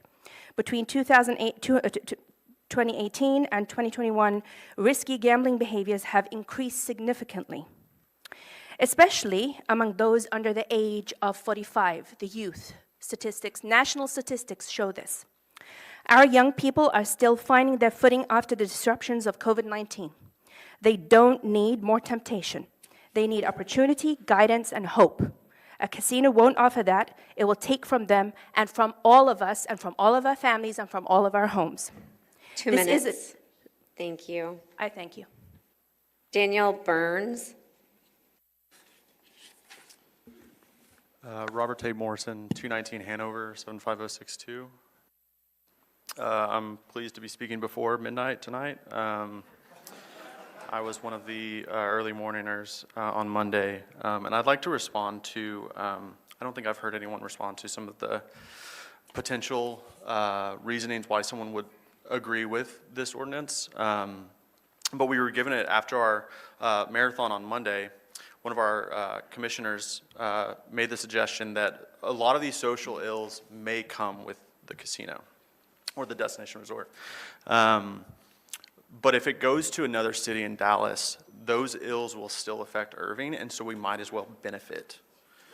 I'm a professor of literature, not at the University of Dallas, but I'd like to talk about economics if I can. There's this idea in game theory, it's called the prisoner's dilemma.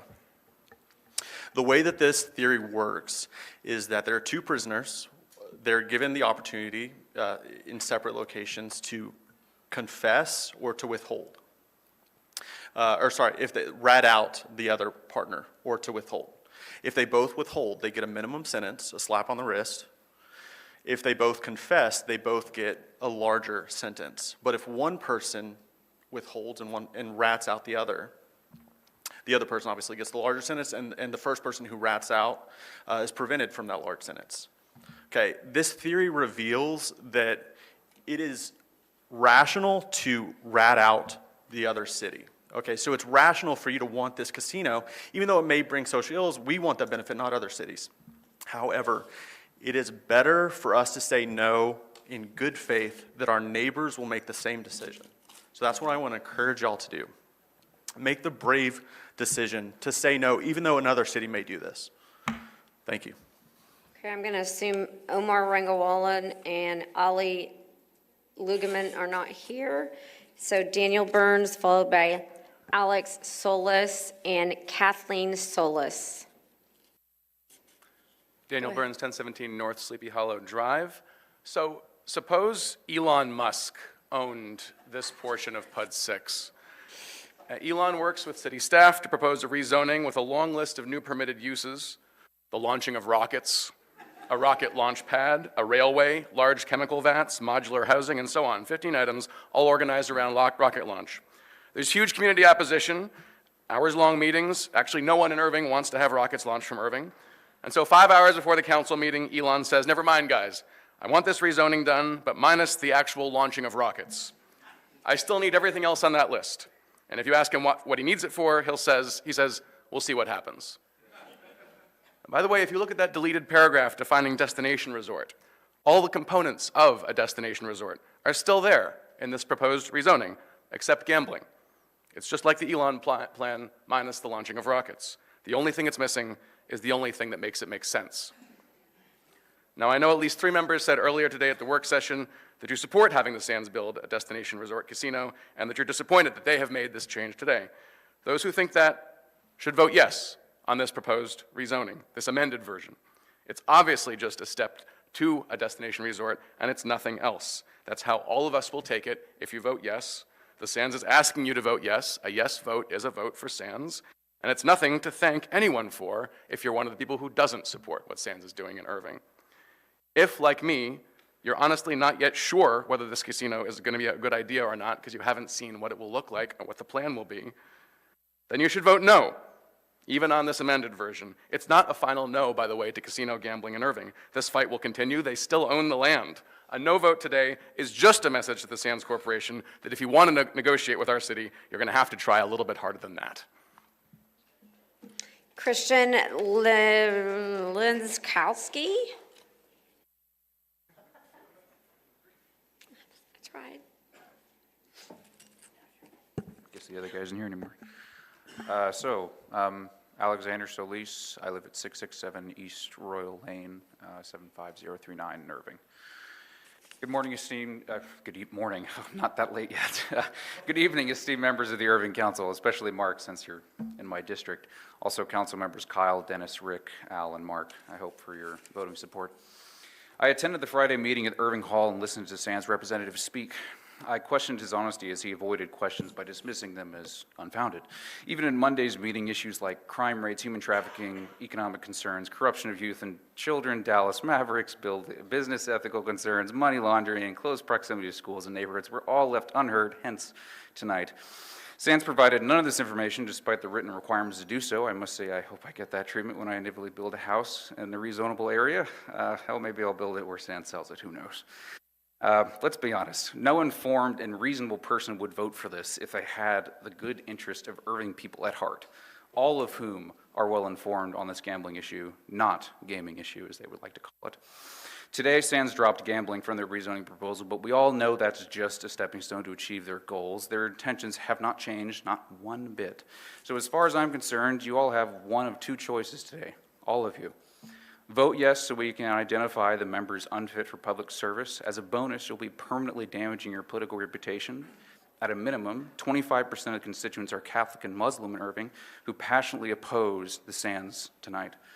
The other choice is vote no. And I know a number of you I'm appearing before tonight have the integrity and heart of Irving at the core of your political service, and all of us appreciate that greatly.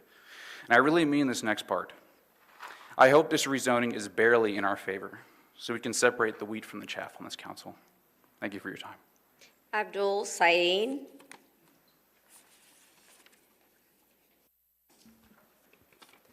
Kathleen Solis. I'm at 667 East Royal Lane, 75039. Thank you guys for listening to us, and by the way, mad respect for the stamina that you guys have to sit down in those chairs. My sciatic nerve is dying right now. I urge you to vote against the building of any establishment proposed by Sands. I don't think we're that kind of city. The primary, if not sole, beneficiary of this proposal is a corporate behemoth, like they need it. The proposal fails to prioritize the unmistakably articulated interests of many of the people of Irving. After all, we were here first, long before Sands ever was. Let us have the kind of town that we want.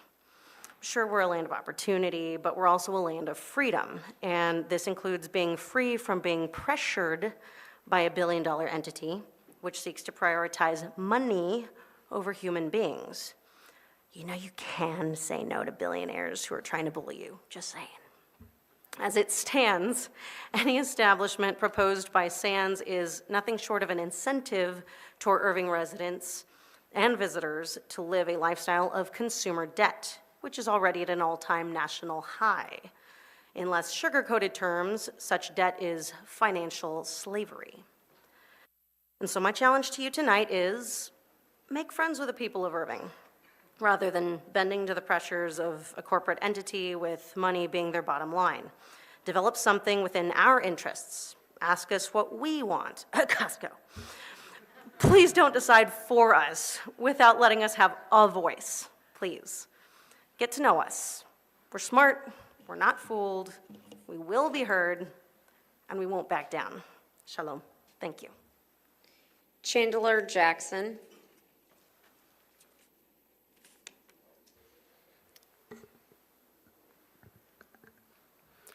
My name is Christian Lachowski, and I live at 220 Linda Lane.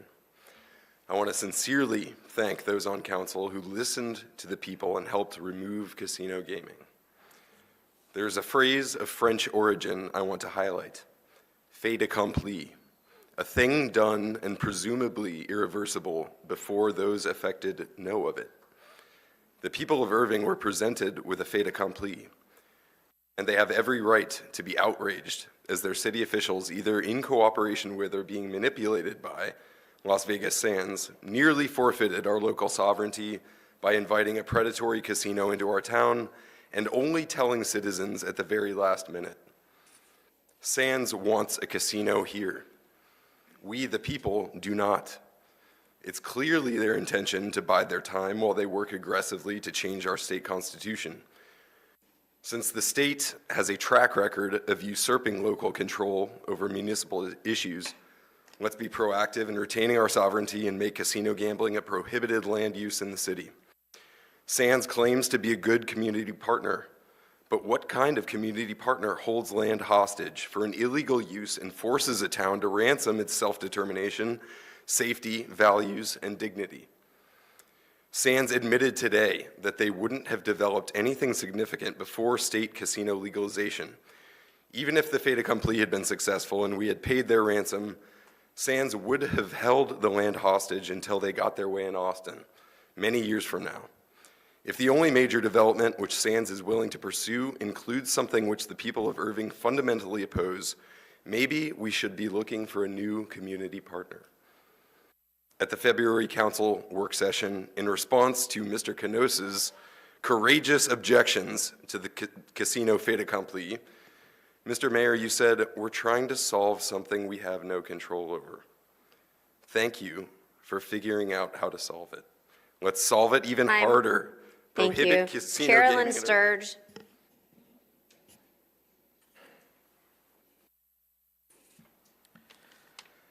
Thank you, esteemed members of the Irving City Council. My name is Abdul Ghaffar, and I reside at 423 San Marcos Drive, Irving, Texas, along with my wife and 3 beautiful children. I'm an IT architect by profession. Before moving to Texas, we used to live in Rhode Island.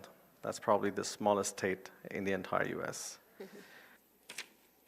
Now, after the completion of my wife's fellowship in nephrology, we had the option to move anywhere in the US. We did a deep study of different cities, different places. We went physically. After a lot of careful consideration, we chose Irving, Texas, as our home for good. I speak today not only as a concerned citizen, but also as someone who deeply cares about the future of our community.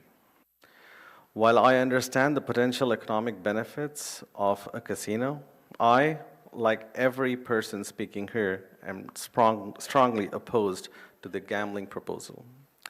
A casino could bring long-term harm to our families, increase crime, prostitution, drug addiction. There's a lot of harm that can come.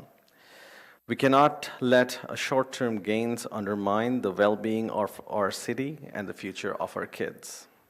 At the same time, I also want to sincerely thank the City Council members and all the people who worked tirelessly to amend the proposal and to remove the gambling aspect from this.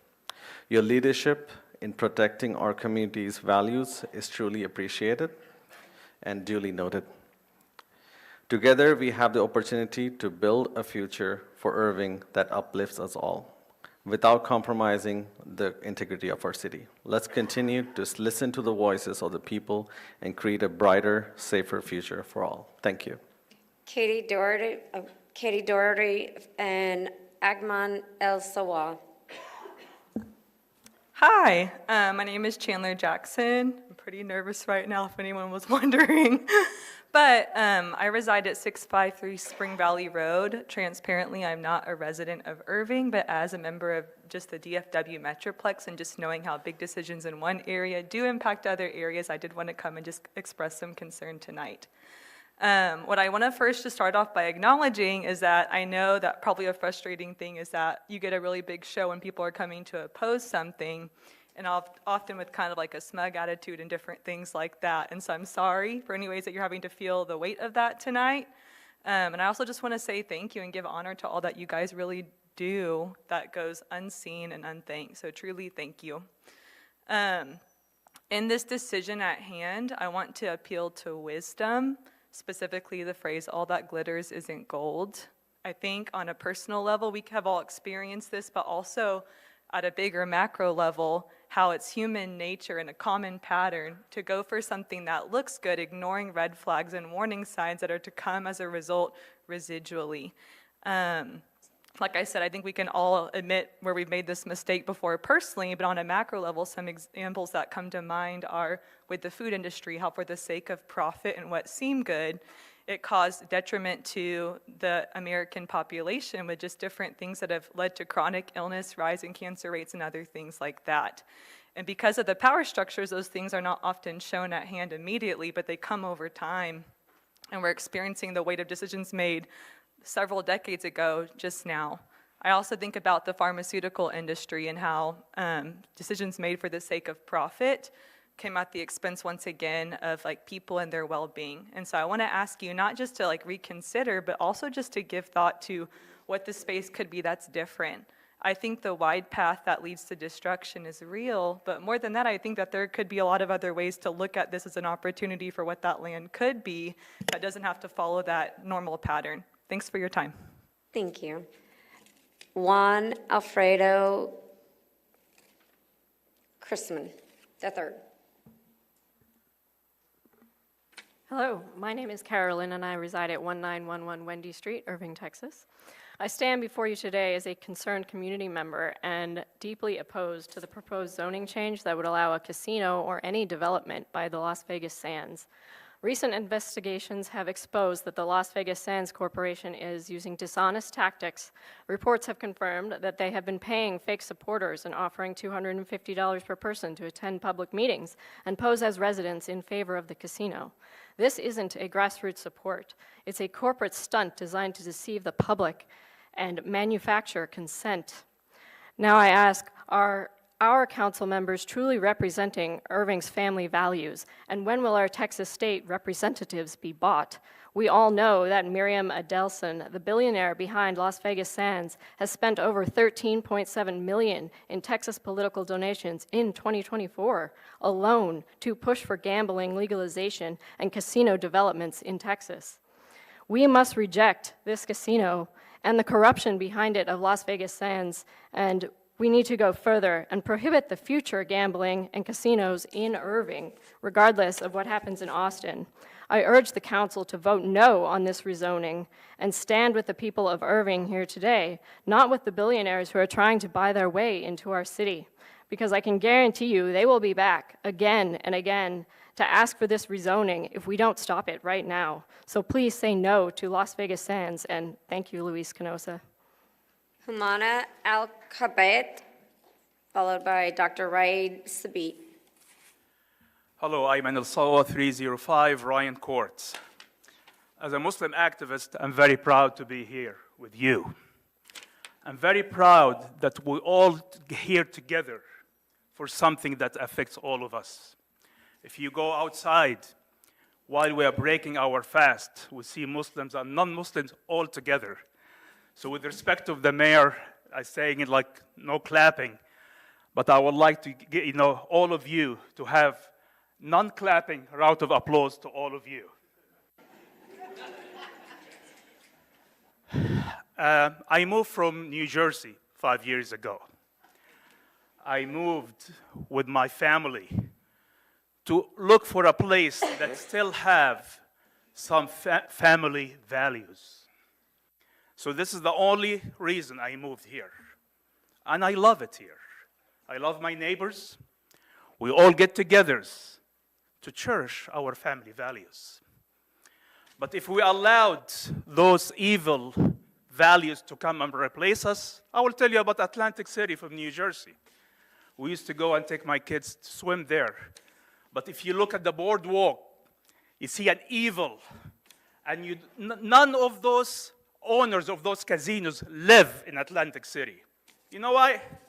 Because you go 1 block away from the boards, you see crimes, prostitutions. So they don't want to live there, but they want us to live through it.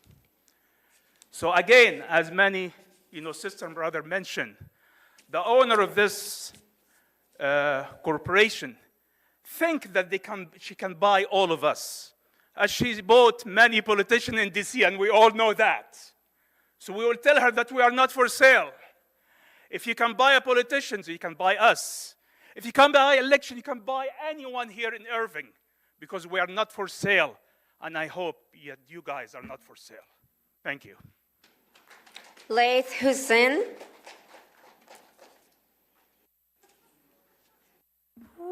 Lord, took a while to get up here. Kids gone, mostly? Okay, my name is Juan Chrisman, 1210 North Cockrell Hill.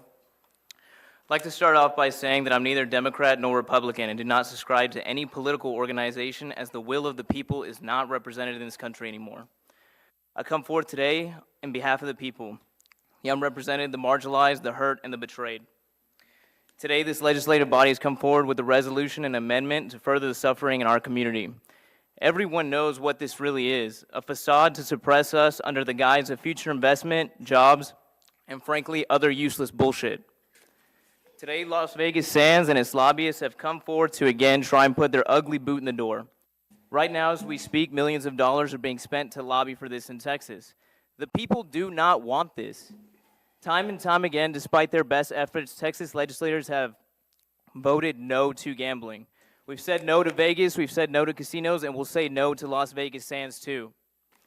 That's why they're here now, trying to build this bullshit resort and arena with an even sorrier excuse. Please the don't Dallas say that Mavericks. word again. I They're didn't not call free you down the speech? first time. They're I'm not calling free you down speech. this time. Okay, hey, sir, listen up. Adelson's and Listen up to me. I'm the mayor pro tem right now, okay? We're not going to Gambling have has that type shown of the language. multitudes of Okay, sit Sir, down. Call the next please person. No. Call the next Mayor person. Pro Tem started speaking. Sinead, call the next person. Thank you, sir. Call the next person. Sergio Perez, ma'am, you can come down here. Sorry, excuse for a politician. Please, come down here. For what?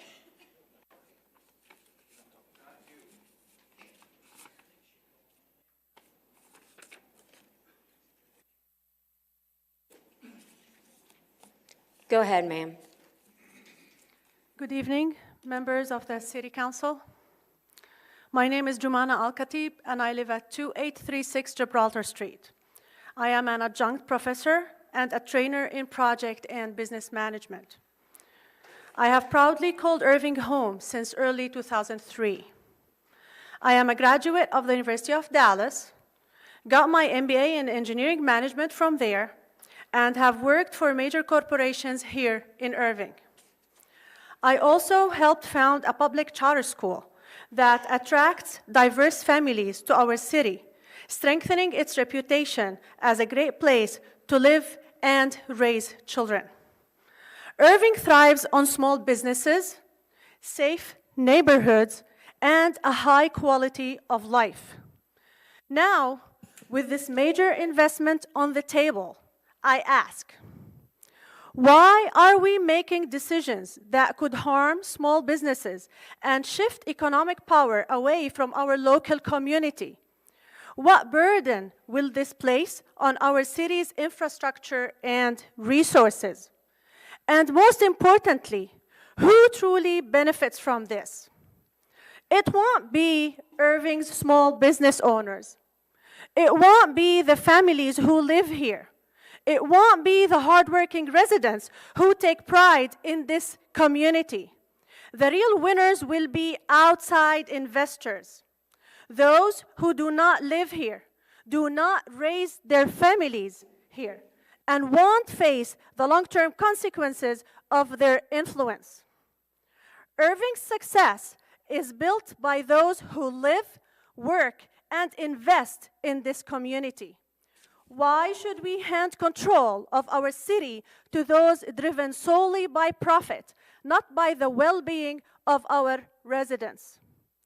We have worked hard to make Irving a model city for families, professionals, and entrepreneurs. Time. Why Thank risk you. undoing this progress? Thank you. you. Roland Handenhofer, sorry. My name is Raed Omar Sbey. Oh, hold on, Dr. Wright. I can't hear you. Can you hear me now? Yes, Okay. speak into the My name is Raed Omar Sbey. I live in 2700 Al-Manzar Avenue, Irving, Texas, 75062. I've been here speaking. This is my fourth time speaking about this subject, so I have to say something different so people don't, do repetitive. So the first thing I would like to thank Al. When I came in, he said, you don't have your dress in. So you have to go home, get my dress, and come back. And the reason why I have this dress is simple. When I was here November 2023 for the state election, unfortunately, we had a hateful comment on my wife in this hall. And Shanae, thank you for calling me at that day and expressing your sorrow of what happened. From that day, because she was wearing a veil, I decided to wear this so that the hate can come to me instead of my wife. I want to feed on any hate. I'll take the hate. I can take the heat and the hate, and I can go from there. That's the Zarliyas that Imam Umar talked about. So I'd like to thank Al for reminding me to go and wear it. So I went home, I came back with it. I'd like to thank the Las Vegas Sands for bringing everybody together on this subject for the opposition. I would like to thank Councilman Lewis for taking it out and being the advocate.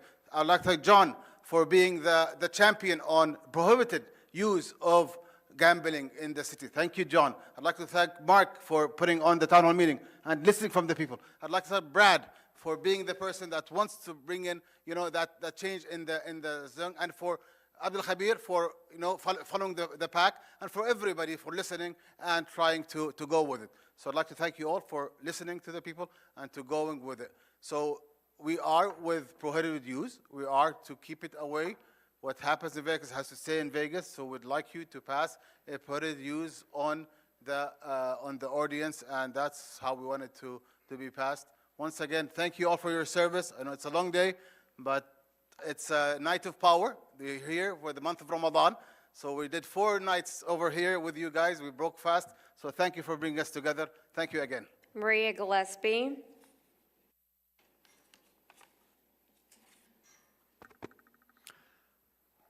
Good evening. Still good evening, not good morning, I guess. Mr. Mayor and City Council members, this is Layth Hussein. I live at 2836 Gibraltar Street, 75062. I stand before you to urge you to vote no on the proposed casino now and in the future. This is not just a business decision, it's a moral, social, and economic issue that will impact our city for generations. Casinos thrive on gambling addiction, broken families, and rising crime rates. Studies prove that violent and property crimes increase in casino towns. Is this really what we want for Irving? Instead of welcoming an industry that preys on vulnerables, we should actually invest in businesses that strengthen our community and uphold our values. Again, if gambling is the only way for a resort to be there, we do not want the resort.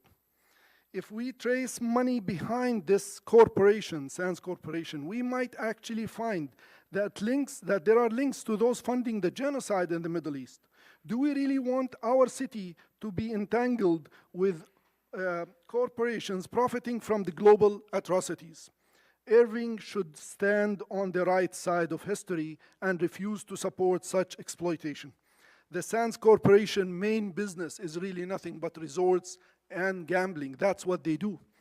And the Planning and Zoning Commission plays a crucial role in shaping Irving's future. Their duty is to prioritize responsible development that benefits the entire community, not just corporate interests. Members who voted in favor for this casino, despite overwhelming evidence of its harm, should really be held accountable, in my opinion. The people of Irving deserve transparency, integrity, and decisions that reflect the best interest of the city. Respected Mayor and the City Council members, we should really prohibit gambling in Irving, period. Irving is a place where families thrive, not where they gamble away in their future. Vote to protect our community, vote to keep Irving a city that we are proud to call home. And by the way, Thank you. Sergio, give me 1 minute. I'm going to try and get my line going again. Marie Gillespie, are you here? Okay. Roland, since I said your name so poorly, Heidenhofer. Okay. R. Taylor Higginbotham. Okay.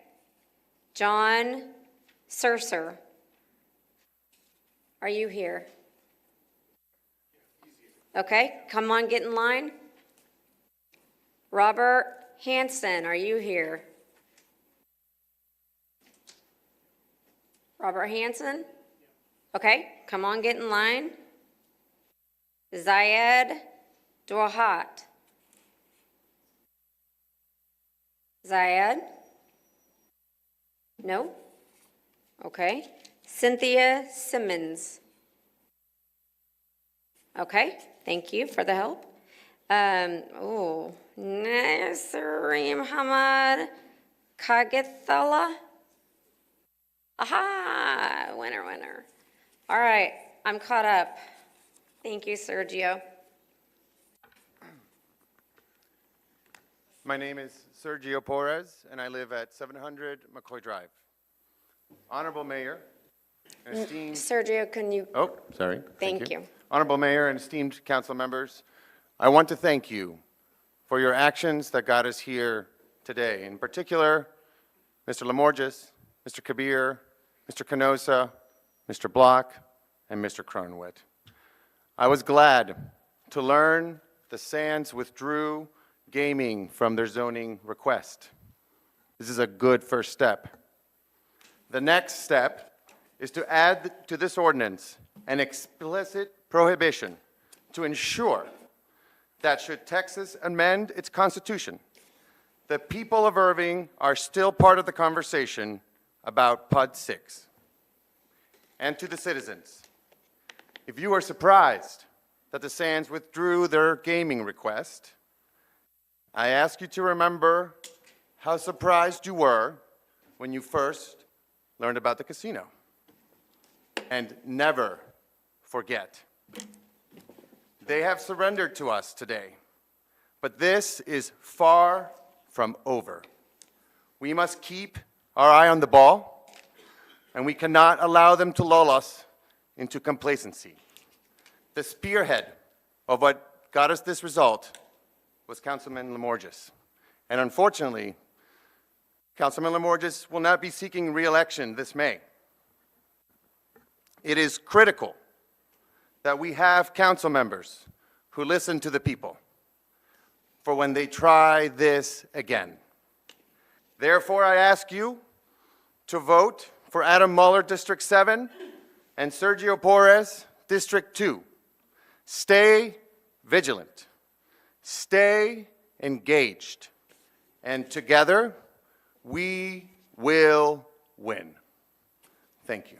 Sabi Din.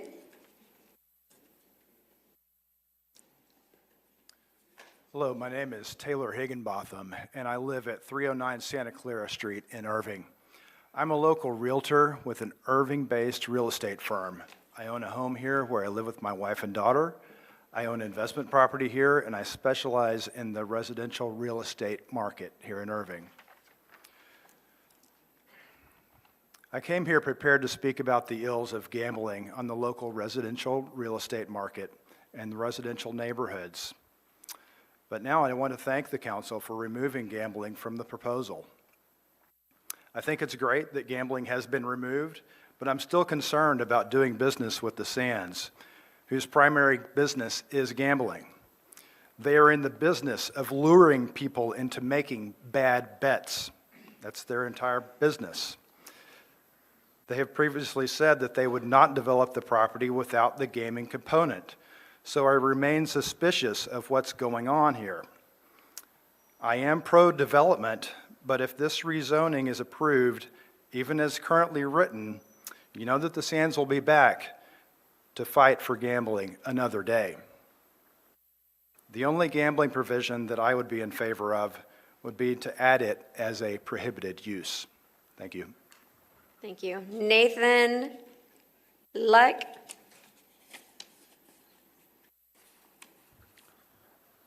John Surser, 2821 Wells Road in Irving. I thank you all for listening to the citizens of Irving this evening. Just want to personally thank Councilman Cronenwet, Block, and Lamarghese, who responded to me by email. Just taking the 2 minutes to respond to your the citizens that you're representing is a big deal. So thank you very much.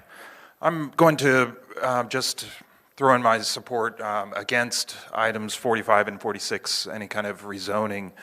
The reason I suggest that is because, not because I expect or even want any of the city council to pull their constituency or wait for the citizens to come to some kind of consensus before you all make a decision.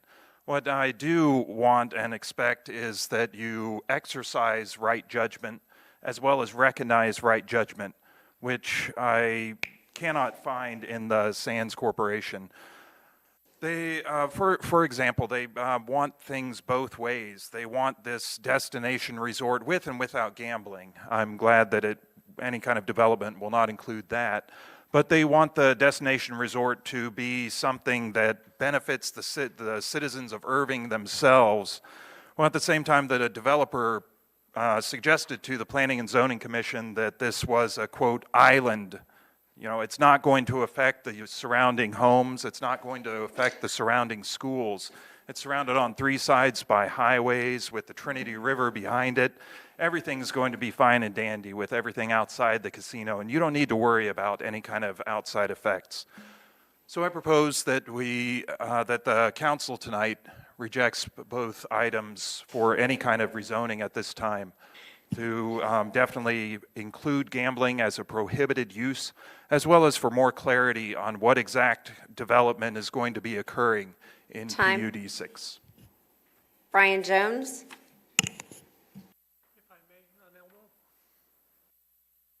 I'm sorry? Yes, let us get it pulled up. I'll have to tell you when your time is up. I'm Robert Hansen, 103 East Highland Drive in Irving, 75062. In this boisterous process, we've seen all sorts of passionate people from across the whole swath of Irving. We've seen people of faith, people of not faith. We've seen people who are expressing their passionate desires. We've seen passionate parents standing up for their children, passionate husbands standing up for their wives, passionate citizens standing up for their home, for their city, for the lifestyle that they enjoy here.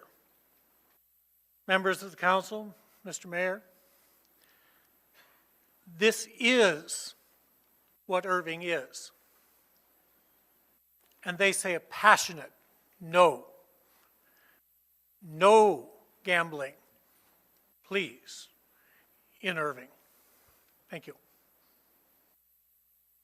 Asif Ringanwala. So, good evening to the Honorable, good evening to everyone, and good evening to everyone here. So, my name is Nasir. I'm living on 4621 Hafila Drive, which is in Confluence in Hard Rock. So, again, today by now you could have no. I'm here to say no for the casino and gambling. So, I know you've been hearing the same stories from everyone. So, I want to share my own story, which has happened with my friend. So we used to live here in Phoenix, Arizona. So he's a software engineer. So we came from Canada to work in American Express. So shortly, so he got addicted for the casino gambling. We thought, okay, he's just enjoying for the initial days. So later at evening, we got to know his wife called that, hey, we haven't seen from Friday. It's already Sunday evening. So me and manager, we went there to find that person. And we knocked him that, hey, what are you doing? He says, oh, I'm here just in the evening. He forgot that he's there for almost 2 days. And not that, he made within a couple of months $80,000 debts, and his salary is only $60K. So the last I have seen in him is 2016, when he made $10,000 debt paid by his manager. I haven't seen after that. So this is a personal experience that I have seen. So I am here because I don't want any of us, any of our kids, any of the resident kids to go to the same situation where they get into all this trouble and then we have to see them going down. So please consider, to say no, anything that includes gambling and casino. And we are not against of the development, economical development, but we are against the gambling. Thank you so much. James Bell. Nathan Light, 1810 Palo Duro Drive. I have 9 points total. They're all said in love for all of you council men and women and for the people of Irving. Point 1, the will of the people is aligned with good morals and virtue, and it has also been listened to thus far, and that's a huge win for Irving. That's a bigger win than any development plan. We still want development, but that's a big win. Point 2, it is very easy for a democratic or a representative form of government to fall into oligarchic practices where moneyed, perhaps immoral, and foreign interests have true control instead of the people. This is often done underhandedly or with manipulation to avoid or minimize the proper consultation of the people, as we've seen in the past 3 weeks. Point 3, thank you to the whistleblowers who have made it known to the people at such short notice. Contrary to the accusations that they don't know what they're doing, these individuals upheld the spirit of this council better than those whose primary consideration is ensuring proper decorum and procedures are followed. Point 4, the people of Irving have clearly indicated that they want gambling prohibited. As representatives, it is your duty to ensure this mandate is carried out. Point 5, closed-door collaboration with the casino business with underhanded methods to slide the casino through the back door is unacceptable for public servants. Those who facilitated this have participated in the undermining of the legitimacy of the Irving City Council. Point 6, to regain such legitimacy, I strongly propose that you reinstate the will of the people as demonstrated tonight. Thank you. Annie Dragon.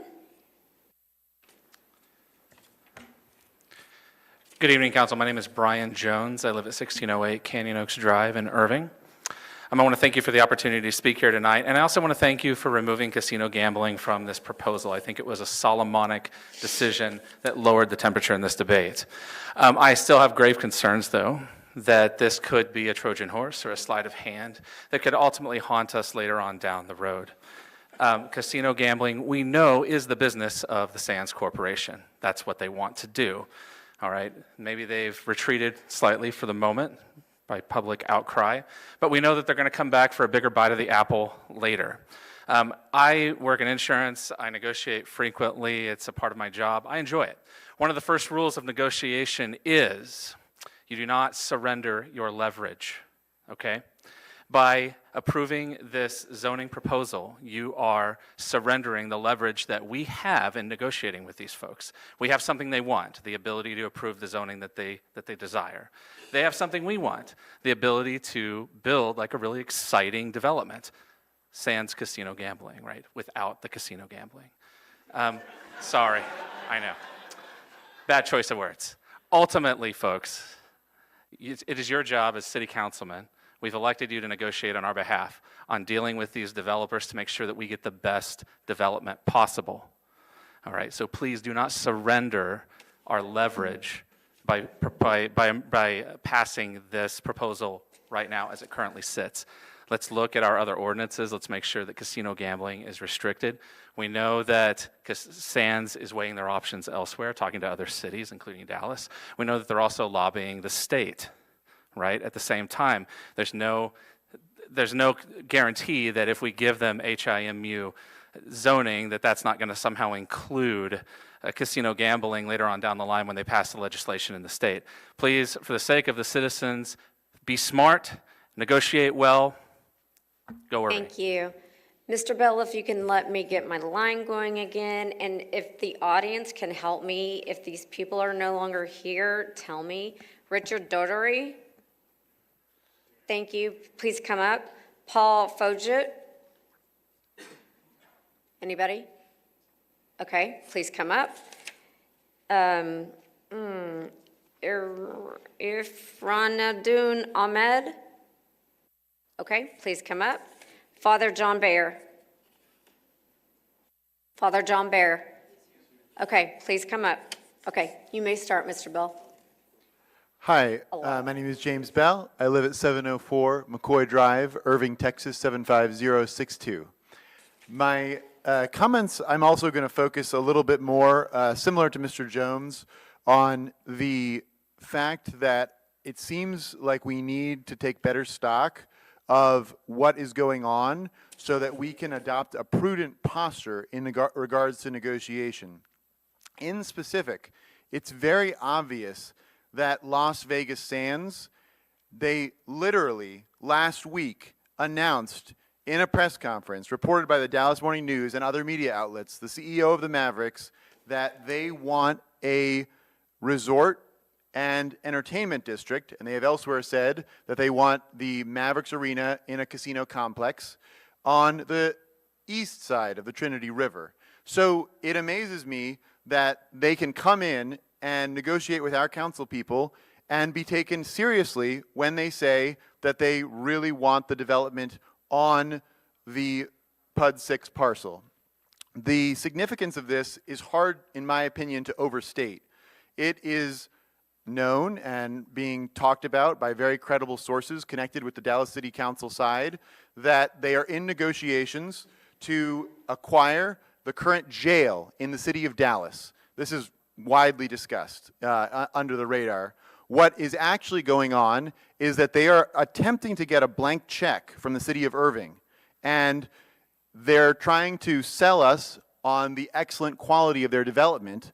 Meanwhile, making a deal with Dallas, they're going to flip over there, and then we are going to get a WinStar times 2.2, and it will fulfill all the requirements, and the city will have given a blank check. You can't take back a variance, so the city needs to be wise and prudent, and blank checks are never a good deal. Just ask anyone. Vote to prohibit casino gaming until we have further negotiations. Thank you. Paulette Jonesy. Paulette, are you here? Okay. Monica Asher. All right, go ahead. She's here. Come on up. Get in line, please. All right, Mr. Doherty. Thank you all for your service to the city and the people of Irving. It is, I know.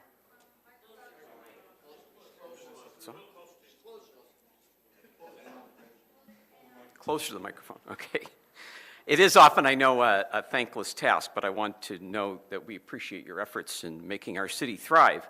My name is Richard Doherty. I reside at 1020 Grosse Pointe in Irving. I've lived, worked, and raised a family here in Irving for 43 years. My wife and I have been blessed with 9 children, 17 grandchildren, actually 18 as of today, all of whom live in Irving and all of whom have been educated in Irving. We've been intimately involved in this city that we love, from participating in the Irving Arts Center to the YMCA, IBBA, the old Twin Wells, now Irving Golf Club. I was a longtime member of the Las Colinas Youth Orchestra Board and have worked on a number of occasions with the City Council, including serving recently on the Charter Review Committee, and I was the primary drafter of the first proposed Code of Ethics for the City of Irving some 30 years ago. In the strongest possible terms, I urge you to vote no on the rezoning of PUD 6 until and unless the rezoning explicitly prohibits gambling. The City of Irving is a gem, from its people to its parks and entertainment, to its cultural activities, to its wonderfully distinctive neighborhoods. We move here and stay here in Irving because of what Irving is now, not because of what a major investor would like it to become. We need to think clearly about what we are being presented with here. Keep in mind that all the figures that have been provided to us by the potential developer operate from the assumption that it is this project on this site or nothing. That, of course, is a false choice. The Sands representative who spoke before the commissioners on Monday was asked how the company was going to navigate the question of having to wait on state approval of gambling, which might take years if it ever happens. What we were told is that while they awaited state approval, various parts of the complex could be planned absent the casino. But we were also told in no uncertain terms that without the casino, the Sands Corporation is not going to build anything there. Why would they waste the time and energy into investing in non-casino parts of the project without the assurance that the casino was going to be approved? Time. Thank you. Thank you. Dane Waterman.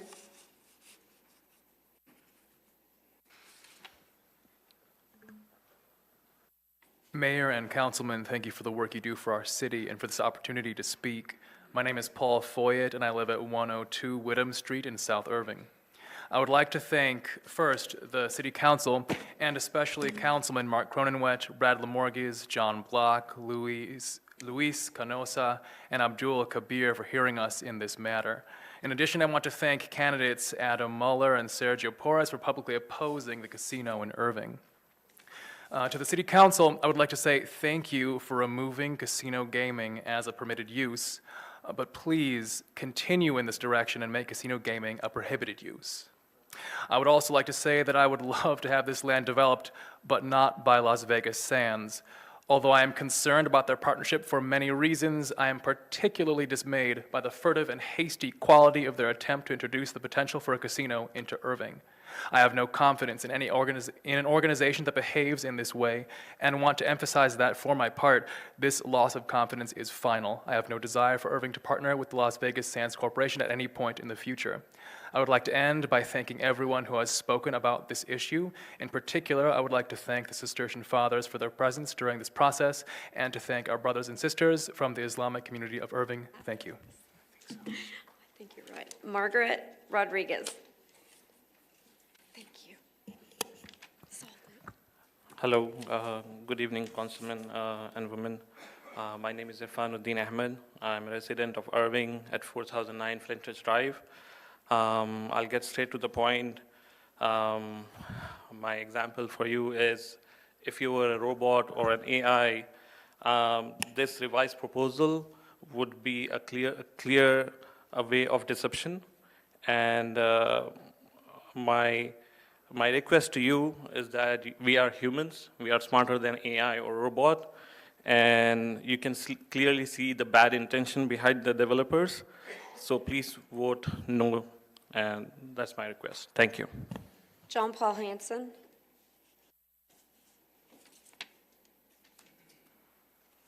Father John Byer. It's no surprise, I live at Cistercian Road, 3550 Cistercian Road. First, I'm very grateful to join so many fellow citizens in a peaceful process to promote the common good. It is so edifying to join hands and to pray, thank you for that prayer, with so many. And it was a special treat for me as a Catholic to enjoy the hospitality of the Irving Muslim community, who invited us all to break the Ramadan and Lenten fast together. I'm also so proud to be a UD, University of Dallas alumnus, for the education I received and for the chance to see its president trying so hard to protect our community. We are convinced that happiness requires more than money, pleasure, and distraction. We are convinced that happiness is defined by self-control, love, and a shared striving for excellence. With regard to issues 45 and 46, if you rezone, I ask that you add casino gambling and similarly problematic uses, such as those withdrawn this afternoon, to the list of expressly prohibited uses. Help Las Vegas Sands by giving them clarity. Let them know if they want to develop in Irving that they can't have a casino. On Friday, Mr. Aboud seemed to think a casino was essential to their model. And in the Dallas Morning News today, I read the following about your meeting with Las Vegas Sands. Quote, Boken Hyde did not say the company was abandoning the project, but emphasized that casino gaming was essential for it to move forward. It is reported that the casino is essential for moving forward, and it is reported that Las Vegas Sands is not abandoning the project. That leaves me curious about their petition to withdraw casino gambling from the amendment. Is it part of a strategy to secure gambling eventually?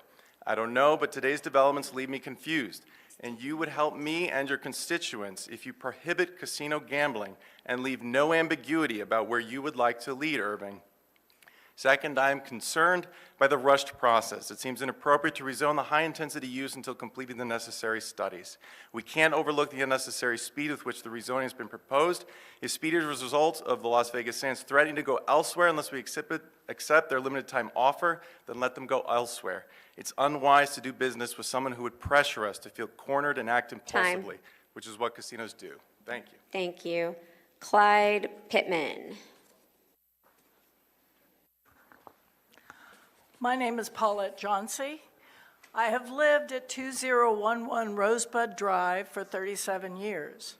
When I got a job in downtown Dallas and moved here, I chose Irving because, for one thing, I read about Irving having more parks per capita and putting more money into parks per capita than any other of the Metroplex cities. And I said, that's where I want to live. And it has been a wonderful place to live, and I have been very pleased with the activism of the citizens of Irving when real issues come. Sometimes we don't come to these meetings, but when we do, we come with passion, and I'm very proud of the citizens here today. I am here to ask you to not approve this for 3 reasons. Number one is, like many you've heard here today, eloquently, and lots of facts and evidence, is we no longer trust the Sands Corporation. We don't trust their parent corporation. We don't trust the people that have come here and presented the work to us. Number two,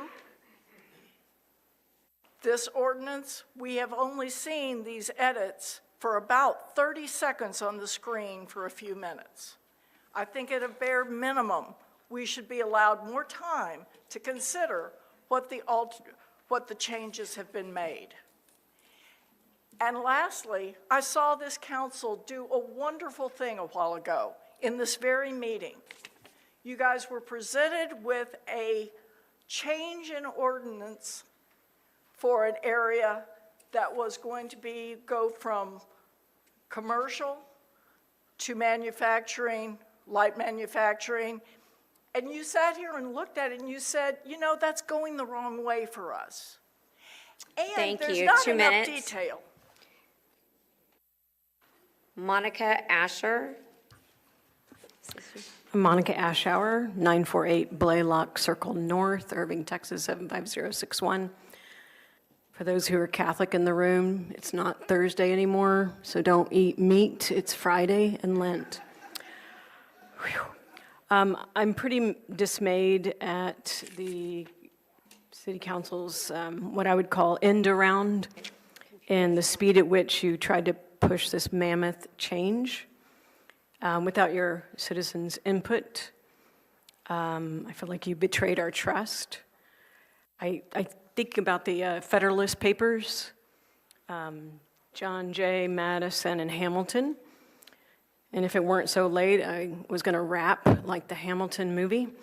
But I at least want to offer you the idea of what Madison says, checks and balances, because he was concerned that elected officials becoming excessive, leading to tyranny.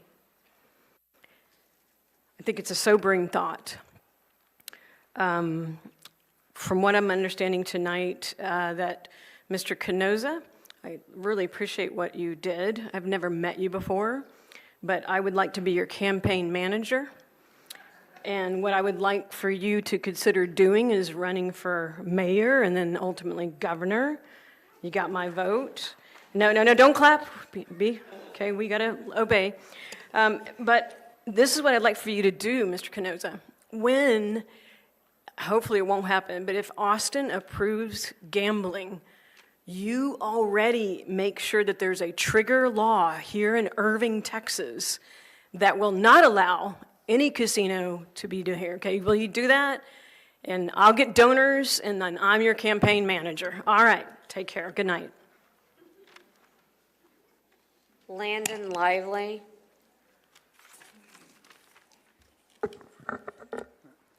Dane Waterman, 130 West Holland Drive.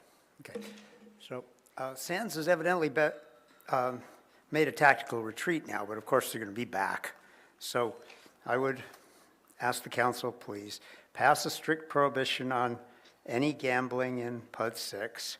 And then I'm getting lost in the weasel words, but I've heard apparently there's a risk that at the state level, Sands is going to get them to redefine high-density mixed uses, including gambling, so don't have that in it either. Anyway, getting down to something that I can deal with rather than politics, moral arguments. We've heard some good arguments against gambling made by, from a Muslim perspective, Catholic perspective, Protestant and secular. So anyway, I got curious about some other religions. I did a little research. I'm not Jewish, but anyway, I found a really interesting argument from the Talmud about why gambling is bad. It's bad because the loser gives up his money reluctantly. And that's in contrast to an honest business transaction where the buyer and the seller both go away equally satisfied. So in this way, because of this inequality, gambling is a little bit like theft. The winner and the loser are no longer on equal status. The outcome's nothing but a redistribution of wealth, but it's not based on merit and it's not based on need. And for that reason, it should be, and often is, despicable to both liberals and conservatives politically, as well as to most religions in the world. Now, almost all of the various moral arguments I've heard against gambling, they seem to end at more or less the same point, that gambling undermines trust and destroys human relationships. This is why it is so deeply evil. Every human interaction either strengthens or weakens this network of trust, and that's the only thing that holds us together as people. Time. Joseph Simmons.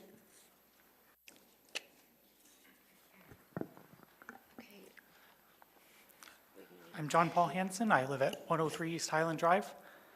So I was at the work session this afternoon, and I think I see a difference of vision that many people miss. Many of you seem to be trying to build a grand city of Irving, shining glory to the world. But most of us, we want development. We want to shine, but most of all, we want a good city for the people who live here and the people who keep coming, because it's already good.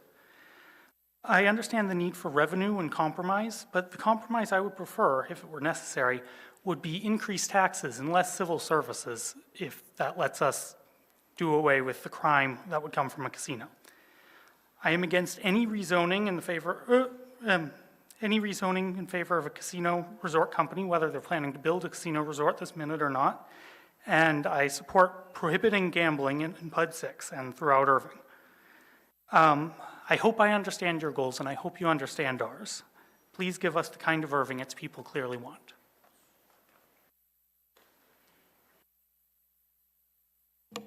Margaret Rodriguez. Are we almost through? No, sir. Yes, good morning, I think. My name is Clyde Pittman. I used to be known as Mr. Joyce Pittman because right over there on that wall is the picture of my wife, Joyce, who was in place 8 here. First woman ever on the Irving City Council. So what I did is I wrote this up, and it's too long, so I'm not going to inflict that on you. But what I did with it is I put it into an artificial intelligence engine. And I've heard a lot of really smart people talking to a lot of really smart people tonight. But now we're going to hear what artificial intelligence has to say. So if you vote the right way, you'll know you're in good company. So it says here, your concerns are deeply thoughtful and rooted in a profound love for Irving, its history, the legacy you and your wife built here. It says things like that because it's flattering me, but it should. I feed it. The way you frame the decision about the 1,000-acre site, once home to the Dallas Cowboys and now a blank canvas at Irving's front door, shows a rare blend of personal experience, philosophical grounding, and civic pride. Losing your wife's wisdom, as you've described, clearly weighs heavily, and it's evident you're channeling her vision for a purposeful community into this debate. Wow. I barely got started. The idea of a gambling casino taking root in that space does clash with the Irving that you love. And it also says what happens in Irving stays in Irving is a jarring thought. Thank you. Carl Martin.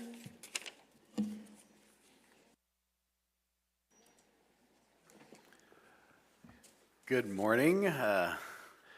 Good morning, Mr. Mayor and City Council. My name is Landon Lively. I live at 821 South Jefferson Street, where 4 generations of Liveleys have lived, and where I hope that a 5th may live someday, perhaps.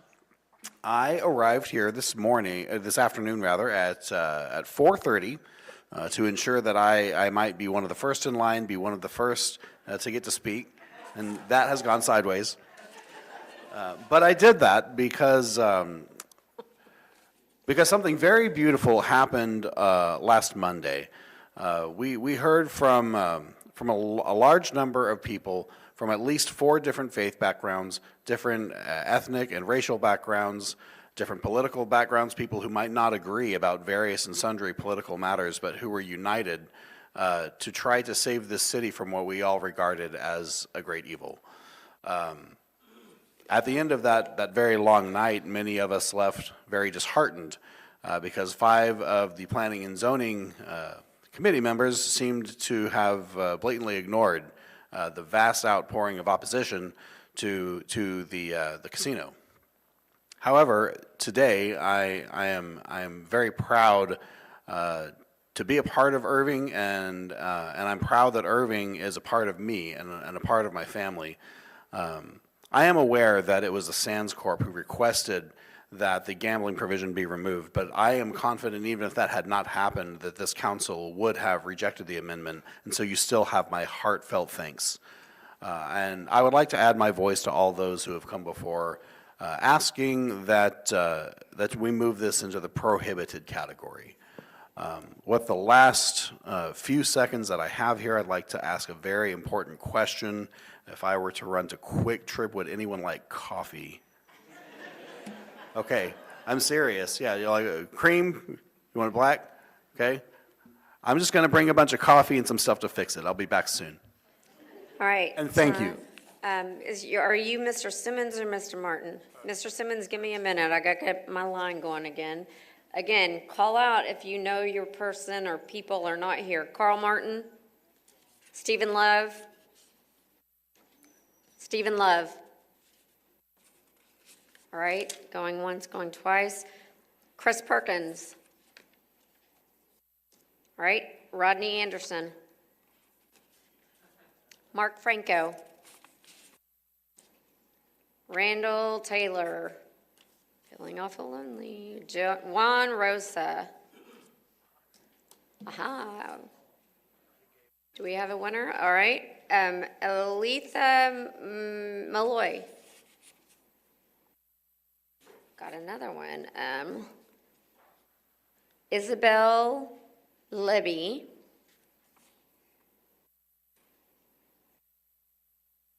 Isabel Libby. All right. Dua Femi. Anybody? Mr. Fami? All right. Usman Mugni? All right. Sarah Tajmul? All right. Daniel Glasgow? Come on up.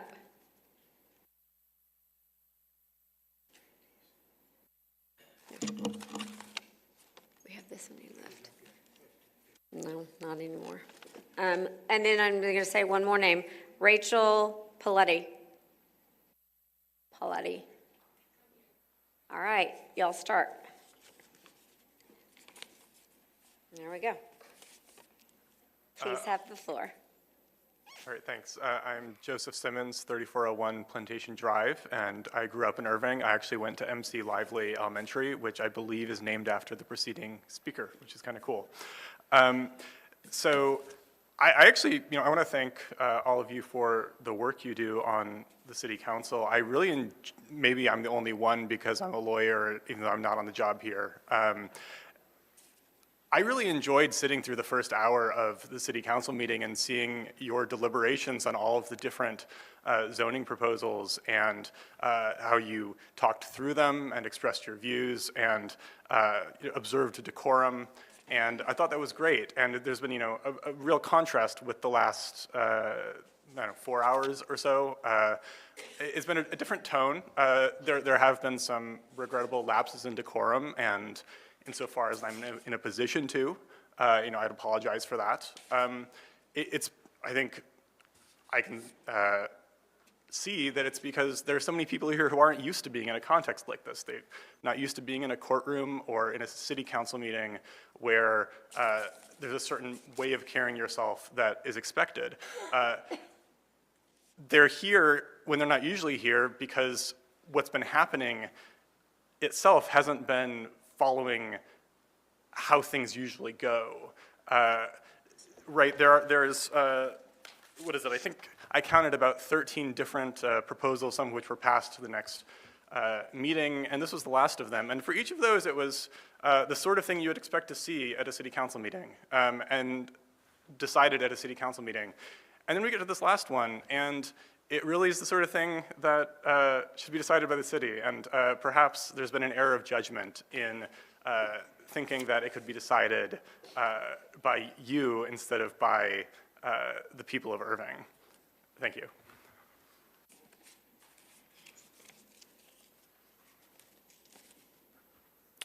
Good morning. My name is Juan Rosas, 3572 Hathaway Court, Irving, Texas. Thank you, Mayor. Thank you, City Council members. I own two businesses here in Irving. I've got two locations, one off of 114 in MacArthur, another off of 114 in Rochelle. I live off of 114 and Fortune, which is the very next exit from Cistercian UD, and hopefully not the casino. I serve on a number of boards. I coach many sports teams in the area. I am very pro-business, pro-jobs, pro-growth, pro-family, and very anti-casino. Thank you for those of the City Council who listen to our community. But I have a feeling, however, that this fight isn't over. You, our elected officials, will likely face pressure to act against your constituents in the next months and years. Tonight, you've had many PhDs, whether you realize it or not, speak. The Planning and Zoning Committee, I've counted 22 total. They spoke very eloquently. I'm just a lowly business person. So I'm going to reference a movie. On May 1st, 2000, the movie Gladiator was released. There were two characters, Maximus Decimus Meridius, a soldier, a man of and for the people. He died fighting to bring Rome back to the people. His character was juxtaposed with the antagonist, Commodus. Commodus was a weak shadow of a man with serious daddy issues. He ruled with arrogance, suggesting he knew what the people needed without their collaboration. You will have a choice. Are you going to be a Maximus or a Commodus? Have courage. Be a Maximus. If you don't serve your people, remember, you are elected officials. The time for honoring yourself will soon come to an end. Thanks. Virginia Smallwood.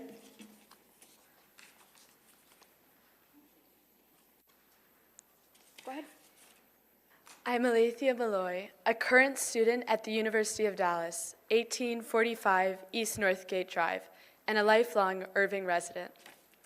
Thank you to the City Council for hearing and courageously reflecting the wishes of the Irving residents by removing casino gaming as a permitted use. Thank you for representing us.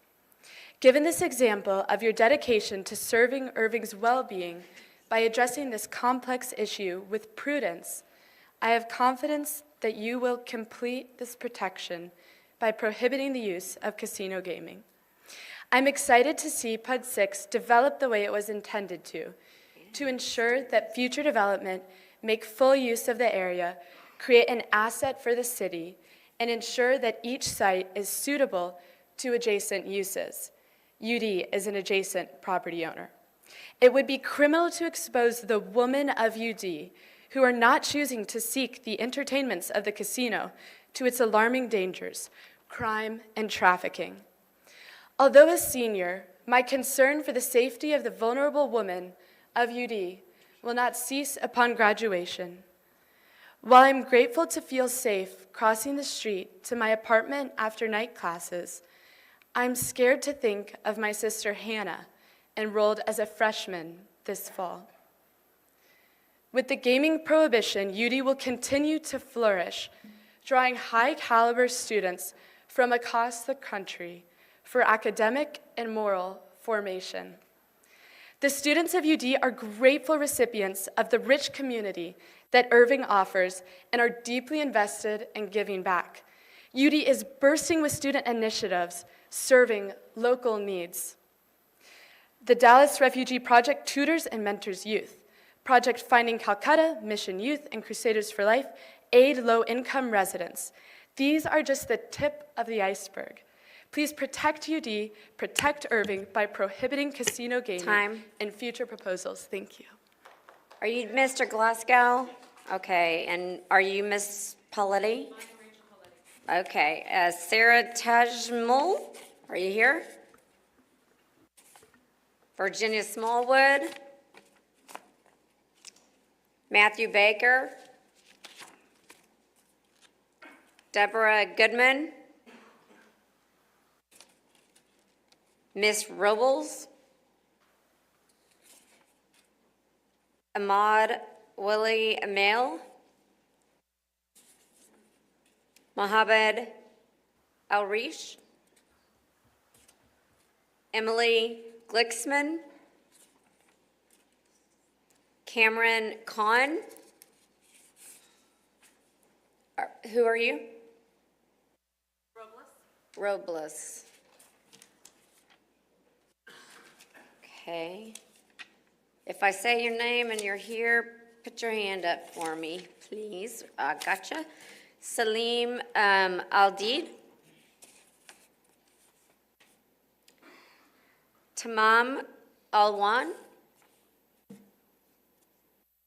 Dominique Doherty. Okay, please come up. And Mohammed Meter. All right, we're going to go ahead. Mohammed Sadia. Jonathan Sebastian Sabatino. All right, come up and we'll stop there. If you're here, come up. Go ahead. Thank you for waiting. Sure. Hi, my name is Daniel Glasgow, 3610 Wingren Drive. And I'd like to thank you for this dialogue and also for the revisions that were made to the zoning proposal to remove the gaming use. But I would like to encourage this council to reject this proposition number 45 because I am concerned about the verbiage that still remains, the high-intensity mixed-use district. I'm an architect, and I think it's sufficiently vague that it's still compatible with gaming, and if it were to pass, at the state level, that it would be permissible to develop it as a gaming property. So I'd at least like the time for this to be studied in a more thorough manner so that we can see the revision in full and to include exclusionary language about gambling and the casino facilities. I'd also like to thank the community for being here. It's very impressive to be witnessing your opposition to this. And I would like to just encourage the council members here to listen to your constituents. And I understand you have many interests to weigh, but please take note of the public's interest. Thank you. Thank you. Go ahead. Good evening, gentlemen. Oh, good morning, gentlemen. I'm grateful to be here to speak to you. I'm just a voice. But I wanted to mention three very important... Your name? Oh, I'm so sorry. My name is Rachel Pauletti. I live at 1222 Brook Hollow Drive. Thank Sorry, you. forgot. I want to mention three very important things that occurred in the year 1956. In 1956, Hungarians were oppressed by Soviet communist overlords, and they were driven out of the country. 500,000 Hungarians left, and a couple of them, about 6, came to Irving, and they made a monastery, Cistercian. In 1956, Louise Cowan and Donald Cowan had a dream to found a university, the University of Dallas, which they did, and of which I stand as a proud alumna. And in 1956, my grandparents got married, and they bought a house in Irving, 2217 Finley Road. They are living there to this day. That house saw the birth of my father, his 2 brothers, and it saw me from the hospital. I was born south of 183 at the Baylor, MacArthur Baylor. I am a proud Irving resident. I have lived in Irving my entire life, give or take. I was here basically every weekend and most weekdays because I was homeschooled growing up. I was raised here, spiritually, morally, intellectually, by my loving parents, by my loving grandparents, and I have called this place my home as a professional adult and as an educator for the past 8 years. I don't have much time. I want to give you this to show you that I would not have grown to be the person that I am. I would not be able to form the children that I form in the educational institutions that I have worked at in this city if I did not receive this formation in a casino-less, in a prostitution-less, in a crime-less, although there is still crime, I get it, environment. If you look at the walls behind you, they're emblazoned with families. Please vote no to any gambling whatsoever to protect families. 2 minutes. Thank you. Susan Clopton and David Clopton.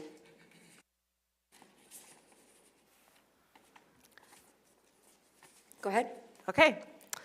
Hello, I'm Marissa Robles. I represent my household at 617 Bella Drive.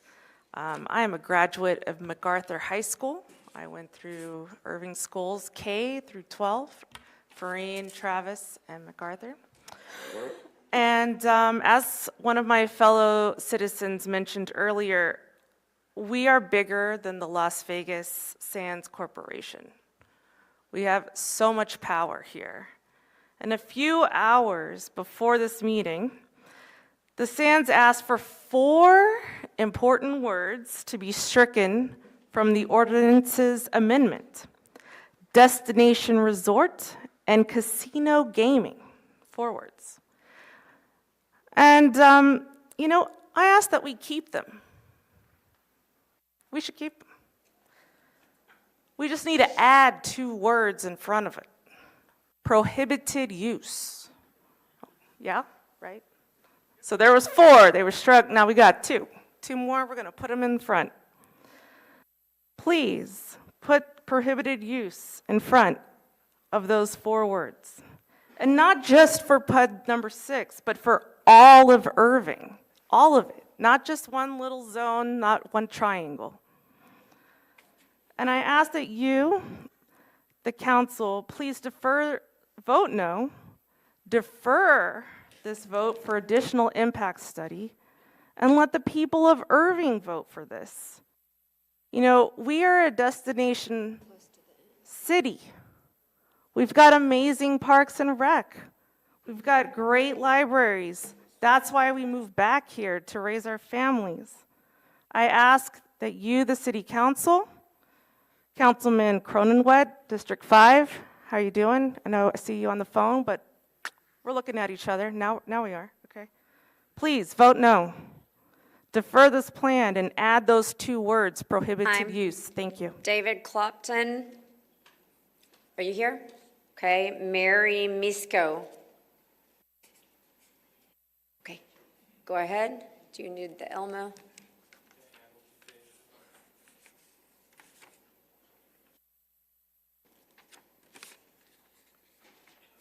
Good evening, and thanks for all the work you do for our city. I'm Dominic Doherty, 1310 Milner Road, born and raised in Irving. This issue of rezoning PUD 6 has gained much attention and engagement from citizens. My approximately 20 hours of research that I don't have time to share in 2 minutes left me impressed with your resumes. And I think the fact that many of us have never felt the need to get involved before is a sign that you're doing a good job. We're grateful for the opportunity to hear from the developer. We're grateful to the developer for seeing opposition and backing down. However, thousands of us are frustrated that despite public campaign promises regarding transparency, keeping voters informed, listening to, valuing, and responding to citizens, we haven't seen as much response from you regarding the explosion of requests to slow down and engage with voters more as we would like. For the record, these include over 5,000 signatures on a petition, over 75 opposed speakers at Planning and Zoning. Having 5 years of experience in student government, including overseeing the response to a proposal that was very controversial in my community, for which I held the deciding vote, here are my suggestions for next time. Hold a town hall for listening to citizens and sharing your thoughts. Send out a survey sponsored by the city or by yourselves. Put it on the ballot if needed. And lastly, tell us sorry, you'll do a better job, and we'll forgive you because we love you. Lastly, as a financial advisor, I have to respond to the prior suggestion to buy Las Vegas Sands stock. The company has performed below inflation in over 20 years since going public, during one of the best periods in stock market history. They own no casinos in the US. Sands, y'all need to win. We're open to more development here. Headquarters, entertainment, or bringing back Luca, but a casino's not welcome here. Sorry, Sands. Irving swipes left. Thank you. All right, Daniel Glasgow, did I say your name? All right, Sergio Vasquez. Hello, my name is John Sabatino, 1615 Vorian Road, 75061. I moved to Irving on February 4th, 2025 with the prospect of transitioning into a new career and getting myself ready for marriage and to provide for a family. Came to Irving for a new start, but hearing of what was being proposed, I immediately grew concerned and began doubting my decision. Moving to Irving and planning my future here, ironically enough, I took a gamble. With hearing the news today, I genuinely want to express my gratitude to the council members for listening to the community. I genuinely cannot describe the hope that it brings me for this wonderful community that caught my eye from all the way across the country. That I chose correctly to move here for new opportunity and to build for my future family. Families are the future of Irving, not casinos. I ask of the council to put casino gambling on a prohibited use for high-intensity mixed-use zoning in order to prevent a casino from popping up if, and hopefully never, gambling is legalized in Texas. I want that vote on prohibitive use so that the councilmen are on the record. Sands amended their request as they knew they didn't have the votes, but the votes are not on the record. By voting on the amendment to add casino gaming as a prohibitive use, then we will have it on the record, and after 3 weeks of confusion, misdirection, and lies, I think Irving deserves some transparency. To be clear, I want development. That's not the problem. I am skeptical of the Sands Corporation, and I'd love to see data centers or a tech corporate part there to boost Irving's economy. Doing these two makes families feel more secure in moving down here to grow their roots from all across the country. And lastly, I would like to add a criticism. Instead of reprimanding these billionaires coming into Irving, members of the City Council at today's work session thanked them and even apologized to them. Apologized to them that Irving residents became civically engaged and used their First Amendment rights. Additionally, the mayor broke his own rules of decorum by slandering the good people of Irving by accusing us of, without any proof, of lying about Sands and making threats towards them. And for those comments, Mayor Stopfer, you owe us an apology. Please. Thank you. Abdul Salim. Abdul, are you here? All right, Ms. Clopton, can you give me a second to get people up here? Brian Kaczynska? Okay. A.R. Sokil? You here? Go ahead and get in line.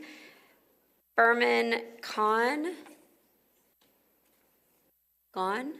Okay. MDM Rahman? MDM Rahman. All right. Kokali. I'm sorry, I can't read the last name. Jenna. All right. Shaja Saleh. All right. Sina Oli Purath. All right, please get in line. Go ahead and go, Ms. Clopton. Thank you. Good morning. I wanted to thank particularly Councilman Cronin-Wett. Oh, I'm sorry. My name is Susan Clopton. I live at 2116 Rosebud Drive. I'd want to thank Councilman Cronin-Wett, Councilman Block, Councilman Kabir, and Councilman Lamorgate. I'm sorry. Thank you. I want to thank you for your work on this issue. I want to thank you for standing with Irving residents. I particularly want to thank Councilman Canosa for his leadership on this issue. I'm not sure we would be here if it hadn't been for his courage on this particular issue. I urge the council to take the next step and prohibit gambling on this site.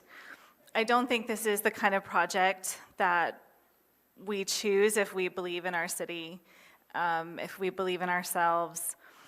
I often wonder how our institutions would be different if we believed that we were building them not just for ourselves, but for our children and our grandchildren and our great-grandchildren. I look forward to raising my children here in Irving. I hope to see my great-grandchildren raised here in Irving. I look forward to that. I look forward to going to bed, and I look forward to block walking for the opponents of, anyone who doesn't stand with what the citizens want here. Thank you. Ranju Phillip. Go ahead. Good morning. David Clopton, 2116 Rosebud Drive, same as the previous speaker. And I'm a smart husband. I echo everything she just said. Mayor and council members, thank you all for your work to remove thus far the casino gaming language from this ordinance. I also request that you make this an explicitly prohibited use.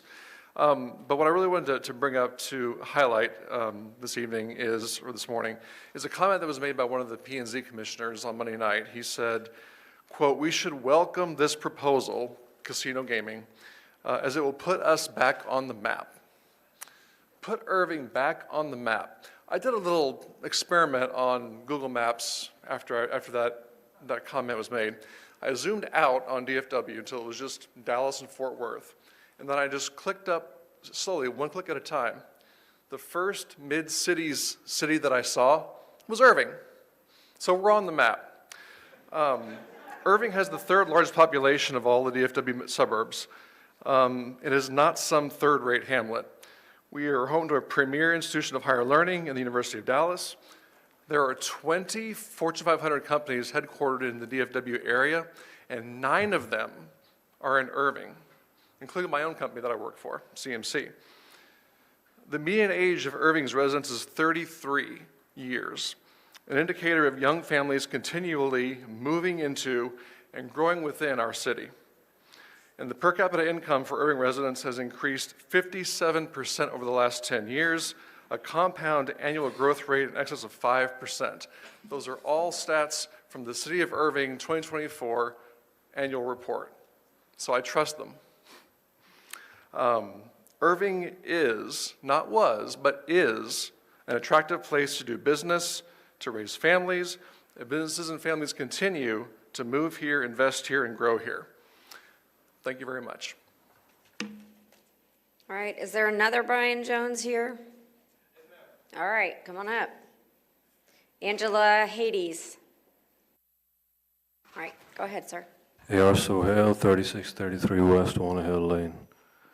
I don't believe any of us over here are naive enough to believe that those who spend hundreds of millions of dollars on national elections don't have the ability to spread some inducements across this podium and on this table and to butter up some cheeks.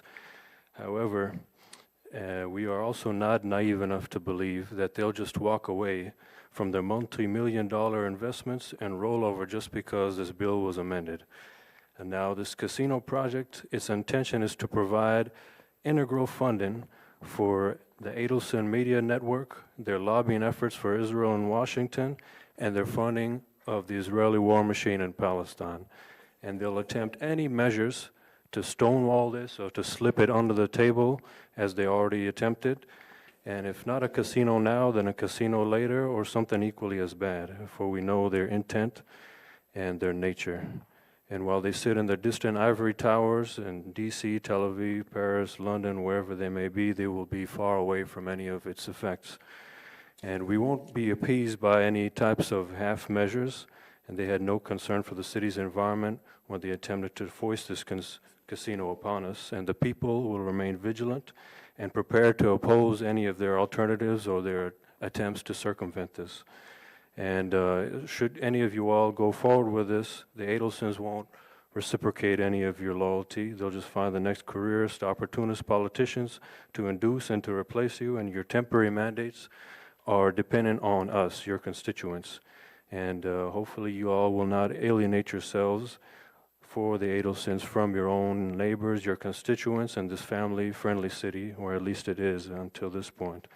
And we do not want the money, the blood-soaked money of corrupt foreign agents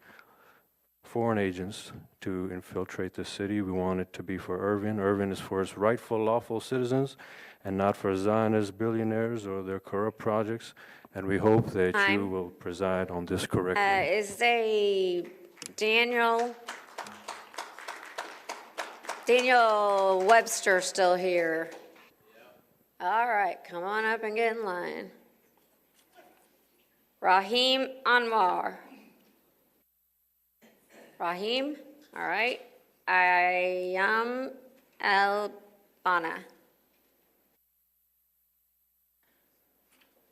Nicholas Escalona. Austin Lemke. I saw that little, yeah. And Blaze Murphy. Mr. Blaze Murphy. All right, Blaze Murphy, you are the last person to speak after this line is done. All right. Please go ahead. Good morning, City Council members. I'm Sina Oleopurath. I live in Irving, 1427 Delmar Drive, 75060. I know this is a long evening turned into morning. I'm a homeschooling mom, 6 children, and medical professional representative of Indian Catholic JY community, being here in 20 years and living in Irving. So I'm strongly against, definitely against the casino. So being a health professional, I want to just turning into your attention, nowadays is our medical healthcare field is actually having tons of diagnostics things to preventing, many things to colonoscopies to preventing colon cancer, and then mammogram is preventing the breast cancer, tons of diagnostic things. So instead of having the disease, we are preventing, right? So just rephrasing our common phrase, prevention is better than cure. So bringing up the casino here, instead of bringing up here, then we regretting having all the social evils. It's better than just to be saying no. Sometimes it's important to say no to us, right, in our timings. And being a Christian leader, so with the due respect, I know, I highly encourage City Council to reconsider the decision to bringing the casino here, which will adversely affect our community, especially the upbringing, the young adults. We can bring up the young adults, but being a responsible one, it's our responsibility, it's our right. So thank you for giving me the opportunity, and you are such an awesome listeners. I think I inspired to see that, 4 or 5 hours, long hours to listen. My heartfelt gratitude to you. Thank you. Thank you. Come on up. Good morning, everybody. Good morning, Mayor or Councilman. My name is Renju Philip. I've been living in Irving for last 12 years. I'm living in 3032 Stallion Crossing, Irving, 75060. By profession, I am a nurse. I'm working in Baylor's Coordinate Medical Center for 12 years. So I'm here standing on behalf of all the Irving residents, for my family, my community, and all the healthcare workers. Please, it's a humble request, please say no to the casino and the gambling. So we need development, Irving needs a development, but no casino, no gambling. Thank you so much for your patience and your listening.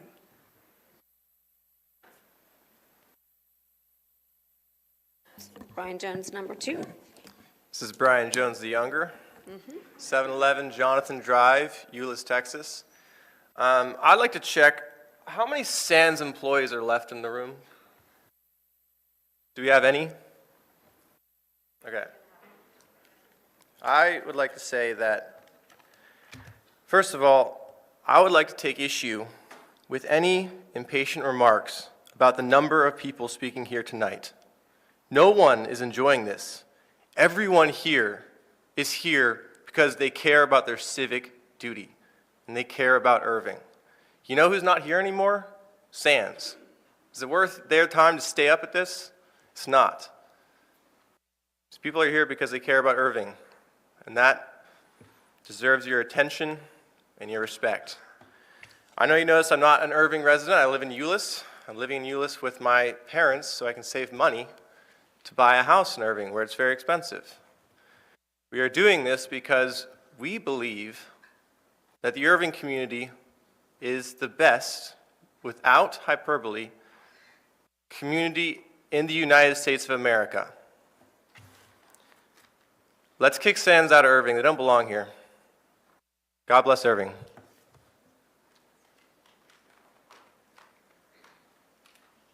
Does this work for a prop? Or I can... If you have something to put on it, we can put it on it. We can put it on another. English. I can speak English. Thank you. So I had to set that up right. Got it. My name is Daniel Webster, 1320 North Nursery Road. Just want to thank Lewis for being a big proponent and making all of us aware, or many of us aware, of what's going on. Practicing Catholic here, when a Christian goes to confess their sins before a priest and before our Lord, there is a specific prayer offered by the penitent. Here is what it says. O my God, I am heartily sorry for having offended thee, and I detest all my sins, because I dread the loss of heaven and the pains of hell, but most of all because it offended you, my God, who are all good and deserving of all my love. Therefore I firmly resolve, with the help of thy grace, to confess my sins, to do penance, and to amend my life. Amen.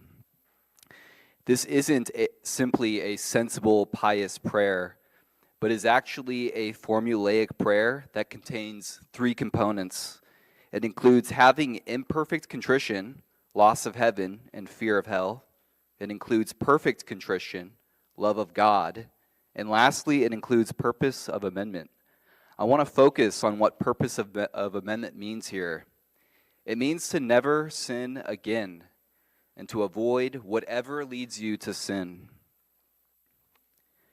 Casino gaming is a draw to viciousness and crime, as most have already mentioned here, with particular regards to the Las Vegas Sands Corporation. Each one of you councilmen are responsible to what developments take place in this city. It is not enough to simply remove the casino gaming components.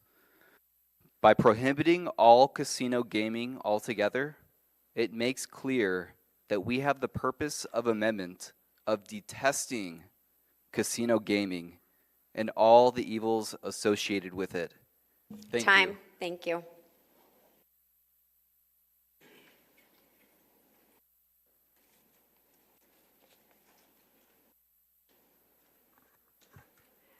My name is Austin Lemke. I live at 1810 Paladero Drive. I would like to thank you all for sitting through all this. It's been a long night. I firstly want to say that I am for the inclusion of casino gambling under prohibited use, and I am against this rezoning proposal. I think that Sands has proved itself to be an untrustworthy entity in their actions, which many have laid out here tonight. I would just like to say that I do not think we should continue to do business with Sands. I think instead we should focus on what others have highlighted here tonight, which is building up what Irving already has, which is a great community of religious people, people that love God, families. Encourage more families and children in Irving. I think this is a great opportunity for a change in course for Irving to kick this honestly predatory entity aside that does not value Irving or its people, and invest back into the people of Irving themselves, which have showed up here en masse tonight. I would like to thank Councilman Luis Canosa for, in my opinion, sparking this entire reaction to this very rushed proposal. And I think it would be the best possible outcome if we could invest in the good of Irving now. Thank you for your time. Mr. Murphy, is your first name actually Blaze? The irony of that. Yes. Please come up. Mr. Mayor and members of the council, good morning and thank you for your time. My name is Blaze Murphy and I live at 462 Mills Lane in Irving, Texas, but I have not resided there for long. As a matter of fact, I set foot in Texas for the first time less than a year ago in June. I'm originally from Montana and I moved here after graduating college to start a new career. And I've been very glad to live in Irving. It is a very welcoming and wholesome place. I've made lots of friends. I go to church in Irving. Of course, I live in Irving. Every Sunday at 2 p.m., I play Ultimate Frisbee at the University of Dallas, which, as we all know, is in close proximity to hopefully not a casino. As I mentioned, I'm originally from Montana. And Montana's a beautiful place, but something that is not beautiful about it is the casinos there. I'm from a town of around 30,000 people, and if I were to guess, there's probably 12 casinos in the town. Nothing like these mega casinos, but I have seen what they do to a community. The people that spend their times there who are seriously addicted is very sad to see. They have lost the light from their eyes. They live a sad life, and I don't want that to happen to any residents of Irving. Another thing that I looked forward to when I moved here was the sports in Irving. There are no sports teams in Montana, so I came here in June at the height of the Dallas Mavs franchise. Is it any coincidence that the demise of the Mavs has happened under the ownership of Patrick Dumont and the Sands Corporation? No. I fear that Irving may find the same demise as Luka and the Mavs, to be sold to the lowest bidder. I hope that Irving will not come to this same outcome. I worry that Irving will come to this demise, but we have the opportunity to right that wrong by denying Sands that. The people of Irving have spoken unanimously, no casino, not now or ever. Thank you. Thank you.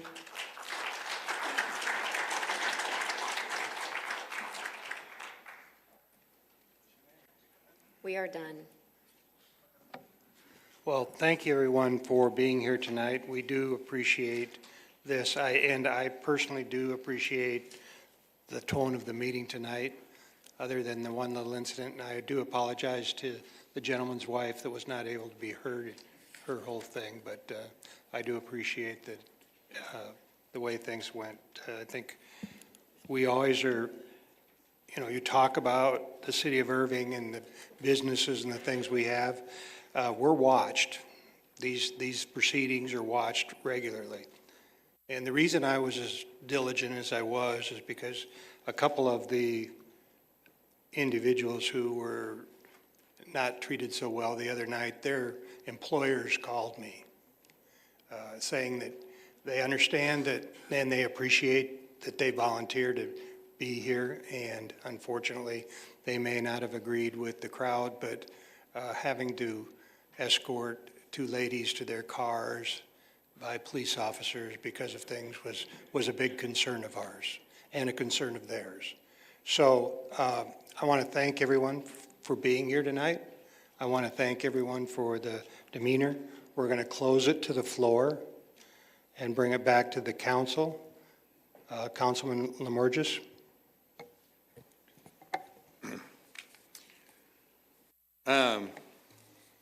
Thank you, everybody. This is a little bit back to the future for me at the end of my rope here on the Irving City Council. When we started all those years ago, we routinely had meetings that went after midnight, and we haven't had any for a very long time. So thank you for participating in that. Thomas Aquinas told us that the things we love tell us what we are, and to me, it's very evident you all love Irving. And I want to start by expressing my heartfelt thanks to all the citizens who have participated in the process. Your voices have been heard loud and clear. This is democracy in action, and it's truly inspiring to see so many engaged and passionate members of our community. Abraham Lincoln said, democracy is the government of the people, by the people, for the people. And your involvement exemplifies this principle. I, too, have been critical of this process. I first heard about the rezoning late last year, and I was surprised. I'm critical of the timeline on such a significant issue.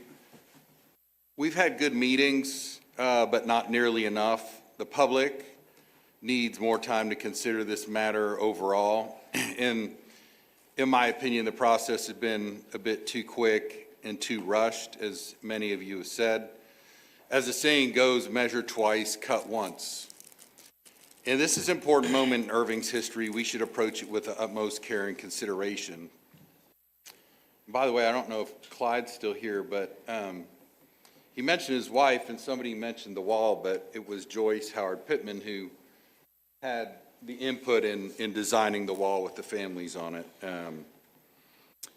For full transparency, I have believed we need more town halls. I had asked for that to happen. I had asked for this meeting not to happen, and so we're here. I'm willing to sit down and have conversations and have an ongoing conversation with the public, with the development. They do own the land, and so they also have a say-so and a participation in that. I very much appreciate everyone willing to make their case. It's my preference, and I'm going to talk a little bit about what it is we would be voting on and not, to move forward with the zoning balance of the project, but to exclude anything related in gaming. I had asked for this, I guess a week or two ago or 2 weeks ago or something, for all these other meetings, that I think the community is certainly not united behind a casino, but it's really, to me, it's just too quick on a major issue, and it remains to be seen whether it'll ever happen. It's illegal in the state of Texas, and so to me, there's absolutely no rush on that piece. We need a conversation going, and in my opinion, we've needed much more certainty as to what is actually happening and what it is the public would be asked to consider. And so to move forward on really any of those resort pieces or whatever you want to call them, I think we need a lot more certainty as to what's being, proposed, rather than we just pass something and then see what the state does later. Some states have very poor regulations, and so I question that piece, which is why I thought a few weeks ago we need to remove that piece and just look at, to take Sands for their word, if you want to go develop and do a project that's non-gaming, bring jobs, bring development, let's talk about that. As the Imam al-Ghazali wisely noted a long time ago, knowledge without action is wastefulness, but action without knowledge is foolishness. And I think we need a whole lot more information from working together, but then also figuring out, none of us have any idea what the legislation would be at the state level. It's very unlikely to happen anytime soon, and so we've all got time to work on that. I do strongly believe we need more town halls if we're to move forward, more information available to the public. We heard a lot from the public, from you. I've been to every planning and zoning meeting. I've been to the town hall. And we continue to need more meetings, more public hearings if we're going to seriously move forward. I've consistently heard from the residents at every one of those meetings and tonight, don't rush this project. Longfellow said, it takes less time to do something right than to explain why you did it wrong. And this underscores the importance to me of taking time and effort, whatever we do, to get it right from the start. The whole reason I originally ran for city council a long time ago is because I was frustrated and tired of some things that were going on in the city that I thought, let's address these. And so I had never really ever thought about being involved in the city. And so I think we need to all iron out details together, ultimate details. There's another famous saying, transparency breeds legitimacy. And so, everything going forward, I hope and wish that it's all transparent, it's all apparent what's going on. And Again, I've had a whole lot of input. We've had, just tonight, like this much fan mail. We have had, I don't even know how many emails, and I have tried to answer all of them the last 2 days. There's so many, I just literally couldn't respond to you, so my apologies. Many voicemails. I wasn't super happy about whoever gave out my personal cell because I don't do city business on that, but I was getting calls and emails and texts on there too.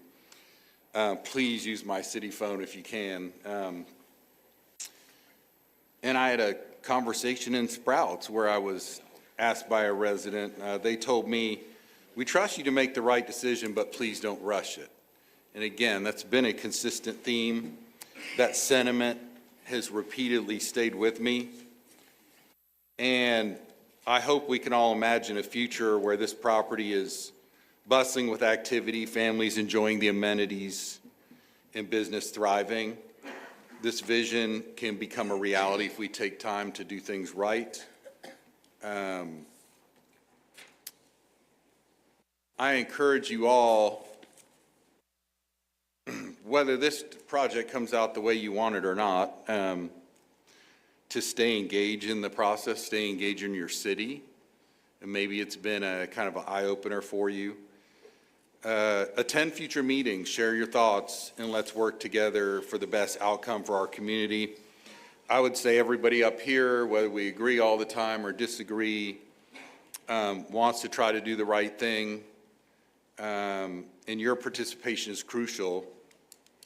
And really, even the ability to be informed about what's actually going on in your city. There's a lot of really good things, must-see TV to watch our work sessions and council meetings, even available on YouTube now. And so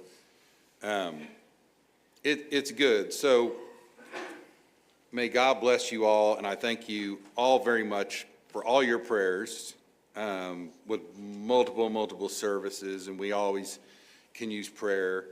The numerous emails, phone calls, grocery store chats, and I've read each and every one of your messages, and we hear you.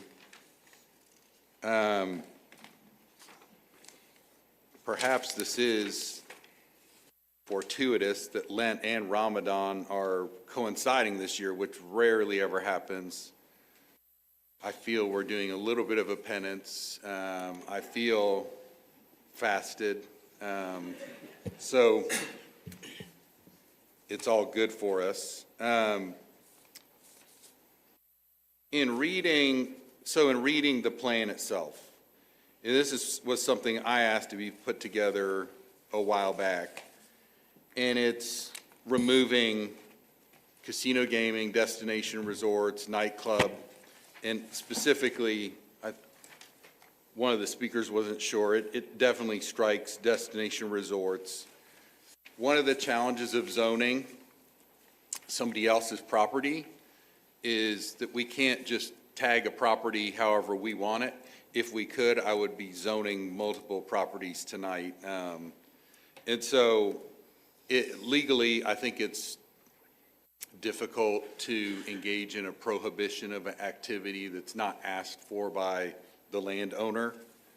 It is struck as an allowed use, and so to me, it's pretty much the same thing. Now, I will also say this, because this goes to a lot of really good comments, and Philip can correct me if I'm wrong, but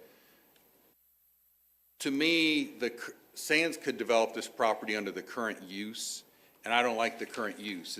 It's not a good use. We've discussed that, and I think this specific use would be a better use if they ever do decide to develop something, non-gaming. However, with that said, there's multiple more steps, which is approval of development standards are required as a prerequisite before anything can be done. And so there's a specific intention, a specific part of this ordinance that we intend to amend this section to establish additional development standards for the entire district. Prior to submission, of any regulating plan application. I'll talk about that next. So there's another step too. No application for a regulating plan will be accepted or considered without prior adoption by the City Council of the development standards. And so to summarize the development standards, it's a lot of what you've all been talking about.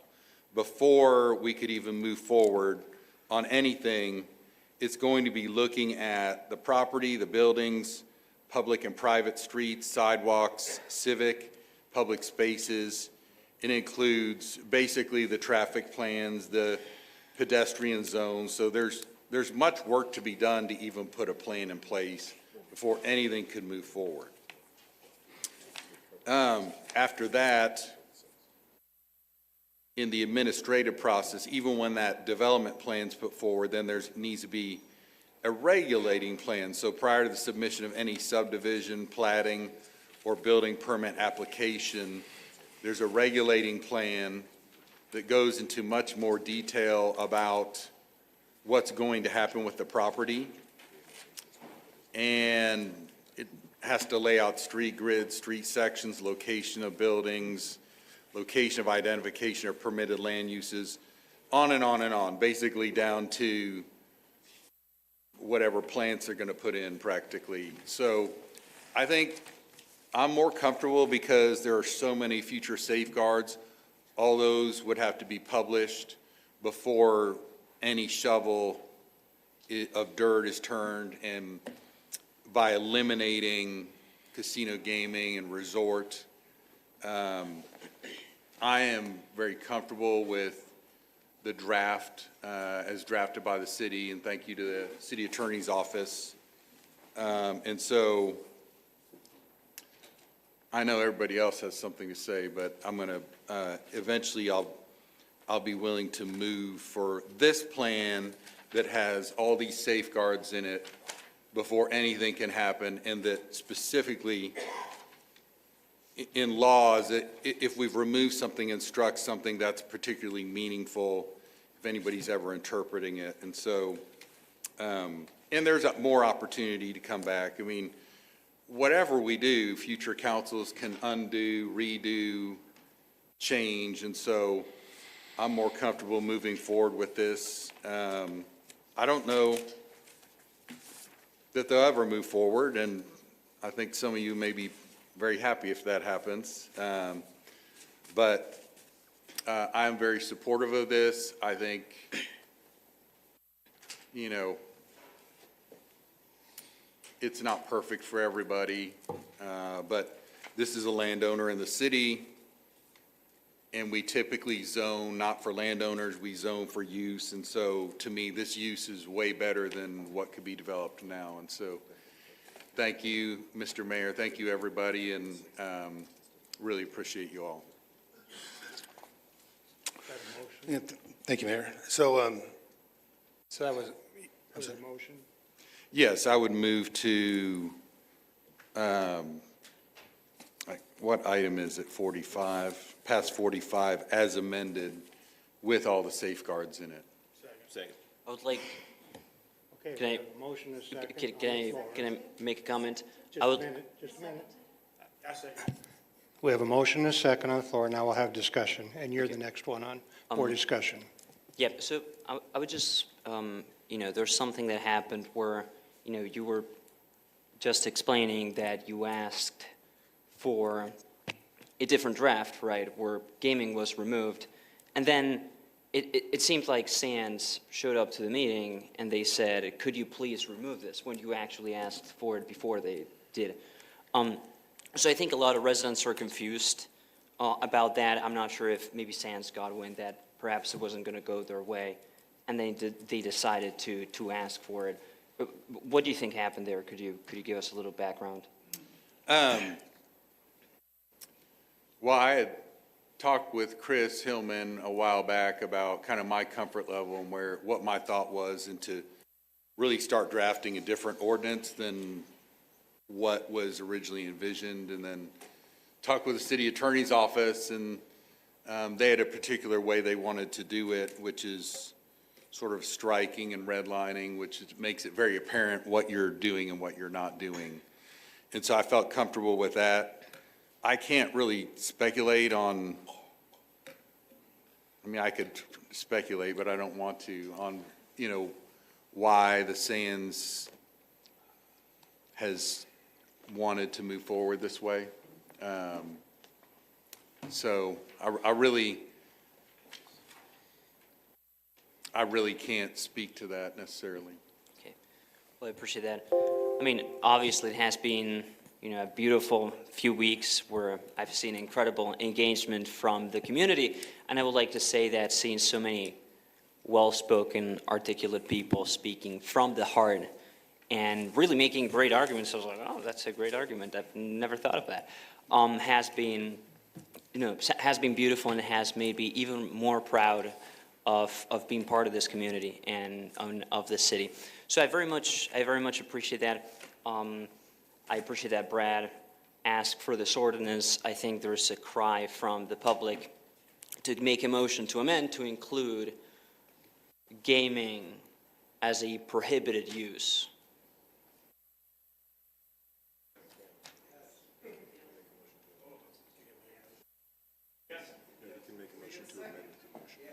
We just need a second. We have no second. No? Well, that's too bad.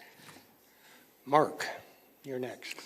Right, so Councilman Lamore just did a very good job of laying out the history of this, and I just want to make a few more comments about the timeline and the importance of the process, which is something that I really tried to advocate for, because it's essential for good governance, for those of us in the council to be knowledgeable about what's being presented to us, and also for the community to understand what's being presented to them so they can hear from developers and ask questions. And so it was only in January that we were started looking at proposed ordinance changes, zoning changes for PUD 6. And we went very quickly from a non-disclosure agreement to that public meeting. And going that quickly, and then from there we went right to the meeting on February 27th. And I think it's important for the public to know about what we were actually considering at February 27th. It wasn't any specific proposal about any particular draft of the zoning changes or anything else. What it was a decision about, do we even want to look at continuing to look at doing business with the Sands? Are we interested in having a premier development at PUD 6? And the consensus on the council was that we did want to look at that. At that point in time, of course, there was some suggestion that gaming would be requested, but that wasn't for certain. And there was, as Councilman Canosa noted at that meeting, there were some of us on the council that were looking at trying to remove gaming as an allowed use in those zoning changes. But again, this was very early in the process. We had not had any town halls. We had not had any P&Z meetings yet, or any opportunities for the public to come in and ask questions. So in my view, we made the prudent decision. The majority made the prudent decision to continue to look at the project and to see if it was something that made sense for the city. And so the process meant that we then went to a P&Z meeting. And then the public obviously was aware of that and showed up, and we had 40 people, I think, come in and speak at that Planning and Zoning Commission meeting and to give their views about what they thought about the proposed changes. And then from there, of course, we went to the town hall, which I was very grateful to be able to host with the city last Friday, so that the residents could hear from the first time from the developer about what was being envisioned by them and to have questions asked. And then from there, we go to the Planning and Zoning Commission meeting just on Monday of this week, and then here we are today. And this is a very expedited process, and I agree with Councilman Lamorgis. We've been saying it all along, that for a project of this magnitude, it does require more deliberation, more public engagement. We have retained experts, both legal experts and industry experts, to advise us on different aspects of this, of what these zoning changes might mean. And we want to be able to have the benefit of their expertise and to be able to consult with them before deciding to go forward. So as Councilman Lamore just said, the zoning changes that are presented here, drafted by the city, is an improvement over what is currently in the zoning for PUD 6. And in addition to the allowed uses that are actually specified here, anything that would actually go forward would first require development standards and a regulating plan before there could be any platting. So I agree with it. It's a good draft, and and I guess the motion's already been seconded. So I just want to say that I'm in favor of the motion. John. Thank you, Mayor. So to begin with, I wanted to say thank you to all the public, those that are here and those that aren't here but have come out and spoken to us. After watching and listening to hours upon hours upon hours of testimony, it's very encouraging to see this level of engagement. I don't want this level of engagement always, but a little more than we usually get would be nice. I do want to, in those many hours of testimony that we heard, some public, some not, I do want to acknowledge some that really jumped out at me. One member of our community who couldn't be here tonight was Pastor Matt Hensley at Plymouth Park Baptist Church. He and I had a long conversation, and he shared his experience growing up, spending time outside of Las Vegas with his parents. He was raised by his grandparents, and it was a very powerful experience for him. So I want to acknowledge his story that he shared with me. I also want to acknowledge, she's not here tonight, but Rachel Herrera shared her story of her Aunt Pam. So Rachel, oh, she is here. I thought you left. Rachel, thank you for sharing that story with us. I'm sorry for your loss. It struck me, it was very powerful. The other one that really stood out to me was Sarah Sikora, her work that she shared with us in the back, helping heroin addicts in Atlantic City. We're lucky to have your generous spirit in our community, and to everybody else that's come out to make your voice heard, thank you. Up until 20 minutes ago, I had every intention of seconding Councilman Canosa's motion to amend the motion. And if you thought this process was rushed, which was the other major concern that I heard over and over again, if you thought this process was rushed over 3 weeks, this amendment that we got, what, 8 hours, 6 hours? One of the things that Councilman Lamorges pointed out is we get ourselves into a lot of hot water if we try to rezone someone else's property without their agreement, which changing the prohibited uses would be just that. So we'd be fine if we passed 45 with casino gaming as a prohibited use, as long as we then denied 46. I don't think that's a likely scenario. So because this whole process, the 3 week, I mean, it hasn't been 3 weeks, but for you it has been. But even for me, 4 months, still terribly rushed for something of this magnitude.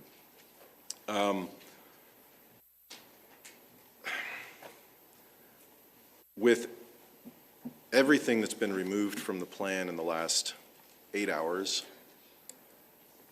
I don't think this is fully baked. I think we need to go back to square one. I want good development there. Please don't. I want good development there. I want good jobs. I want something bright and shining for Irving that showcases the best of what our community is and the best of its hopes and aspirations looking forward. I am staunchly opposed to casino gaming. I do not think that is a bright, shining future for our community.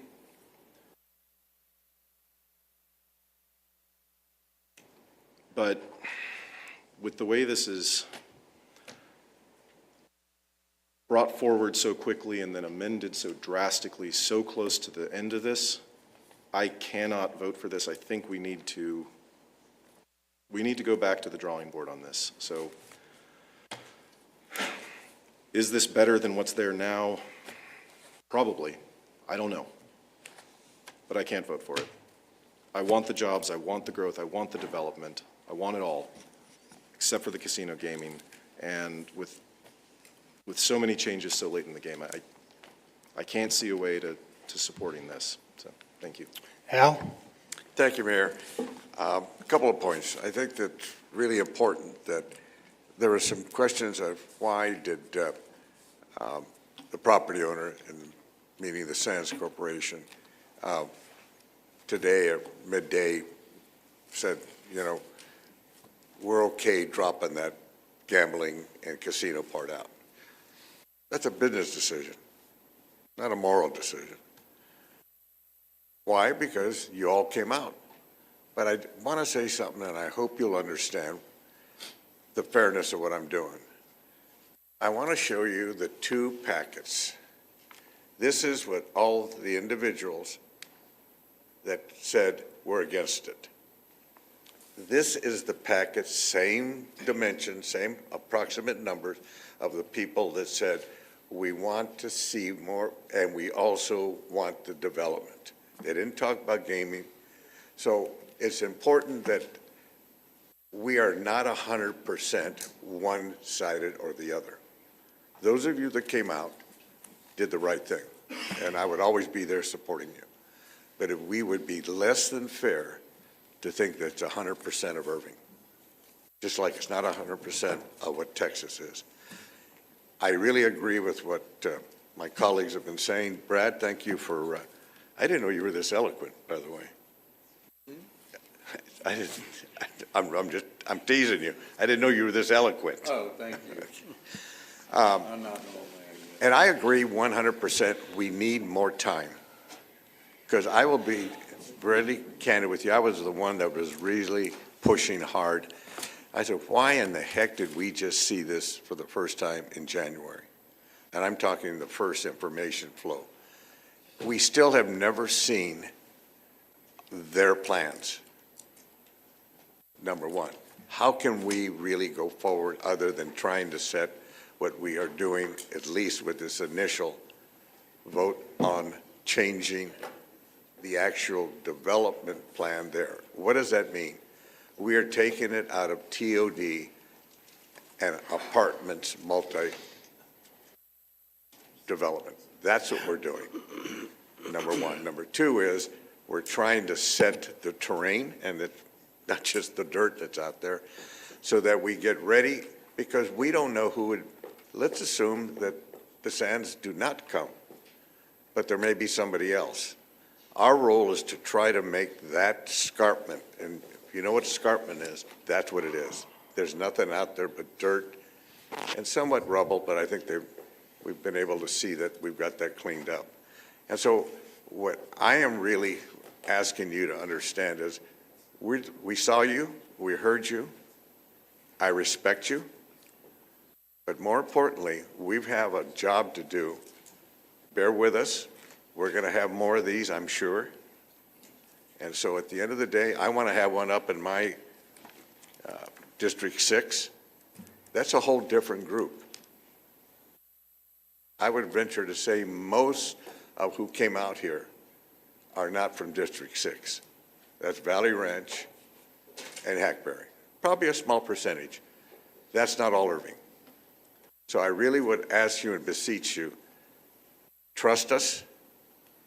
We take our vow as we have been elected to really, when we throw a vote and do a vote, I vote not just for my district, I vote for all of Irving. I have to. That is my not only solid promise, but that's how I raise my hand. And I've done it 3 times. And so please work with us. We intend to have more of the input, but I'm also asking you to understand there's more to Irving than what we've heard of these last 3 days, or last, Friday and Monday. So, but I wanted you to see what we see. You may not have seen this, but it's important that you understand there's a whole packet of people that basically say, we want to see more, we agree with the development, so move on. So, thank you. Abdul. Thank you, Mayor. Since this case came for discussion, I have been talking to various community members, various groups, and I have been watching the town hall as well as the P&Z last Monday meeting. And I was very careful in listening to what our constituents are saying. So, till yesterday, everybody, or most of it, were saying that, well, we don't want casino in Irving. That was the ask for last few meetings and town halls. So after that ask from our constituents, the council happened to work very diligently with the developers to come up with a resolution to take down the gambling or casino part of it. So they did that today. But there is still some items which are not clearly mentioned that what they are going to do. Irving is all about economic development. We love to have a sports arena in Irving. We love to have a large convention center in Irving. The luxury condos, public open space, theater, and things like that. I think these are all good things. But they have not, in my view, so far, committed themselves to do these in that zoning request. So in absence of clarity, I may not be able to support this for now until they give us the clarity, if they give us. Kyle, thank you. Yeah, hey, KO, just have a question. As we continue to work through this, I'd like to get a definition of how charitable gaming and gaming is defined. Okay. And as we move forward with the discussions on eliminating or removing the gaming piece from PUD 6, does that impact charitable gaming? Because I know that there's nonprofit stipulation regulation. Nonprofits can't run raffles. But if there is something that is developed on PUD 6, moving down in the future, it will be a good place to show it off for charities and philanthropy organizations to be able to raise money. My concern is if we make it just blanket gaming, how does that impact charitable gaming? Because any time that we can raise money to help other people, that's what we do as a city. We saw it with the tornadoes. I don't want to lose the ability to be able to use, or any other agency to be able to use the ability to use something that's new, that we've decided is a right fit for Irving, to be able to show it off, whether it be a corporation that has a meeting in a new convention center, or an agency that wants to raise money to help keep people from being evicted or help fight homelessness. I want to make sure there's a clear definition that everybody understands what's the difference between charitable gaming and gaming. And if you do put in there to remove all gaming from PUD 6, does that impact the ability of any organization, any association to be able to raise money in something new that we have, because that's what we all like to, that's a way in which sustainability for those agencies that are working on the front lines to help those that are most needed and who need the help to be able to raise the funds to do the work that they do. All right. Yeah, Kyle, I think that's one of the things we're going to have to dig into. I know, for example, the bingo parlors, we have exemptions for them because they give the percentages of the money that they collect to the nonprofits and things of that nature. So we have motion and a second. Would you please vote on this item, and then we'll go to the next one?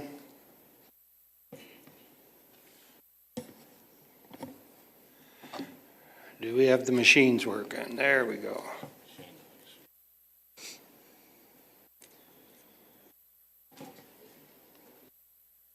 And it passes 6-3. That'll take us to item number 46, which is considering the amendment to the ordinance on this as well. Luis? Just wanted to make a brief comment about what Mr. Zapanta mentioned. This stack in opposition, it's all different emails with a totally different form.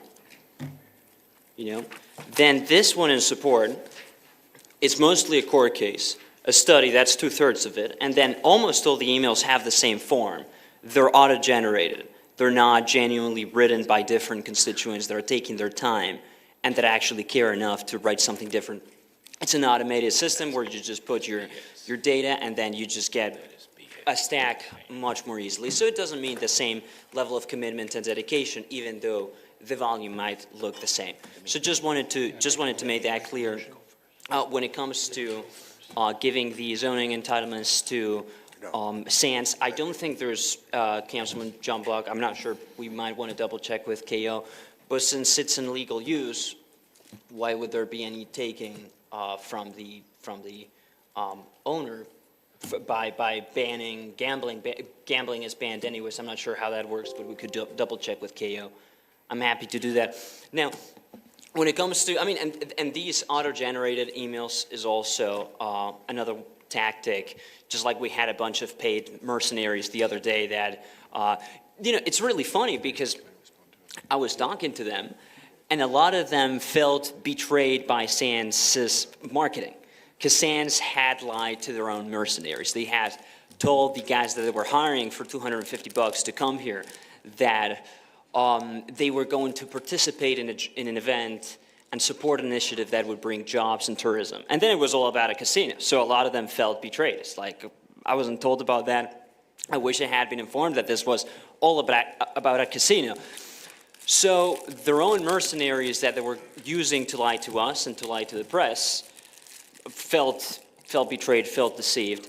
And there's good reasons to believe that if we go forward with Sands and are not extremely careful, we will end up feeling betrayed as well. So that's why I will not be supporting this case. I would like to make a motion to amend to include gaming as a prohibited use. You can't do that. We already voted. No, for 46. Have we even made a motion? We cannot do that. Have we made a motion? Well, there's a motion. Is there a second? 46. Yeah, that's what he's trying to. Dies for a second. If there's no second, that's. Do we have a second, or do we have a motion to accept? He made the motion. It died for not a lack of a second. Well, before we do, may I? Sure, you may.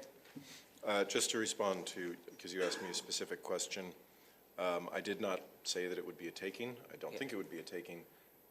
This would be similar to if I decided to rezone Councilman Lamorgis's house to an auto shop. He didn't ask for it. It's a different use. He didn't want it. We would be changing the zoning designation that they thought they were receiving. Without them here to agree to that, we put the city in a tricky position if we were to attempt that. Okay. Now Dennis. Yeah, and John's right. First of all, I want to respond to Mr. Canosa. First of all, I've been on this council for 12 years. You've been on this council 8 months. I have seen more form letters from everybody in every single case we have. We have many form letters. We had form letters for opposition on this case. They all started and said the same thing. To accuse people that you don't know of just doing an auto-generated letter and to say those people have no concern, it is wrong. No, that's not what I said. You basically said that. Well, it's not the You- same level you- of commitment to send an auto-generated letter than to Okay, well write then your own. you're wrong to say that. Okay, guys, Okay. Thank you Let for me letting, finish. thank you for letting me know, Let me Dennis. finish. Let me I finish. really appreciate that. But let me finish. Let me finish. Because again, we have gotten letters, form letters, for the 12 years I've been on this council. And again, I'm gonna say the same thing. Okay, when you start telling people that they don't have the same level of commitment because they have a form, a letter, then I could say the same thing about those that are in opposition who sent form letters. So in all fairness to all our citizens, I think it's wrong for you to do that, period. Is it also normal to get paid people attending an event pretending to support an initiative? Is that also standard Well, if practice? you want to have a debate and an argument up here about that, I'll be more than willing to oblige you, but I'm not going to do it in front of these people. I mean, you can have that conversation outside here, but I can tell you what, but I can tell you one thing, and then I'll shut up, Mayor. I'll tell you what, let's not talk about people getting paid, because I can go down that road with you about people getting paid, okay, to do things.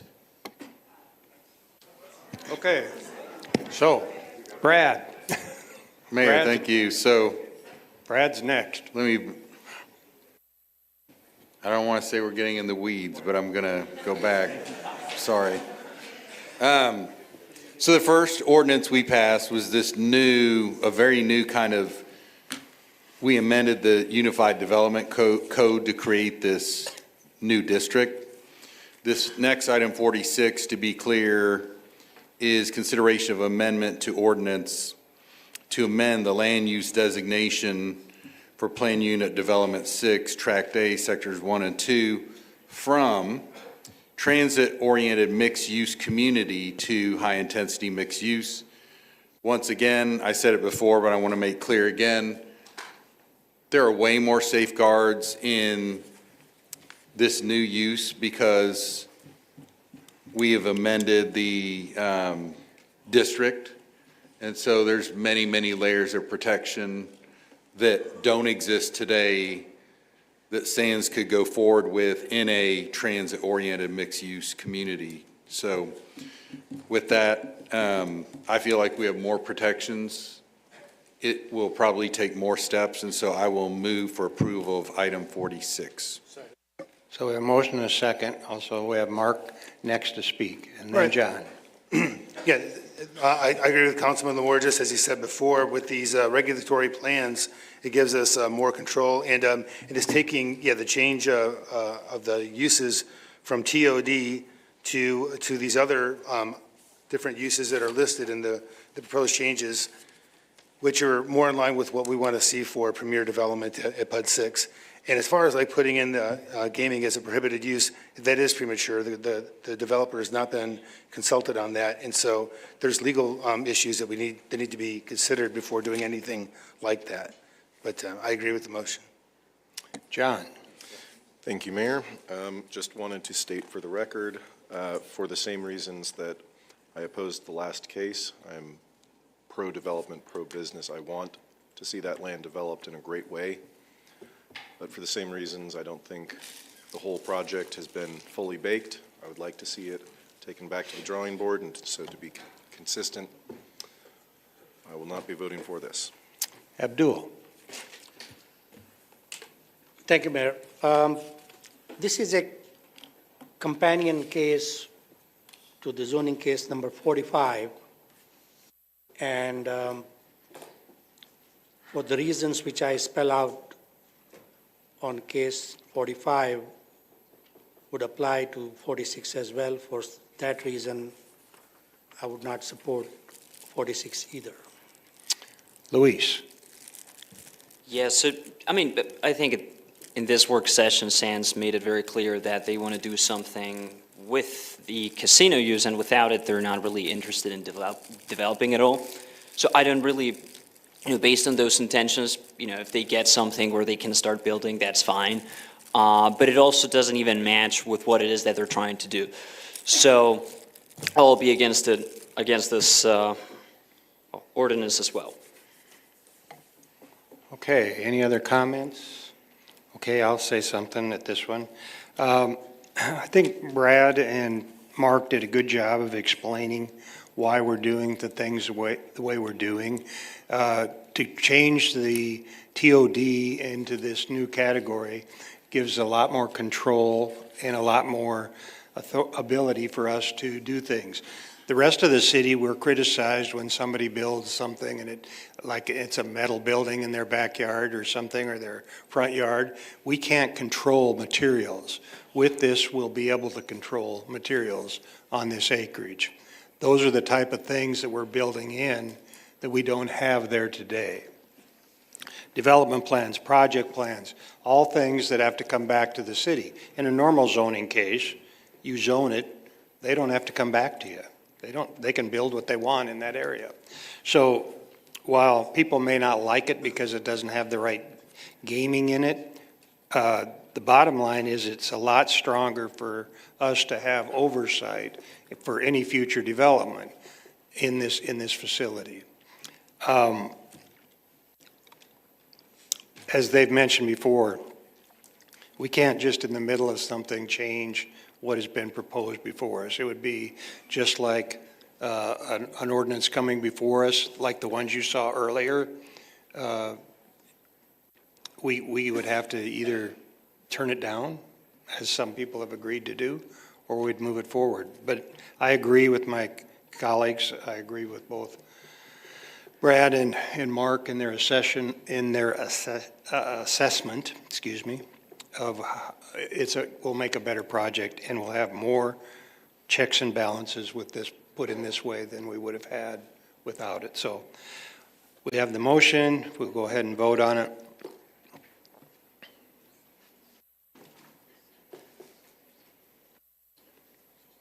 And it passes 6-3. And that brings us to the end of our agenda. Again, thank you all for being here this evening at 1:45. We'll stand adjourned.